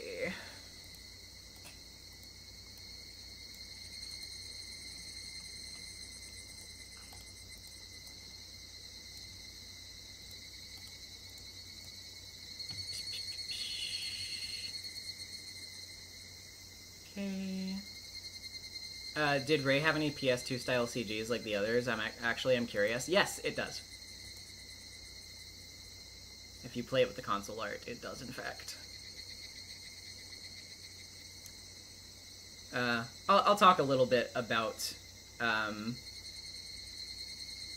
my decision to do the original artwork for this one when we're actually talking.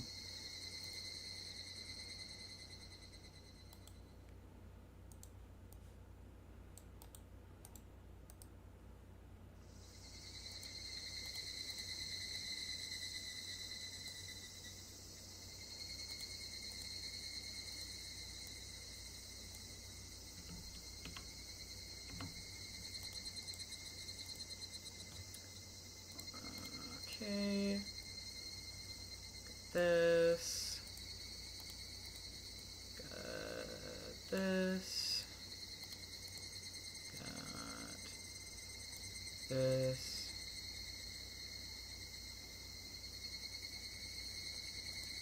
And this. Okay.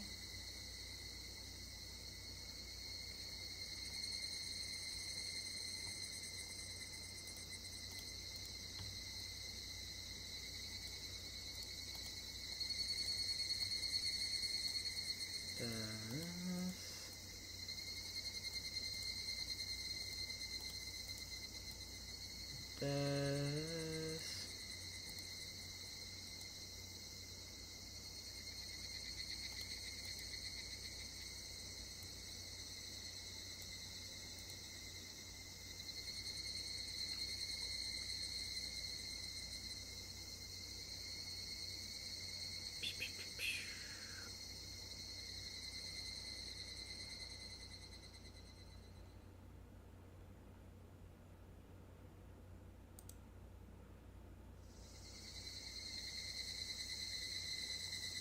Okay, and now the Discord stuff.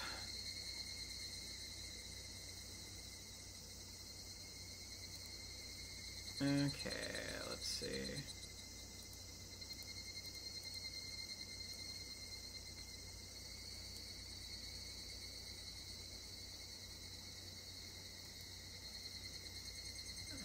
Let's see.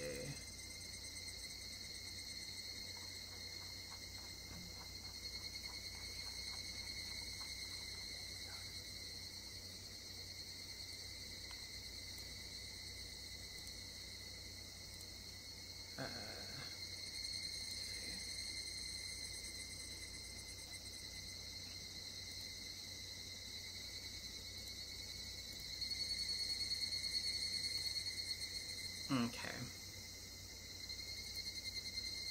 That.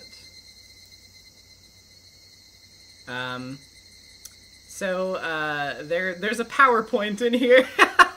And it's pretty long, so we will do that. I'll save that for last at the end of all the other art. Cool.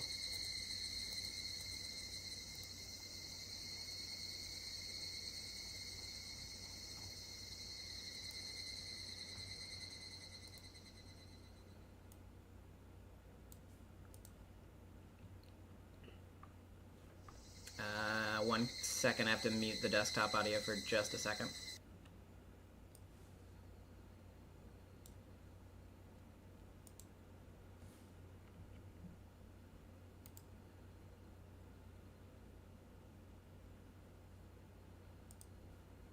Okay, should be good.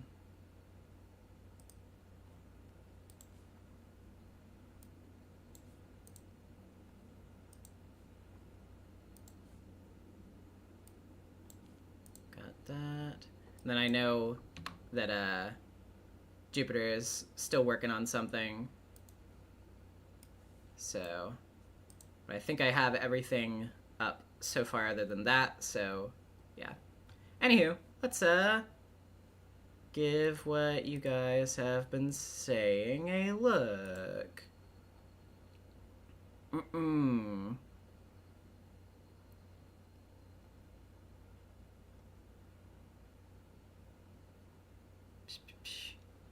Alright, Becky Gaming. Marcy, which moment struck you differently this time around? I don't know. I don't know if anything necessarily struck me differently. I've been pretty concrete on my feelings about Higurashi for a while.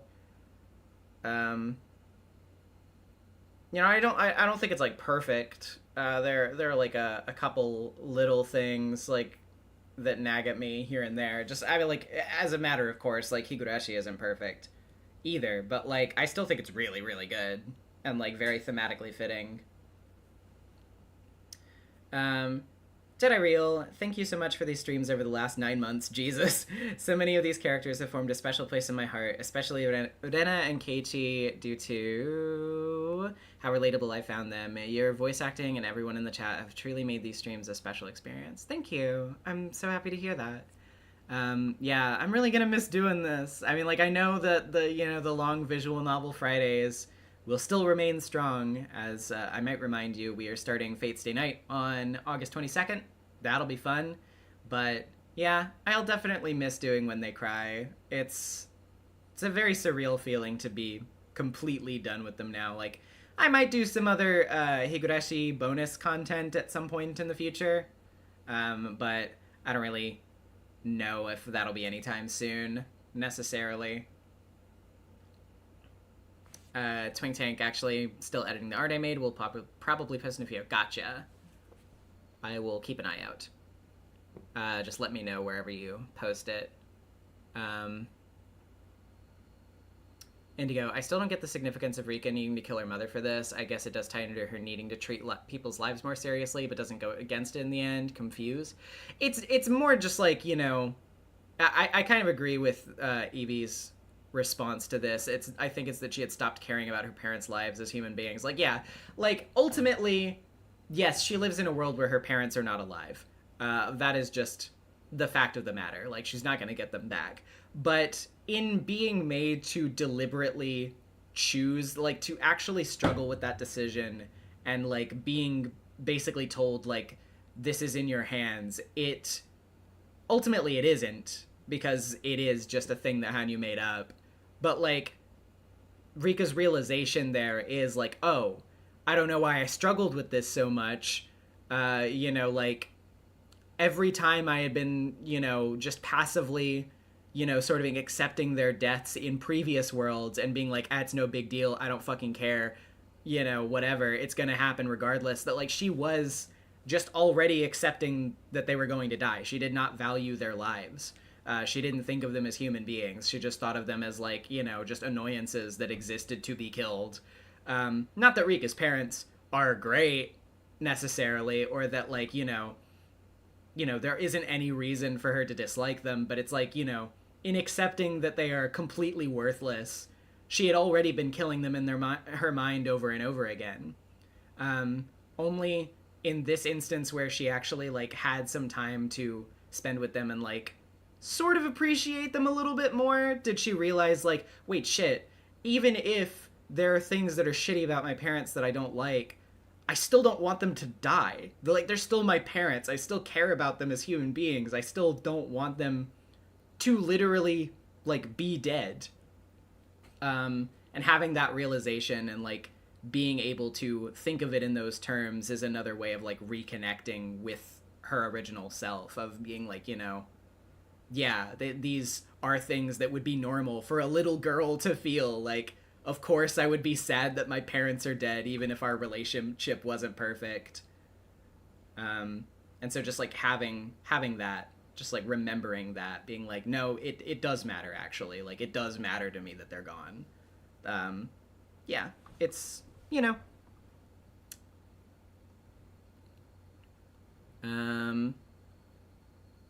Cybernetic Silver. Honestly, I think I'm even more satisfied with this finale, and it officially launched Rika into my top 3 characters. She had a god-awful life, but damn, it was her life, and it got better, and it's beautiful. Yeah, absolutely. I love Rika so much. She is such a good character, and man, oh man, do I heavily relate to her.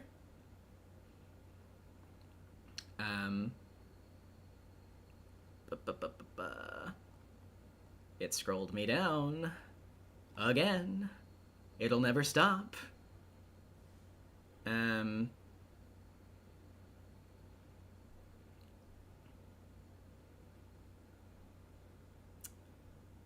Gona. That fight between Rika and Satoko was so brutal. The whole time I was like, please stop, stop, stop. It felt really painfully realistic to what it's like for a bullied kid to snap and Rika to justify it, saying she's not my Satoko hurts so much. Yeah. Yes. Yeah. That is, I very much resent the fandom reaction to the anime version of that scene, where, like, you know, people used the whole, like, Rika beating Satoko with the chair as a viral gif and being like, oh, little fucker brought it onto herself and all this shit. It's like, way to completely misunderstand the scene, bro. The entire point of the scene is that Rika is increasingly disconnecting from the world and people around her. And sure, yes, Satoko is being a dick to her in that moment. It doesn't mean that she should beat the shit out of her. It's not okay to do that. And that, like, you know, the fact that she is doing that is a sign that Rika's mental health is getting worse. That she is, like, literally becoming more actively disengaged from the world around her. Like, not even, like, a little while after that, she literally contemplates, like, ego suicide, being like, if I just didn't exist anymore, then Rika could be happy. Like, it's not good! It's not good! It's a very effective scene.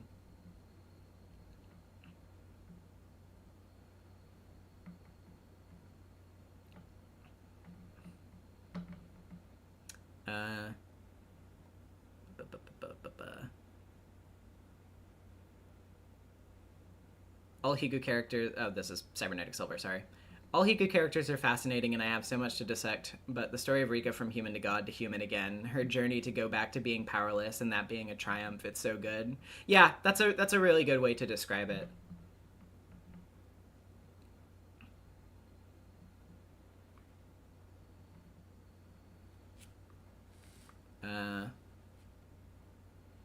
Let's see.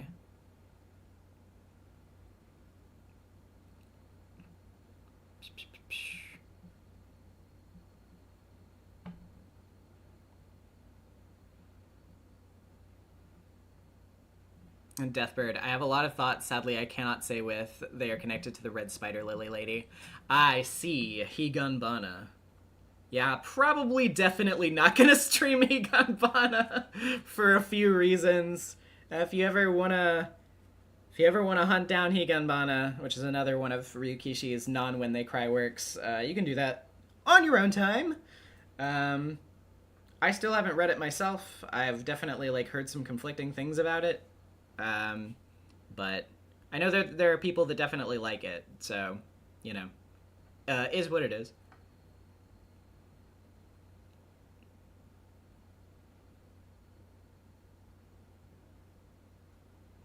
It scrolled me down again.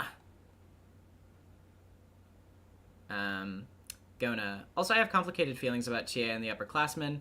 I can't fully blame Chie since she probably didn't realize the bullying was happening, but also it is her responsibility as a teacher to pay attention and step in to stop it from getting to that point. On the other hand, is not the upperclassmen's responsibility, but if they had done something earlier, like forming the club... Oh, wait, sorry, you weren't done yet. I mean, for what it's worth, though, not necessarily saying that you're wrong. Chie was out of the room, though. She was, like, doing something else when that started happening. And then by the time she came back, like, you know, it had already happened, and the whole beating Satsuko thing had already happened as well.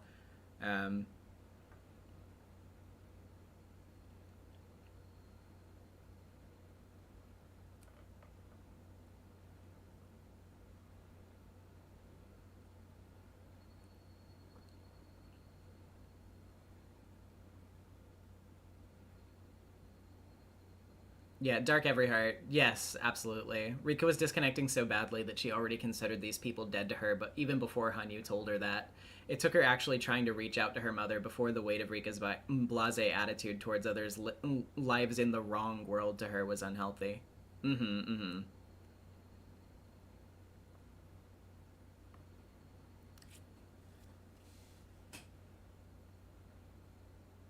Do you know how you would rank the main arcs? For me, it's 4, 8, 7, 3, 1, 2, 5, 6. That's interesting. I've never, for one thing, I've never seen anyone rate, Himatsubushi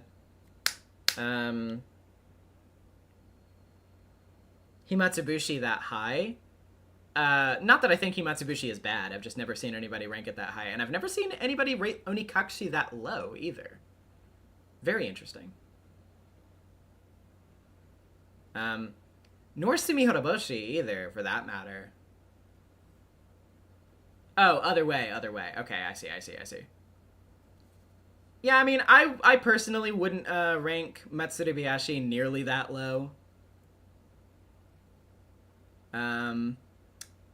But I understand.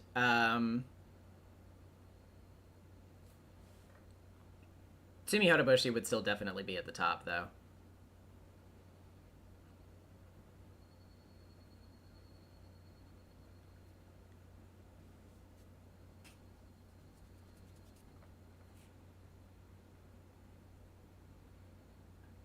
Pay attention and stop from getting to that point. On the other hand, is it not the upperclassmen's responsibility? But if they had done something earlier, like forming the club earlier or talking to Satoko, this also wouldn't have happened. Like, not to blame them, but if you could do something to stop something awful from happening, shouldn't you? IDK, I have a complicated feeling. I mean, yeah, like, it is a complicated issue, and, like, you know, granted, I think it's supposed to be like that, though. You know, I think ultimately the whole thing with the classmates in the quote-unquote ideal or sinless world is that they're pretty much, like, you know, just coasting. Like, they haven't really had a major upset, so they're just kind of, like, casually cruel in some ways.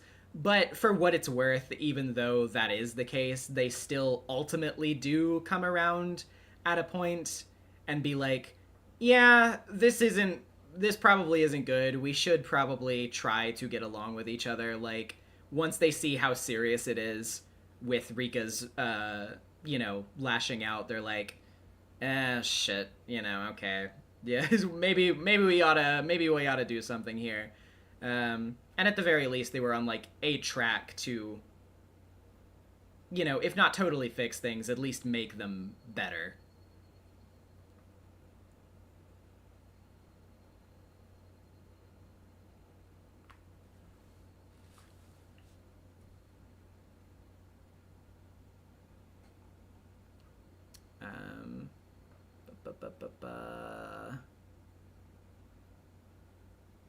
Did I miss anything else?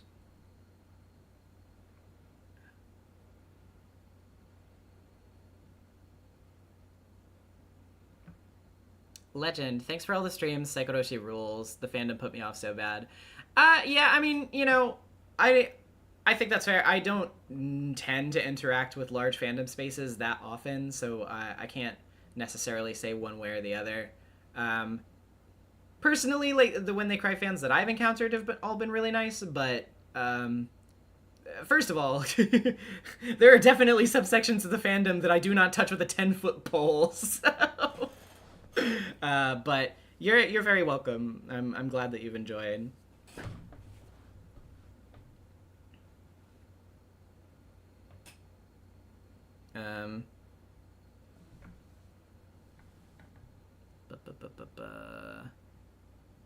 Cybernetic Silver. Also, I'm sorry, Mion. I thought you were just kind of a dick in that world. I didn't realize you were in the Catholic school. I shouldn't have doubted you, my goat. That's the nobody ever doubt Mion. Never. It is really funny that, like, not to be harsh to her. I love Shion too. Don't get me wrong. Love Shion, adore Shion. I love how, like, as soon as Mion in this world was acting, like, less, you know, like, nice and just generally being a little bit more of a dick, everybody was like, that's Shion. I, like, clocked it right away. I was like, that's Shion. They didn't switch places. And it was really funny.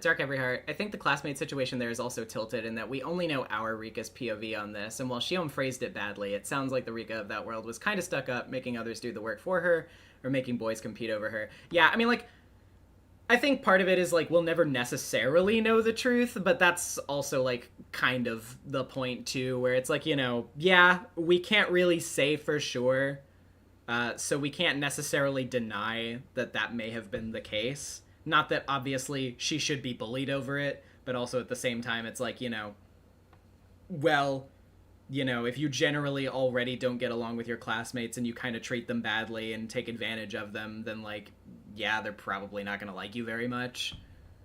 And again, it sort of leads to the same conclusion where it's like, instead of doing this, perhaps we should all be nicer to each other. I think that'd be for the best.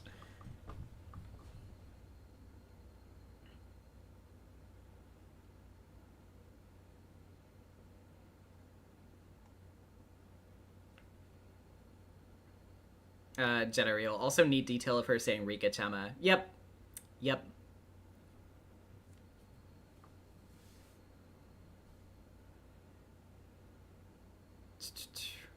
Sion probably called Mion about Rika asking her to join a club, and Mion was like, you should start a club, and the chair incident was what made her take Mion's suggestion. Yeah.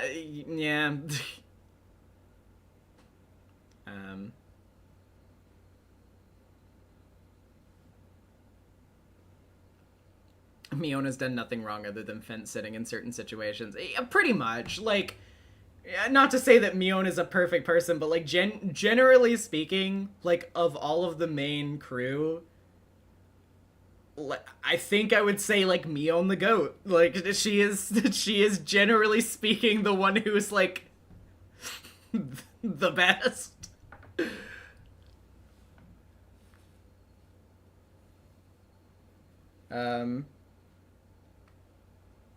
Of course, the reasons why she is the most social and the most, like, apt at that sort of thing are for, like, still for reasons that have definitely led her to suffer, which is unfortunate.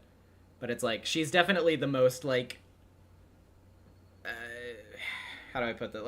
Like, I don't know. She just has the most experience, I guess, or the most social experience. She's the one that's, like, connects to people the easiest.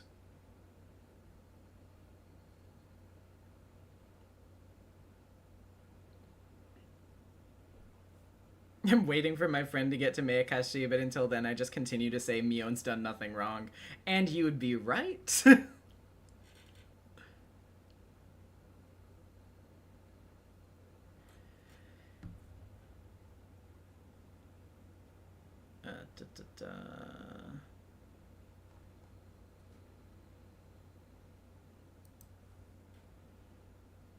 One second.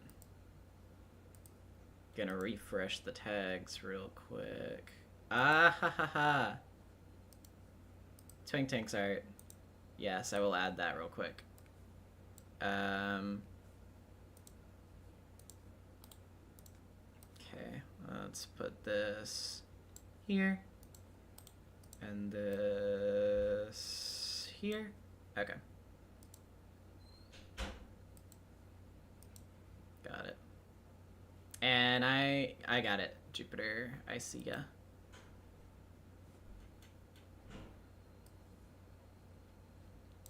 So I will wait for that. Rena did rescue Colonel Sanders, though, and that's still in the top 10 Higurashi moments. True. The most epic anime fight was the Colonel Sanders retrieval arc. You know, the best 20 hours I've ever spent. Evie Curry, actually, can I share my latest version of the thing I was doing? Oh yeah, absolutely. I'll just replace it with where I had the one that I already had opened.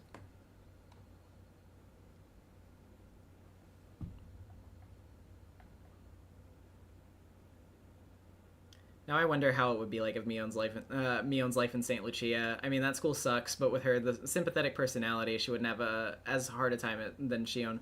I don't know. I do wonder about that myself, especially because, I mean, I don't know, like, I think, obviously, since they never switched places, they were both kind of socialized differently than they were before.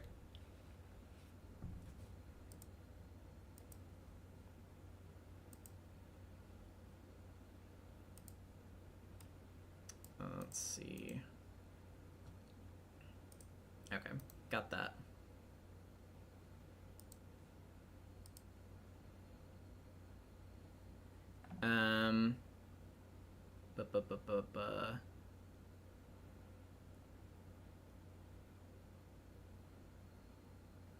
It's really funny how Miona's the most suspicious of the club members, but she actually didn't do anything wrong. No, literally, it's really funny to me.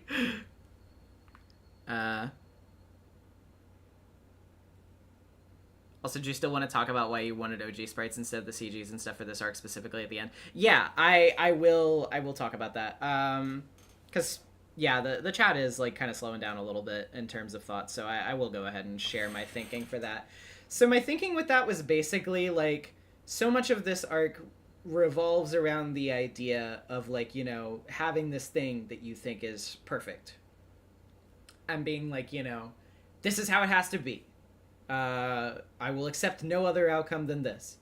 And then being told, like, you know, hey, this thing may not exactly be what you want, but it is still beautiful. It still has a value. It still has a purpose. You know, like, just because it isn't the thing that you were looking for doesn't mean that it's not real or that it's not worth valuing.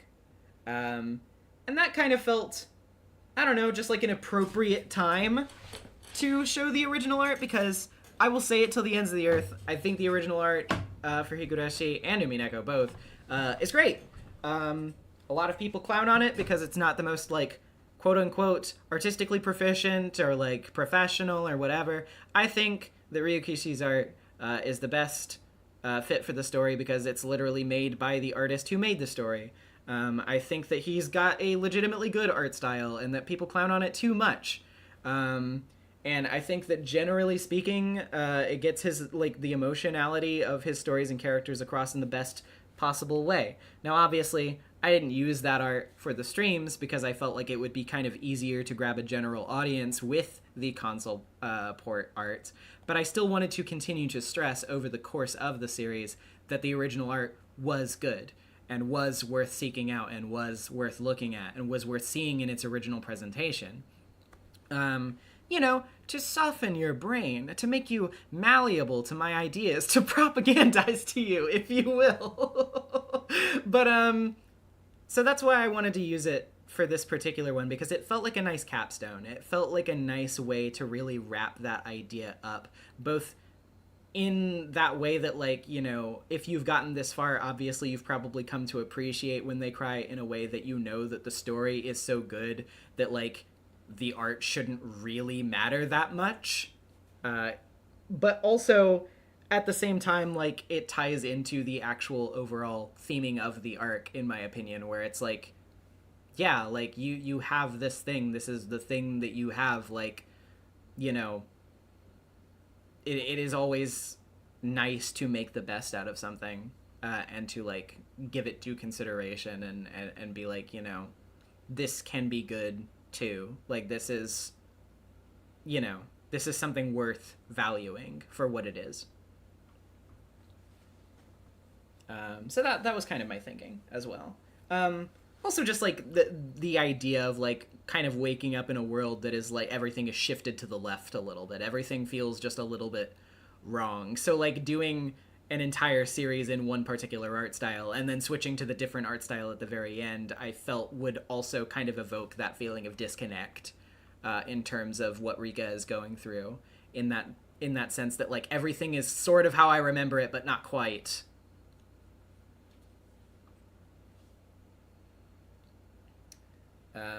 Ting. The OG art also fits with the homegrown, scrappy indie art roots of the series. The fact that it was made by a handful of people, it's sincere and rough around the edges, like Higurashi itself. Yeah, absolutely. And I love it for that. That's why I love the original art so much. It's because, you know, it is very rooted in, you know, that sort of, like, that scene, that sort of creative scene, which I value very, very heavily.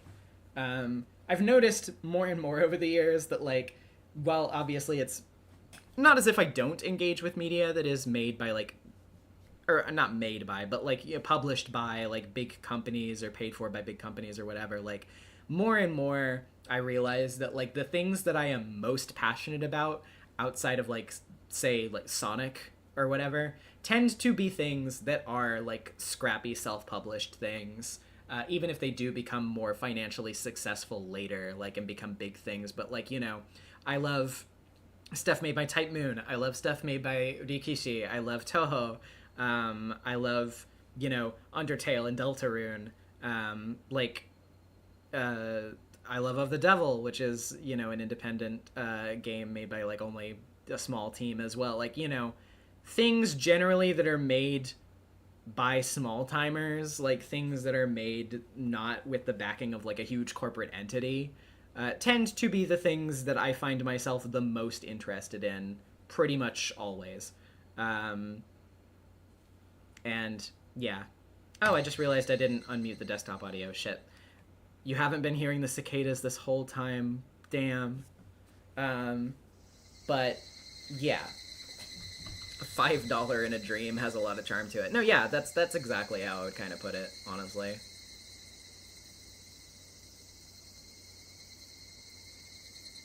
Ryukishi's art has gotten much better in general. His art style is really comfortable on me. No, yeah, absolutely. Like, if you look at some of the art in Kikonia, for example, like, I mean, well, I would even say this for Umineko, obviously. I would say it for all of his art.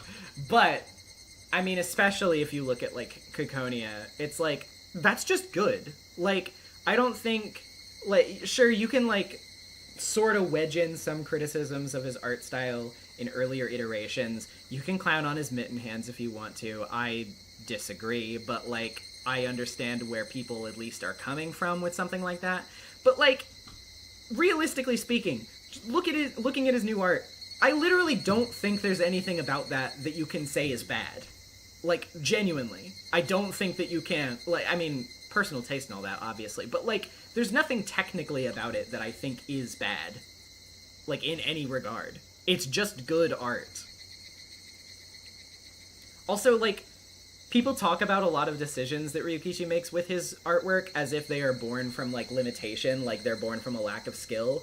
But if you look at some of his other art as well, it's literally not that. Like, you can tell that he literally has a good grasp of fundamentals. He has a good grasp of, like, you know, like, character design and, like, general, like, posing and stuff. Like, this is not a man who is, like, making decisions based on, oh, I'm not good at that. Like, he is very deliberately, like, he has a style. And if you don't vibe with the style, sure, fine, whatever. But, like, you can't say this art was made by someone who doesn't know what they're doing, because that's just simply not true. He does know what he's doing. He just has a very particular art style, and maybe it doesn't vibe with everybody, but he is not, like, he is not someone that doesn't know how to draw. Also, totally agreed with Radical. I feel like people who judge media based on art style alone are going to miss out on a lot of peak fiction. No, absolutely! Like, one of my favorite pieces of media in the world is One Piece. And a lot of people skip out on One Piece because they think it looks too goofy or whatever. And it's like, sure, okay, I get that on a surface level, but, like, I don't think that that's enough to, like, to be like, no, it's totally worth disregarding, you know? And as a kid, I thought that it looked stupid because of its art style, and then I started reading it, and I was like, oh, wait a minute, this is actually really good, and actually the art style really fits the kind of story it is very well. Not that there's nothing worth criticizing about the art of One Piece, obviously, but, like, it has that style for a reason. It's not, like, an arbitrary decision. Same thing goes for JoJo's Bizarre Adventure. When I was younger, I saw JoJo in passing, and I thought, I don't know, this isn't my kind of thing. I'm not really into big, bulky, muscly characters. It's just a little, like, I don't know, it looks kind of ugly to me or whatever. But then, when the anime came out, I tried watching it anyway, and what do you know? I fucking loved it. And now, I can't imagine JoJo without the art style that it has. It literally would not be the same story if it didn't look the way that it did. So, like, I don't know, man. I'm just saying.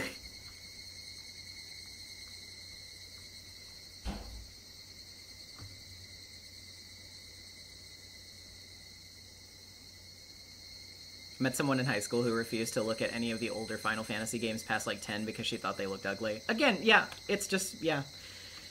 And I mean, don't get me wrong, it's not that I've never been that person. It's not that I don't understand. Like, you know, aesthetics are important in a piece of art, and I understand if the aesthetics just, like, don't gel with you in a way that, like, make it easy for you to want to seek it out. But there are so many good stories that you will probably love that probably have an art style that you're not crazy about. And you just have to give them a chance. Like, I'm not saying that everything's gonna tickle your fancy, but at least be willing to try them. You may find something that you really, really like as a result. When They Cry being a very good example.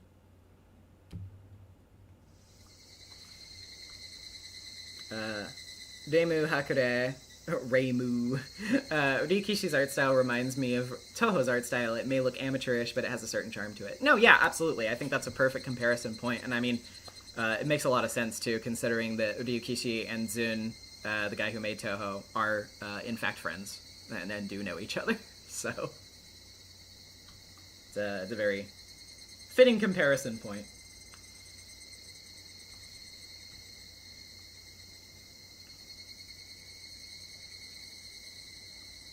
Arhabaki Gaming. I don't know how much Beatrice is inspired versus created from him, but her design is represented by his work as straight up perfection from a design standpoint.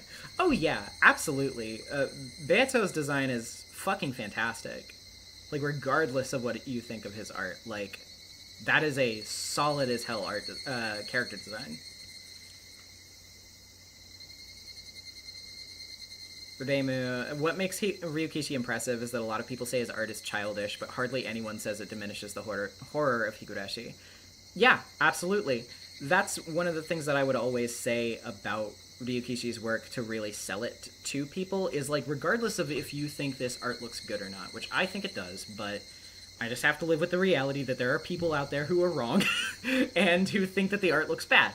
But I would say to those people, okay, but look at how popular Higurashi is and how successful it has been and how many people read those initial releases of the visual novel and spread it through word of mouth and made it into the franchise that it is today. Those people didn't have the console ports. They didn't have, you know, the 07th mod patches. They didn't have the manga. They didn't have the anime. Good for them, actually, but, you know, but they didn't have those things. So, like, so then what do you think of the people who got into it back then? Are they just, like, stupid? Did they just get into something, oh man, they got into something with that bad of art? Like, even if you could never be swayed on that opinion, if you just think, this art is bad, period, the end, well then, okay, well then what does that mean about the people who are still really into the story? Does that mean that they're like, that they, oh wow, they're just like crazy? Or is it that the story is so good that even this art that you think is bad is like kind of irrelevant in terms of like the actual quality of the narrative on display? Which is, for all intents and purposes, not to say that art is not important, but, like, the narrative is the thing you're coming for anyway. It's a visual novel. You are reading a novel. So, like, yes, the novel is that good. I see you, Gloomy. I will get that.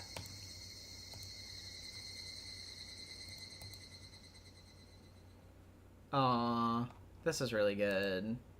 Man.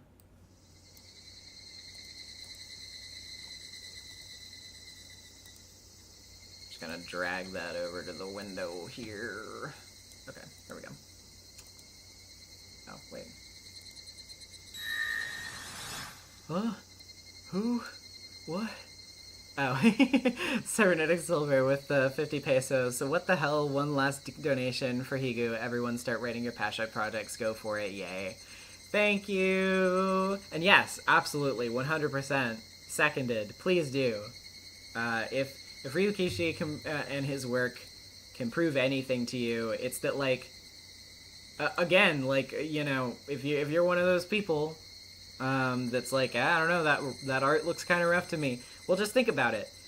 This entire franchise spawned from that artwork. If you've ever told yourself, you know, I'm not professional enough, I'm not proficient enough, I can't do this, my skill's not at a point yet where I could make something that people would like, not true. Literally do what you want. Make your fucking story. I know that, like, obviously people who reach this level of success are kind of like a fish in a barrel. It is very much luck-based in a lot of ways, but, like, you know, no point in being like, no, it's not possible for me. It is possible for you. You should do it. Stop delaying. I need to take my own advice. I'm a hypocrite. But stop delaying. Make your things. People out there who like them will... They're here. They exist.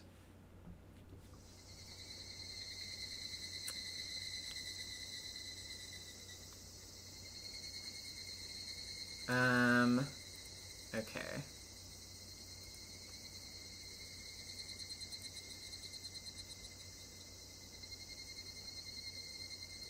1 second.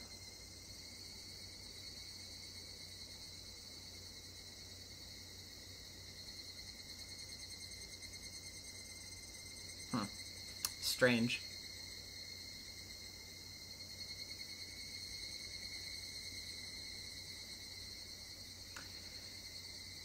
Okay,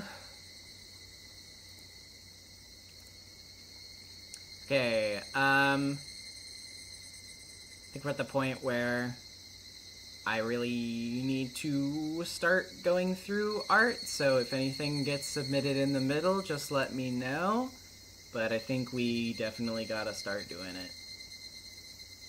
So, and if you have any Higurashi art that doesn't make it to the end of this stream, then maybe at the end of the first part of Fate on the 22nd, if you still want to submit some last-minute things, I'll put up a spoiler warning for Higurashi-related stuff, and we can show the last submissions there, too, if anything related to this epilogue also wants... Like, if anybody wants to submit anything related to that as well.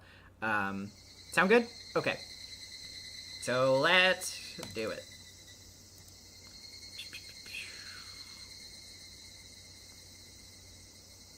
Where's the window? There's the window. Boop. Okay. Well, no. It's, the window cropped incorrectly. Hold on. There we go. So, first, we have this from Don Pompon on Blue Sky. It took me so long to find the OG meme so I can make this. Also, the horse is here. I'm so glad that somebody made this. I was begging for somebody to make this. I couldn't find the original meme myself. I'm so glad that you did this. I really like you.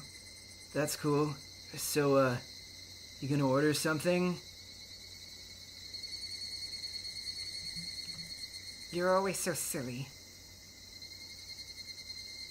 Right. It's so good. I love this meme so much.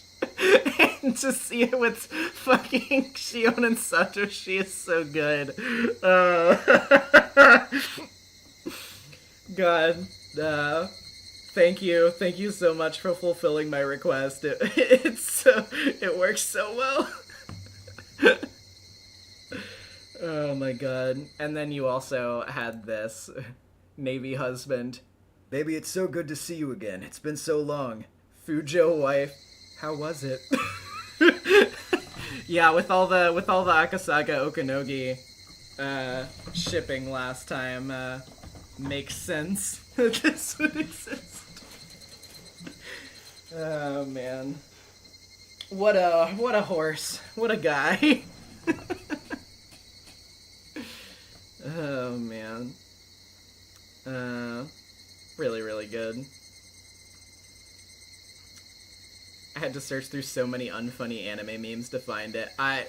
God bless. You truly are the strongest of any of us for that. Thank you for your service. Moving on over to this from Gloomy at Gloomy Squids on Blue Sky. This piece certainly was giving me trouble. No Discord, I am not giving you more money to upload this there. Anyway, thank you, Marcy, for making Higurashi so accessible to people. Your voice acting really sells it all, and I'm glad to have witnessed everyone's reactions live. Thank you. I appreciate it. This is really cute. Oh man. Everybody, look at them. They're so happy. They finally did it. No more obstacles. We did it, gang. Man. It's just, you know, it's always nice to see a happy Rika. Man, what a good ending. What a good fucking ending. Ugh. Anyway, you did a fantastic job on this. Also really like the colors in the background as well. Very warm. Very soft. Great job all around. And oh yeah, I guess I should also say, by the way, thank you, Gloomy, for making the art that is used in the thumbnail of this stream. You also did a really fantastic job with that. Really love the way that came out. I think that it definitely made the thumbnail look even better than the one that I was already planning to use.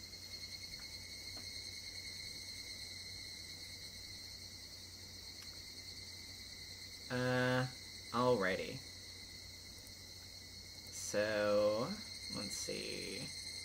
Where is the next post? There it is. Okay. So, next up, we have this, from, oh, does it free, god damn it. It always does that whenever I'm on the other window. Let me pull up the post on my phone so I can read it at the same time so that it doesn't freeze while I'm reading it. I love Streamlabs. Anyway, this is from Aquanoir. It is Higurashi Violence Time Again. This was actually the first piece I conceptualized for this series, almost certainly because I saw the anime's take on the opening scene of Onikakushi and got really mad about it. Me too. And yet, it's also the one that I changed up most significantly through the entire process. The one thing that stayed consistent was that I always wanted it to involve animation to some degree. The opening sequence of Onikakushi's only physical descriptions are sensory on Keiichi's part. The motion of swinging an arm, the tears on his face, and plus, like, one mention of Rena's expression. And when I imagined how that would translate to visuals, I wanted to capture some of that physicality among the emotional turmoil. However, the last time I even attempted learning to animate something was literally 10 years ago, so I was basically starting from scratch. I tried my best. And with every swing, forget a little more. This is the first part I'm not totally satisfied with, but my inexperience with animation was enough that I really didn't want to start over, lol. I'll probably take another swing at it, sometime in the future after I gain more experience, and maybe actually include some arm swinging this time. I think it still looks really fucking good, though. Like, this is really cool. I really like the stylistic decisions here. Man, the flashes with, like, the actual lines, it's really good. Like, in my opinion, you knocked it out of the park yet again. I fucking love this. This is really good. Also, to not, like, have that much animation experience and to do that in 2 weeks also, that's fucking insane. Like, no, I can't be complimentary enough about that. That's really good. And here's the various parts. So there's, yeah, the gif of the actual, like, line artwork of Keiichi here. With Dawning Horror, I realized that if I wanted to add something similar to this Evangelion gif I saw the other day, I would have to not only draw even more stuff, but do backgrounds that would be barely visible. And after I did the first one, I got so tired of it that I cut corners and borrowed some CGs from the console port. Totally understandable. And here are the individual pictures here. We have this really good Rena, which, by the way, yes, this background is really good. Not that I blame you for taking CG backgrounds for the rest of them, but this one is really fantastic. This Mion, which is also great. I love her. This Dump Rena doing the fucking mitten hands, which is great. And then the Trust Me Rena. Ugh. Ugh. Ah! It hurts. It hurts. But it's fantastic all the same. Really love the perspective on this one too. And then in the tags, the piece I have in mind for Sumi Horoboshi is definitely too graphic for stream. So, well, I guess it's a good thing we got to the last one this week then, but I'll still look forward to seeing it. So I was like, okay, I've got to learn how to animate in 2 weeks, haha. So enjoy my attempt at rotoscoping. He's supposed to be panting while holding the bat in front of him, but IDK if that comes across. I think it does. Anyways, excited to read Saikoroshi again. The first time I played it, I cried the entire time, so we'll find out if that happens again. Edit, yeah, it happened again. Yeah, yep, I understand. Yeah. Thank you, though. Thank you for your submission. This is really, really good. I think you did a really, really fantastic job with this. Yeah. Can't compliment your artistic skills enough yet again. Always doing a fantastic job. Did I zoom in? Oh, no. Okay, no. It was this tab that I was zoomed in on. But, yeah, okay, yeah. Yes! Okay. Anyway. Next up, we have this on Tumblr from Noruoki. Happy birthday, chat, and early happy birthday to Marcy, I think. Yes, it is next Friday. Next Friday, which is part of why I'm not streaming next week. But next Friday, the 15th, is my birthday. So, If you want to say happy birthday on the 15th or whatever, I appreciate it. Thank you. I wish I had more time to do art, but at least I'm glad to be catching the epilogue with this final piece. Takano and her 2 girlfriends, a sketch, and 2 extra colorways that I have mixed feelings on but still wanted to share. So there's this, and then this. I like this one the most, personally. It's really good. Very cute.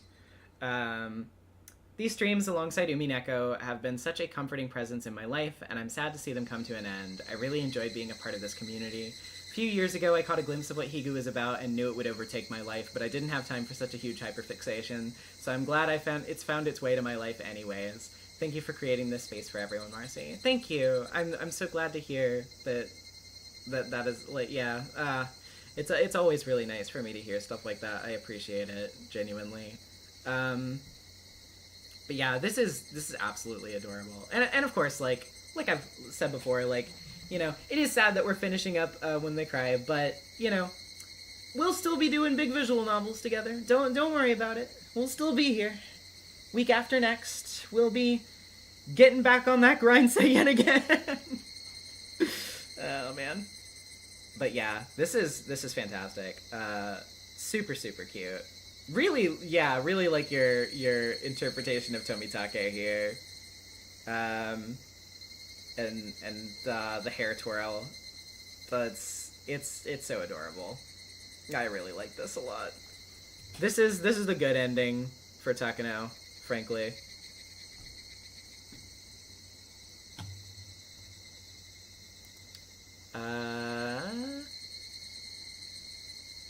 Next up, we have this from the Death Dash Bird on Tumblr. Headless was mean to me for making me do this. Credit to Donkey for bio. Rika Furude, witch's knowledge. Rika has knowledge beyond what she should be able to. She sometimes claims she has obtained that knowledge because she is a witch with a different perspective of the world. While this knowledge does greatly benefit her abilities as a gauntlet knight, her occasional disconnection from humanity is a detriment to her motivation. A certain miracle, Triple S. When she and her Ket all work together, nothing can stop them, even in the most impossible scenarios. So long as there is even a small chance of success, they will win. Rika and her Ket's miraculous deeds have inspired many others to improve their teamwork and create miracles of their own. Very, very cool. Really like the colors on the side there. Like the multicolor is really fun. I mean, in general, the color choices of this are really good. I quite like them. Donkey. Fun fact about the bio I wrote for Rika. I wrote it last week so that there'd be something in case I couldn't think of anything during stream today, but it ended up fitting very well, so I kept it. Yep, I mean, you pretty much got it, like, hit the nail on the head there. Oh, that was very good. And zoom back out. Next we have this from Vulpicula, but it's VULPXCULA on Tumblr. Wish I had more for the final stream, but have a Rika came back wrong whip. Ooh. Eee. This is really good though. I do really like this style a lot. The eyes especially are really, really good in this. And like the coloring as well. Very good. Oh, I just noticed the neck. Man, really good though. Really, really good though. Yeah. It gives off a very melancholy vibe, but I still think it's really, really well done. Oh man, Rika. So sad about you, girl. Happy for you though at the end. Glad that you got everything settled. Hope everything goes well for you.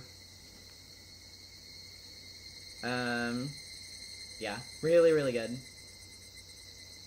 Next up, we have this from the Twin Tank. Flowers of Hell, Higurashi / Utena crossover whip.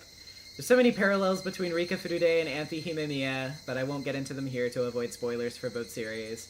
I drew Rika on a bed of spider lilies, the flower of hell, while Anthe is on a bed of white roses. They are both so tiny, and both deserve the best.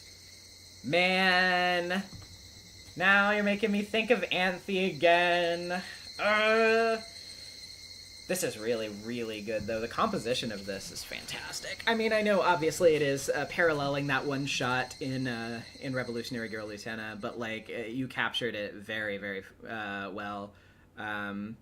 Really, really like the colors here, too. Just, Makes me want to rewatch Utena, which is never a bad idea. Oh, hi, Noroki. We were just, looking at your art not too long ago. Which was great, by the way. Thank you for submitting it. Children who deserve better and children with arrested development. Yep. Mm-hmm. Yep. Yeah, this is really, really good. Also, like, dang, the flowers, you did a really, really good job with those, too. Like, for the way that they're framed around there, yeah, that's really, really impressive. Also, like, as always, your coloring is fantastic. Really, really like this. Okie dokie. Now, moving on over to Discord. We have this from Evie Curry, going back up to the original caption when you sent an earlier version. Still coming along with this one, debating putting Erika in her green dress so she fits with her friends, which you did. And so it's not redundant with the lower figure. Also wanted to see if I could put some more deific clothing in there without bumping into something culturally incorrect. And then, oh, it's unfinished as fuck, but you know. Really, really good, though. Like, I really like how this is coming along. And if you finish it by time of the 22nd, I'd love to show it off there, for sure. Man, this is so well posed. Yeah. The composition of this is fucking fantastic. I love this. It's really, really cool. I mean, you know, your art is always fantastic, obviously, but, like, I really look forward to seeing how this one comes out, because right now it's already coming across really, really well.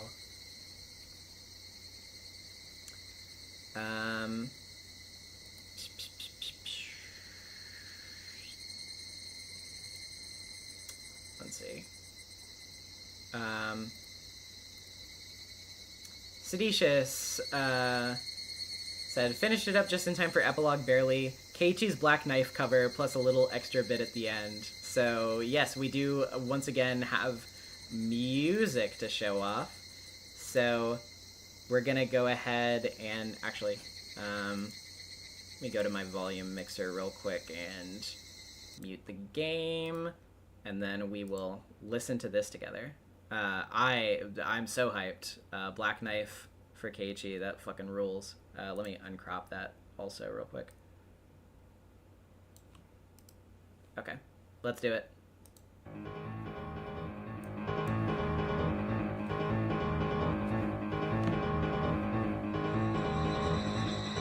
Oh, the cicadas.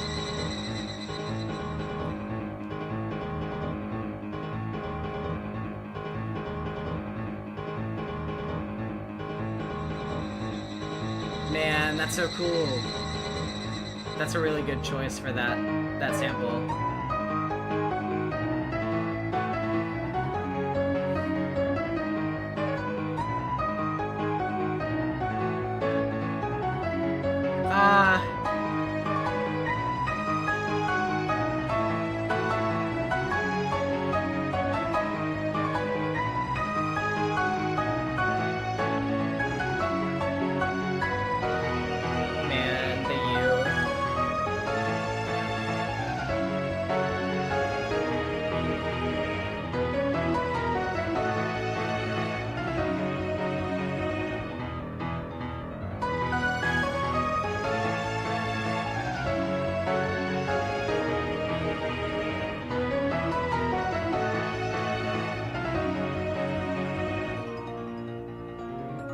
I love that you're incorporating your previous themes too. That's really cool. Makes it very fitting for a final piece.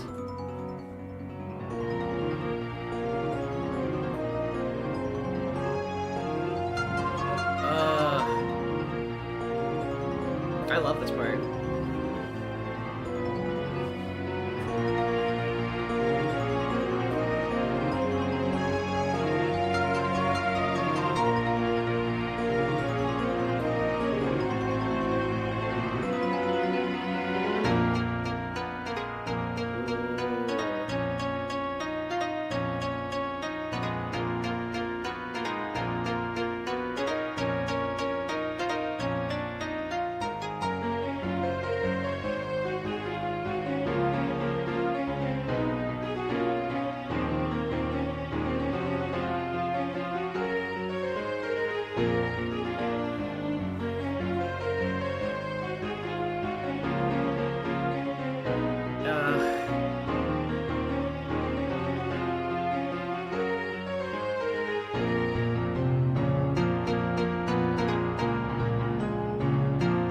Once again, it all just flows so well.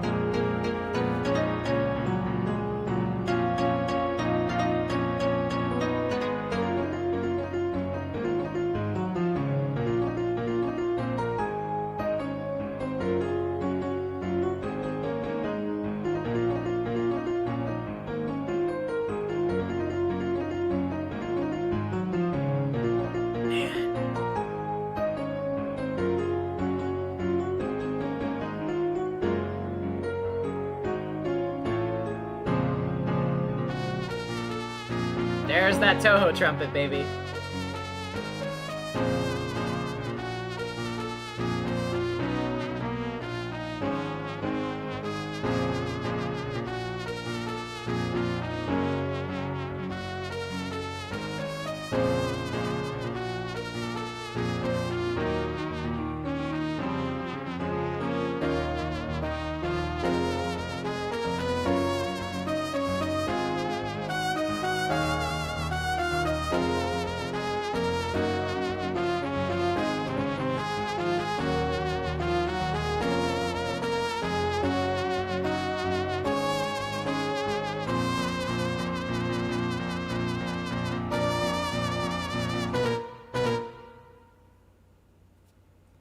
Wow, that was really fucking good.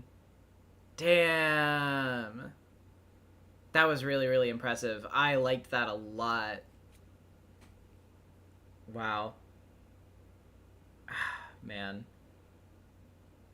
Man. You did a fantastic job with that, Seditious. Thank you once again for submitting your music. I always love to hear that. Man, that was so good. And you have another great submission coming up in just a second. Alright, so next we have this little poem, and I remember seeing this in the server earlier, that was submitted by Earthman No Earth. The Higurashi did not care, as I stood in the riverbank and cried out to eternity, hearing only their wails. The Higurashi did not care, as I bloodied my fingernails against the stones of the quarry, leaving only faint scratches. The Higurashi did not care, as I searched through the fields for them, seeking their company, finding only their trails. The Higurashi will not care, no matter how desperately I flail. They sing as they always have, the constant, the matchless. But I know that you will care, and I am so glad to have you. Aw, that's very sweet. And you did a very good job at like mimicking the format of the Bernkastel poems as well, which I think you talked a little bit about before as well. I think you did a really good job with it. Yeah, very, very sweet. I like this a lot. We have this from Dav at Space Caribou. Happy final Frederica Friday. Unfortunately for Rika, it is not going that well. I moved into a new apartment yesterday. Congratulations. And the person I'm subletting from left it absolutely gross and disgusting. Sorry about that. So I drew Rika in my same situation, discovering the mess and prepping to clean, because like Higurashi taught me, a shared sorrow is halved sorrow, and a shared joy is a doubled joy. Hopefully Rika will learn the joy of scrubbing and carpet cleaning just like I have the last few days. I hope everyone liked Saikoroshi Hen. For me, it is a very important and appropriate bow on Higurashi as a whole. I'm sad it's all over, but glad to have been on this journey with everyone. Looking forward to Fate in a couple weeks. Much love, everyone. Thank you. And yeah, this me, so true, bestie. Me when I see a filthy fucking house. And then just, yeah, man, I totally get it. I'm sorry that it was like that, but hopefully it's been going well. I'm still happy to hear that, you know, you're getting a new place though. That's always exciting. I hope it goes well for you. Very, very exciting stuff. I know that there's still one possibly on the way as well, art-wise, but I will... I'm sure there's probably a bit of time because the next thing that we have is that PowerPoint, so, you know, I'm sure that we'll have time. But yeah, let me go to the PowerPoint, and then I will pull up that last art afterward. Okay, so this is a PowerPoint submitted by Seditious, and it is, yeah, let me read the information. So, uploading it now so I don't forget tomorrow, but here it is. Not exactly a scrapbook, but I feel this is still quite good and way too long. The finale to the Furude theory and the greater truth it reveals regarding miracles and manipulation. It is a Google Doc because I could not put up with Movie Maker, and this still took a full week of almost non-stop work due to needing to go back through the entire stream series, holy shit, to make sure I didn't contradict anything. Might have still missed something, but if so, that scene isn't real anymore. Problem solved. Okay, understood. Accepted. Hope you all like the final version of the theory, putting it in stream art instead of Higa's specific one, because I feel like it qualifies as like performance art or something. Yes, it does. Okay, so let's go through this. A few notes before we start. Google Slides tends to flash for literally no reason, whether it is in slideshow mode or not. To try and mitigate flashing light issues, every single slide has a fade transition effect. Doesn't work well, but it's something. This is long, like really long, around 4,500 words, 170 slides, and if it takes 10 seconds per slide, it probably won't. This would take 30 minutes to get through. Just a warning. I was going to make this in Windows Movie Maker or something, but I still couldn't find anything with a text typing animation for free. Was running out of time. Still works though. If I missed anything, no I didn't. However, anything that may appear missed would be answered by following the same logic as the rest of the scrapbook without issue. And without further ado, I present to you all the true story of Higurashi when they cry. Okay, let's buckle in. Let's full screen this, actually. Hold on, let me uncrop this. Okay. Well, actually, before I full screen this, let me unmute the game for ambiance reasons. Game, do you wanna... Okay, thank you. For ambiance reasons. Okay, let's do this. Someone else's scrapbook. Okay. I don't know if the transitions are doing the thing. Maybe I'm not in slideshow mode? Well, I'm sorry. It had been 2 weeks since the initial incident involving Takano and the Mountain Dogs. Given he was the director and the usual janitors weren't allowed in the security room, Irie was stuck with cleaning duty. If I had known that I'd been dealing with the aftermath, maybe I would have had Kasai aim more towards the floor. This is going to take hours to get back in order. Yeah, it's not in slideshow mode. I don't know how to do it, though, is the thing. Because it doesn't give me the option. No, hold on. F5.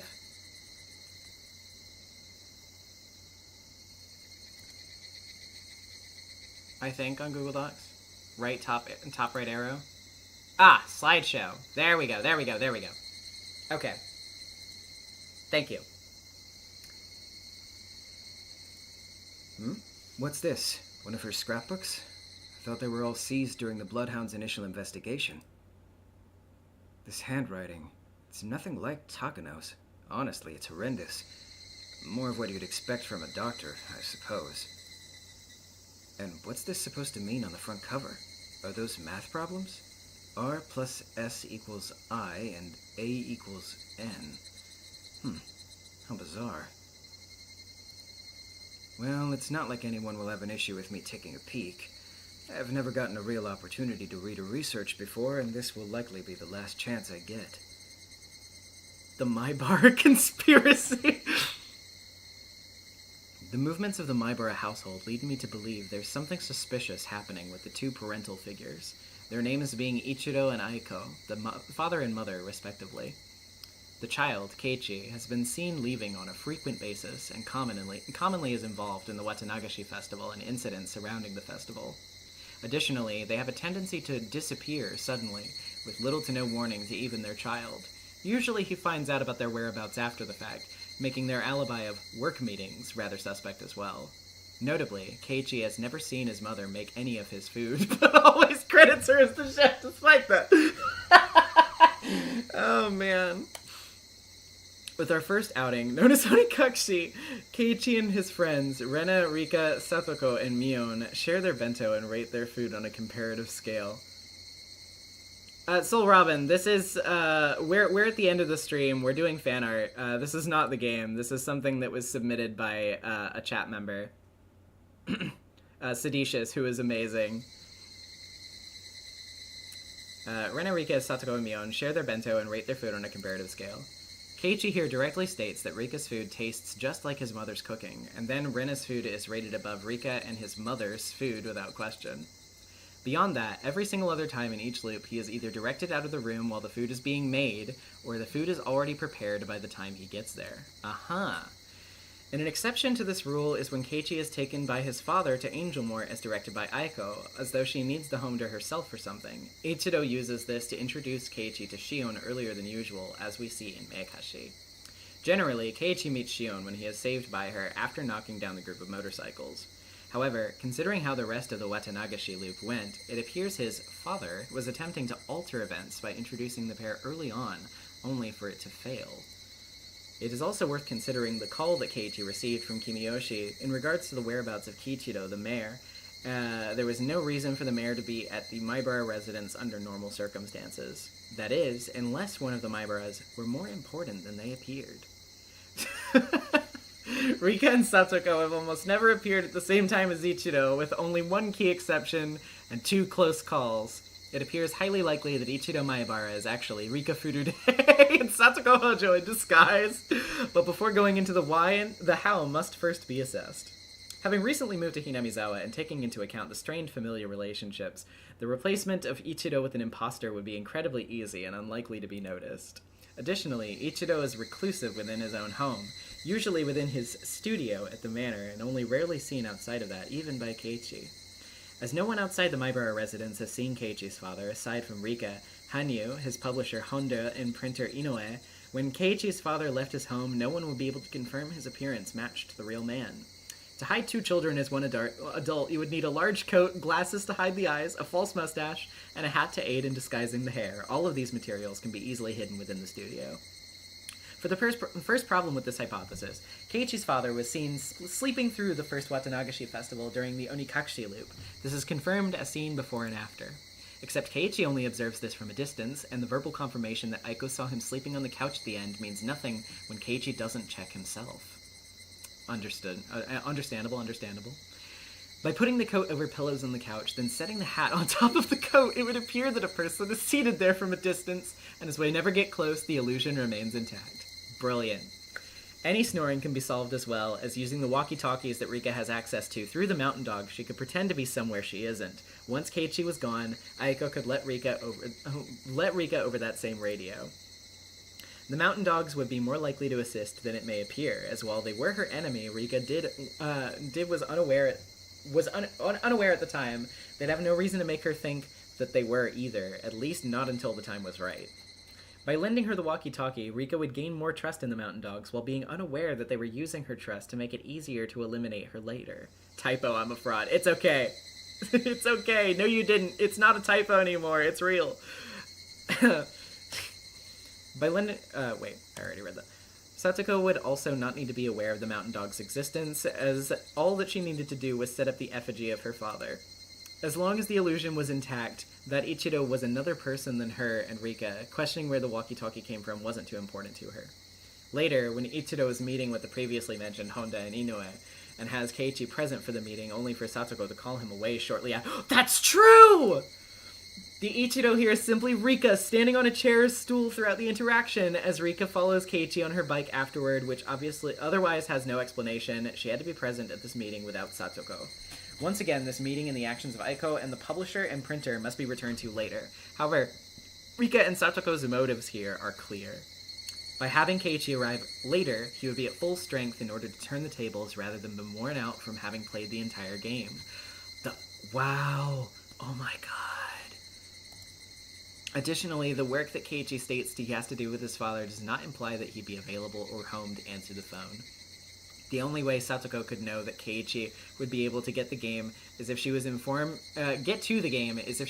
beforehand that the meeting wasn't something of physical labor, or Keiichi needing to model like Rena suggested. Keiichi also noticeably does not hear the phone ring prior to being told that his friend was calling him. It is entirely possible that Satoko wasn't calling him, but Aiko calling Satoko as he was done assisting the meeting and could be called to the game. Whoa! Either way, Satoko had advanced knowledge of the meeting and its contents in order to know when would be best to call or to be prepared to be called by Keiichi to join in at the game. The last major roadblock is during Minagoroshi, when Ichido attends a meeting with the intent of assisting the effort to retrieve Satoko from Tepe Hojo. Rika is also present in the same room, and Satoko is preoccupied for obvious reasons. Now, this appears to be the end of the road, the one thing that proves Rika and Satoko did not replace Ichido, except there are two different ways that this trick could have been performed, both possible, only one more probable. Firstly, if Hanyu had materialized, donning the garb of Ichido and fulfilling the role on her own, she could replace them both on her own for a short period of time. What are you messaging me about on Discord? Don't disturb me right now! For this, though, Hanyu would have to take the part of more than a bystander, even if Ichido acts as a bystander for the majority of the story. After all, this is the first time Ichido took actions directly to assist in getting the results Rika was looking for. However, until the final arc, Hanyu is not seen physically as she refuses to act until she is made to understand her inaction would be the cause of their failure. We would also need— Oh, sorry! Sorry, Jupiter! I was comedically— I wasn't actually mad. I didn't know that it was you. I'm sorry for chewing you out. We would also need to assume Hanyu uses stilts to match his height. Thus, it is far more likely the same thing was used as for the sleeping father disguise, but more directly. All Rika needed was for one of the mountain dogs to step into the role for a few hours, and they'd be done. Oh, okay, I see. So it was Okinoki, yes, of course. They already had the motive to do so and full knowledge of what Rika is attempting to do, as she would have informed them of the disguise while she still trusted them. As no one would be familiar with the mountain dogs in Hinamizawa, the swap wouldn't even appear suspicious. Add in that Keiichi rarely sees his father. He'd have been too busy with other stressors from their riot to save Satoko to notice anything off with his father in the short time they interact here. Now, during Watanagashi, Ichido is seen both before and after Rika and Satoko's supposed deaths. However, the accuracy of this death timeline is debatable. Miyakashi is mostly a retelling of what happened during this loop, but notably there are a few key differences, one of which is how Rika dies. During Miyakashi, she uses the syringe containing either H173 or C120 to end her own life after attempting to use it on Shion. Logically, trying to cure Shion would make more sense, but the results are the same regardless. Rika uses the syringe in the attempt where she confronts Shion. Meanwhile, in Watanagashi, not only was the syringe not used as her throat was not clawed or slashed, but the contents of the syringe were able to be examined by investigators after her death. They could not identify anything specific, but that means it still contained something to examine, therefore it was not used. They could not identify anything specific, but that means it still contains— oh, wait, yeah, okay. Rika did not confront Shion. In Watanagashi, both Rika and Satoko go missing shortly after Keiichi calls them while his father is home. Keiichi's dad is present until Keiichi is stabbed by Shion, before disappearing once more afterwards. Oishi only gives the time of death of Mion, Shion, and Takano. Given this, it is entirely possible for Rika and Satoko to return to the bunker and fall into the well afterwards, as he does not state what date they had died on. Aha! There was no intervention from the mountain dogs whatsoever when Rika and Satoko vanish in Watanagashi, despite the very clear implications that this would ruin their plans if they find Rika 48 hours after her death. Well, that only makes sense. They knew Rika was alive and accounted for. There was no reason to act. True! The reasoning for Rika and Satoko returning to the location they were believed to have died has several reasons as well. Rika would clearly be trying to find ways to remain safe in future loops, examining the bunker as a possible location, and with it later becoming what they used in Matsurubayashi. She would also be looking for answers as to if Shion was working alone within that bunker. After all, why wouldn't she try to investigate the work of the main culprit, when trying to find who's been killing her? If they had access to H173, they could easily be causing her friends to reach L5. The last motive she would need to return is the understanding that the end of this loop was approaching, as she makes it clear that she can sense it in advance. Knowing her killer was approaching, going into hiding somewhere, people are actively investigating would make it far harder for them to get to her, but the well would also make it far easier for her to die on her own terms. Notably, the timing of this would be after Shion stabbed Keiichi. This means the primary investigation efforts would have been shifted out of the bunker and more towards the Maibara residence. She chose to go somewhere still under surveillance, but with less people who could backstab her, rather than a house where the search efforts would be focused on the exterior instead of where she would be. On the other hand, Satoko has less clear motives here, except for one notable exception. Teppei Hoshata, fire background! If Teppei were to return, Satoko has no reason to leave hiding no matter what they think happened to her. She would be put into his custody, which would be the same as death. The issue here is that she would not be aware of who knows about the Ichido replacement, making her far less willing to go to Rika, with Rika to Irie for her shots. Rika wasn't exactly one to share her secrets until her final timelines. If Satoko were to refuse to get her shots, she would collapse mentally quite quickly due to being at L5. With only one shot on her, Rika wouldn't be able to do much to save her either, even if she did use it. By taking Satoko into the bunker, Rika would have been performing a mercy killing. It would have been near the end of her own life, and Rika is fully aware that she never remembers the face of her killer. Since there was nothing more to gain, Rika chose to die alongside the one she feels the closest to, instead of letting herself get caught once and killed as usual. Damn. The exact same thing she did in Mayakashi to avoid being tortured by Chion, but taking Satoko with her out of pity for what L5 Hinamizawa syndrome would do to her. Finally, in Matsurubayashi, Hanyu cooperates only when choosing not to be a bystander, and in doing so, the first thing she does is help convince Ichido to move to Hinamizawa without being forced to.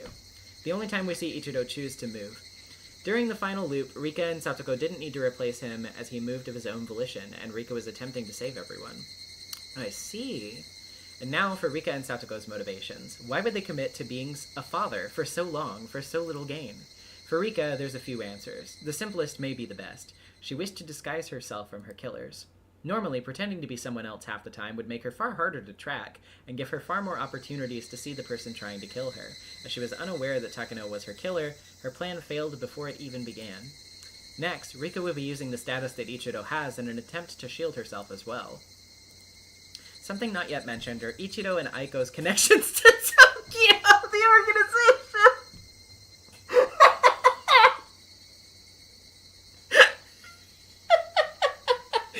Oh my god. Through many of the loops, they would directly state they have either meetings in Tokyo— That's true! That's true! Or have guests from Tokyo or are waiting for important work calls. Add in the immense wealth the Maibaras have, the mansion large enough to allow cars to drive in on one side, and the suspicion drawn towards the idea of Ichido being an artist even by Keiichi, and it seems far more like a cover-up.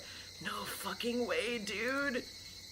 The publisher has stayed to give Keiichi a strange grin with emphasis in the text itself and the actions of Honda as he answers something that should be simple, whether or not Ichido's art is good or not.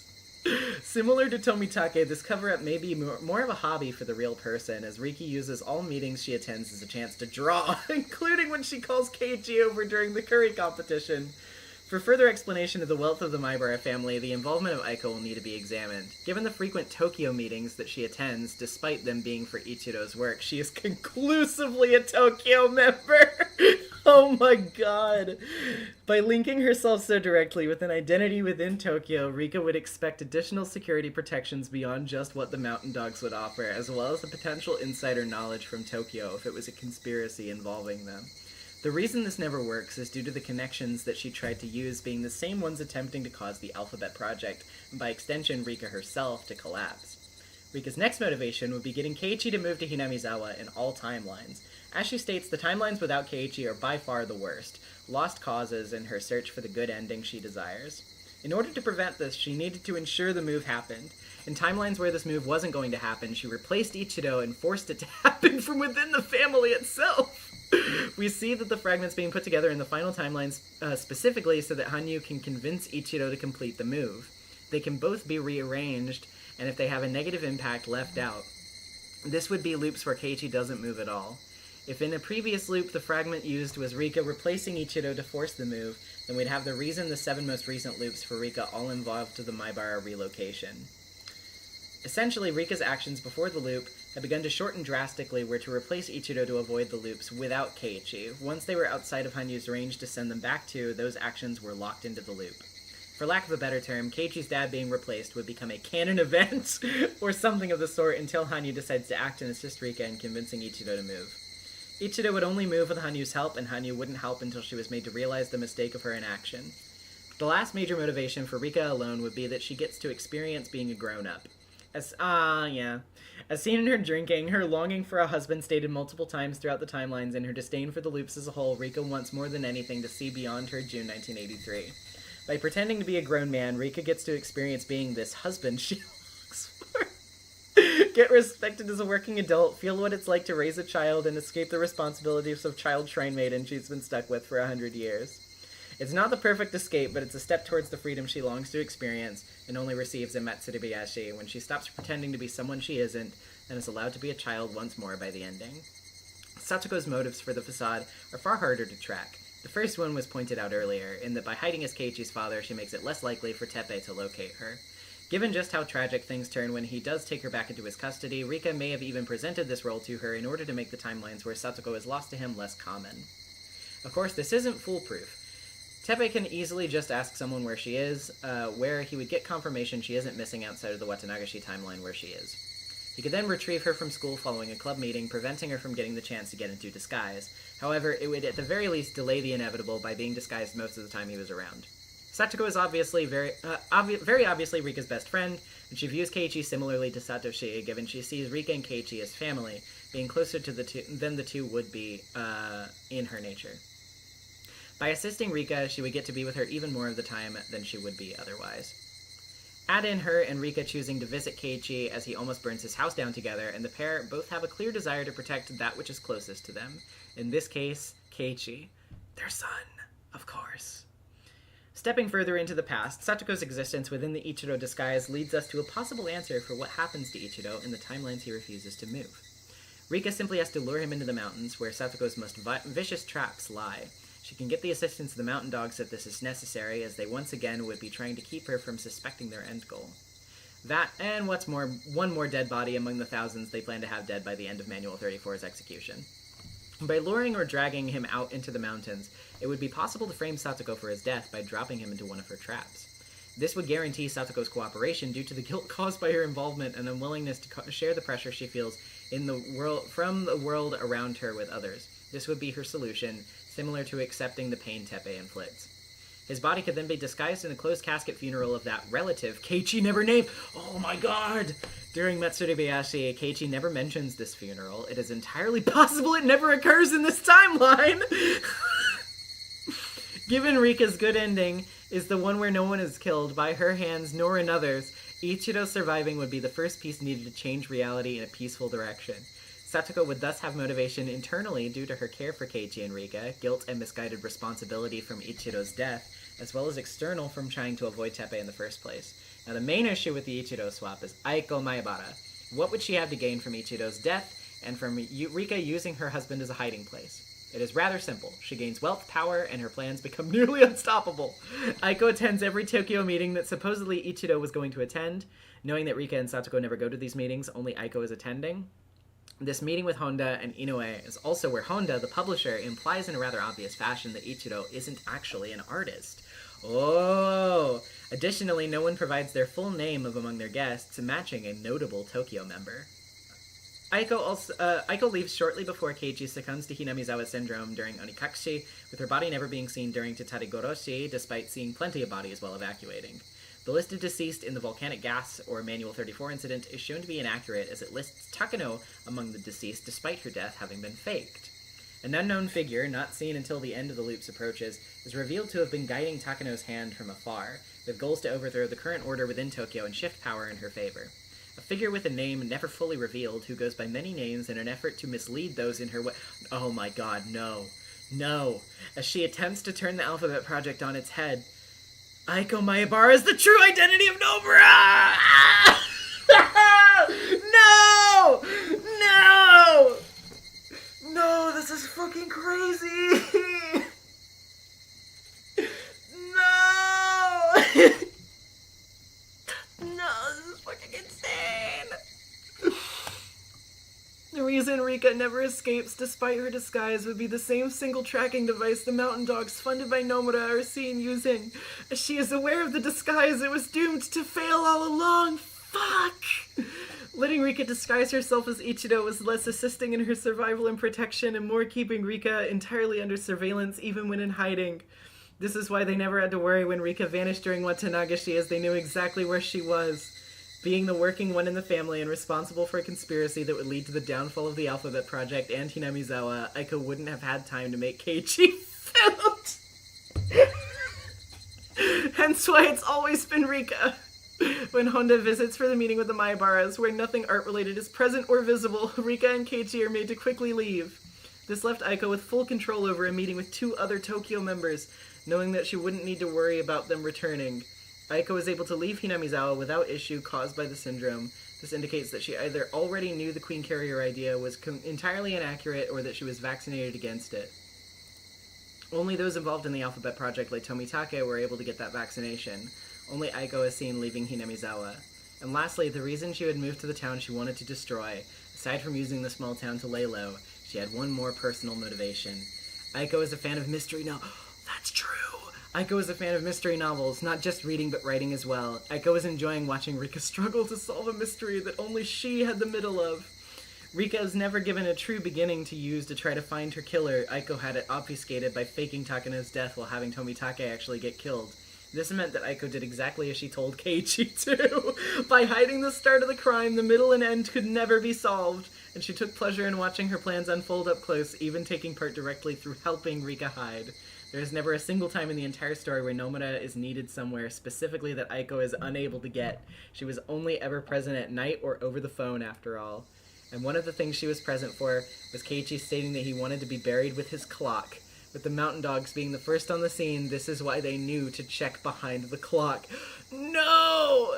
They didn't care about that much of what he wrote, but by knowing that there was a note at all, they could retrieve the only thing that could have ruined Aiko's plans. If that syringe was found, Hinamizawa syndrome wouldn't be something that they could sweep under the rug once the town was wiped out like planned. That is why Aiko must be Nomura, as without the intent to hide the disease, there would be no reason to take the syringe away.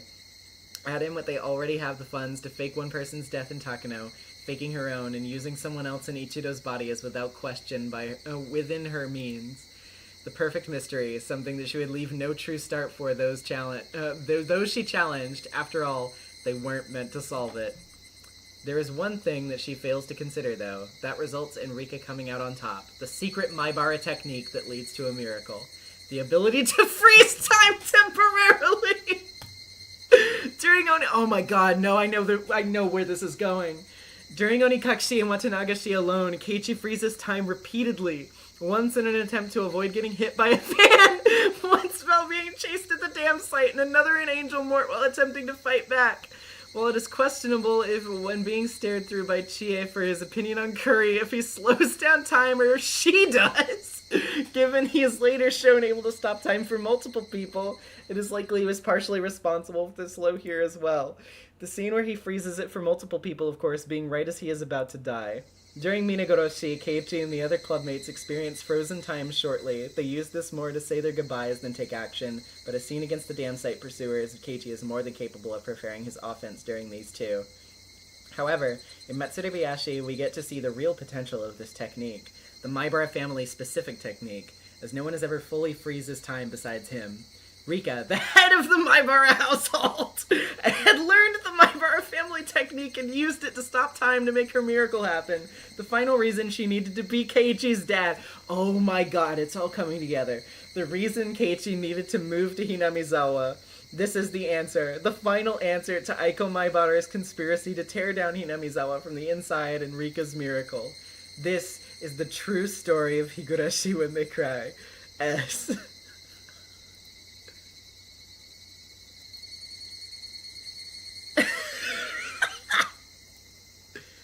What the fuck did I just read?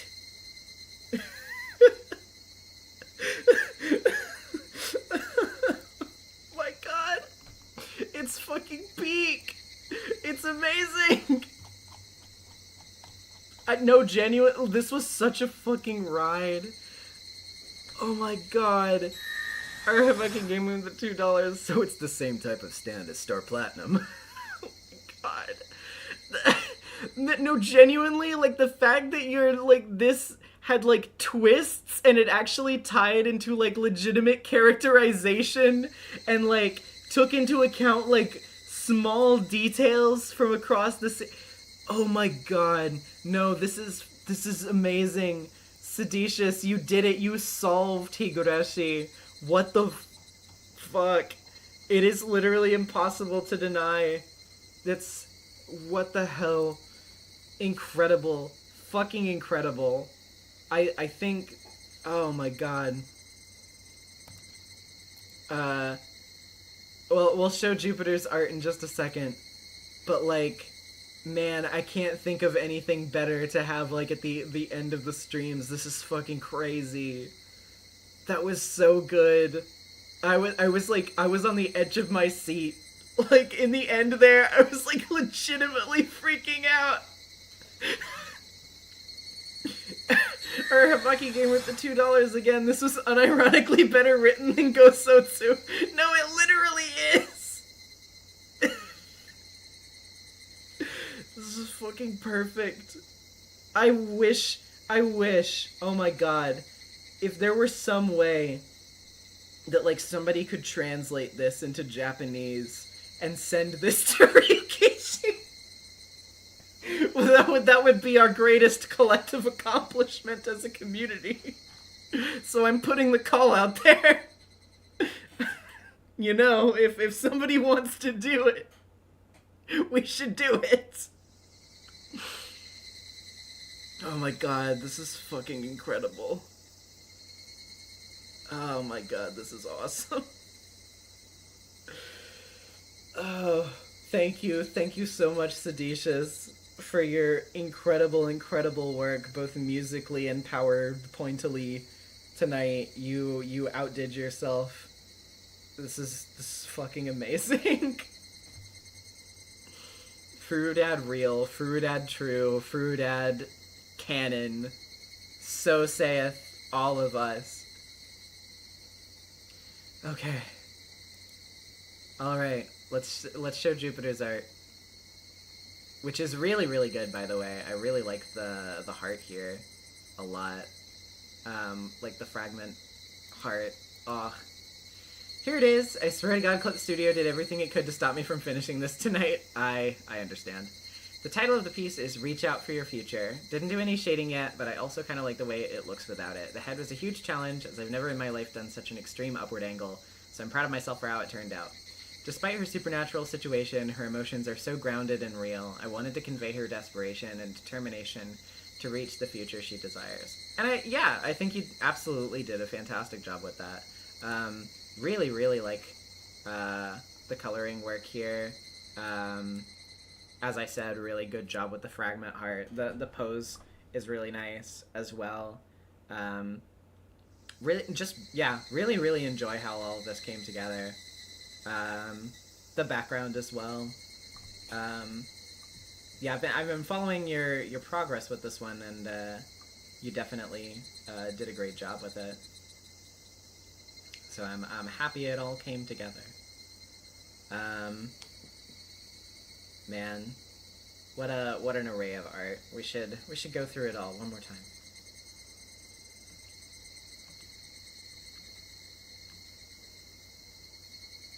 Fantastic.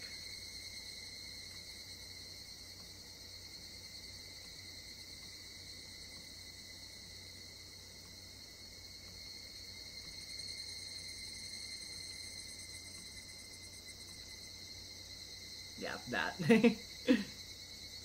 Actually, I should just show like the beginning frame. Yeah, that.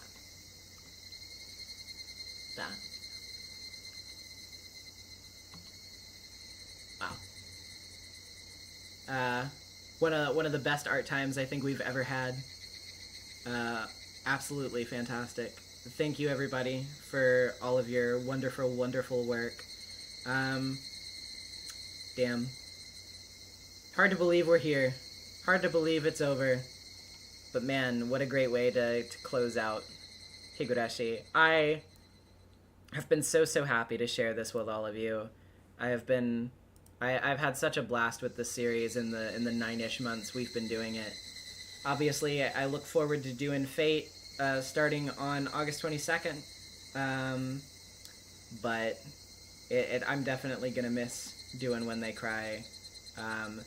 Whether you've been here from the beginning of Umineko, or if you joined somewhere in the middle, or you joined for Higurashi specifically, or whatever else, or even if you want to go watch the other ones that you've missed in the playlists on the channel, thank you so much for being here and being part of this community. I cannot express enough how much fun it has been to do this, and how much I have cherished the time that I have spent reading these stories to you guys. It has been so monumentally rewarding, and I wouldn't trade it for the world. I'll be getting that Higurashi tattoo soon. I will let you know when it happens, and obviously post pictures on my socials whenever it does as well. Yeah. I guess there's nothing really more to say. But I guess I'll see you all again when something else cries. Thank you so much for watching, everybody, and sleep well. Bye.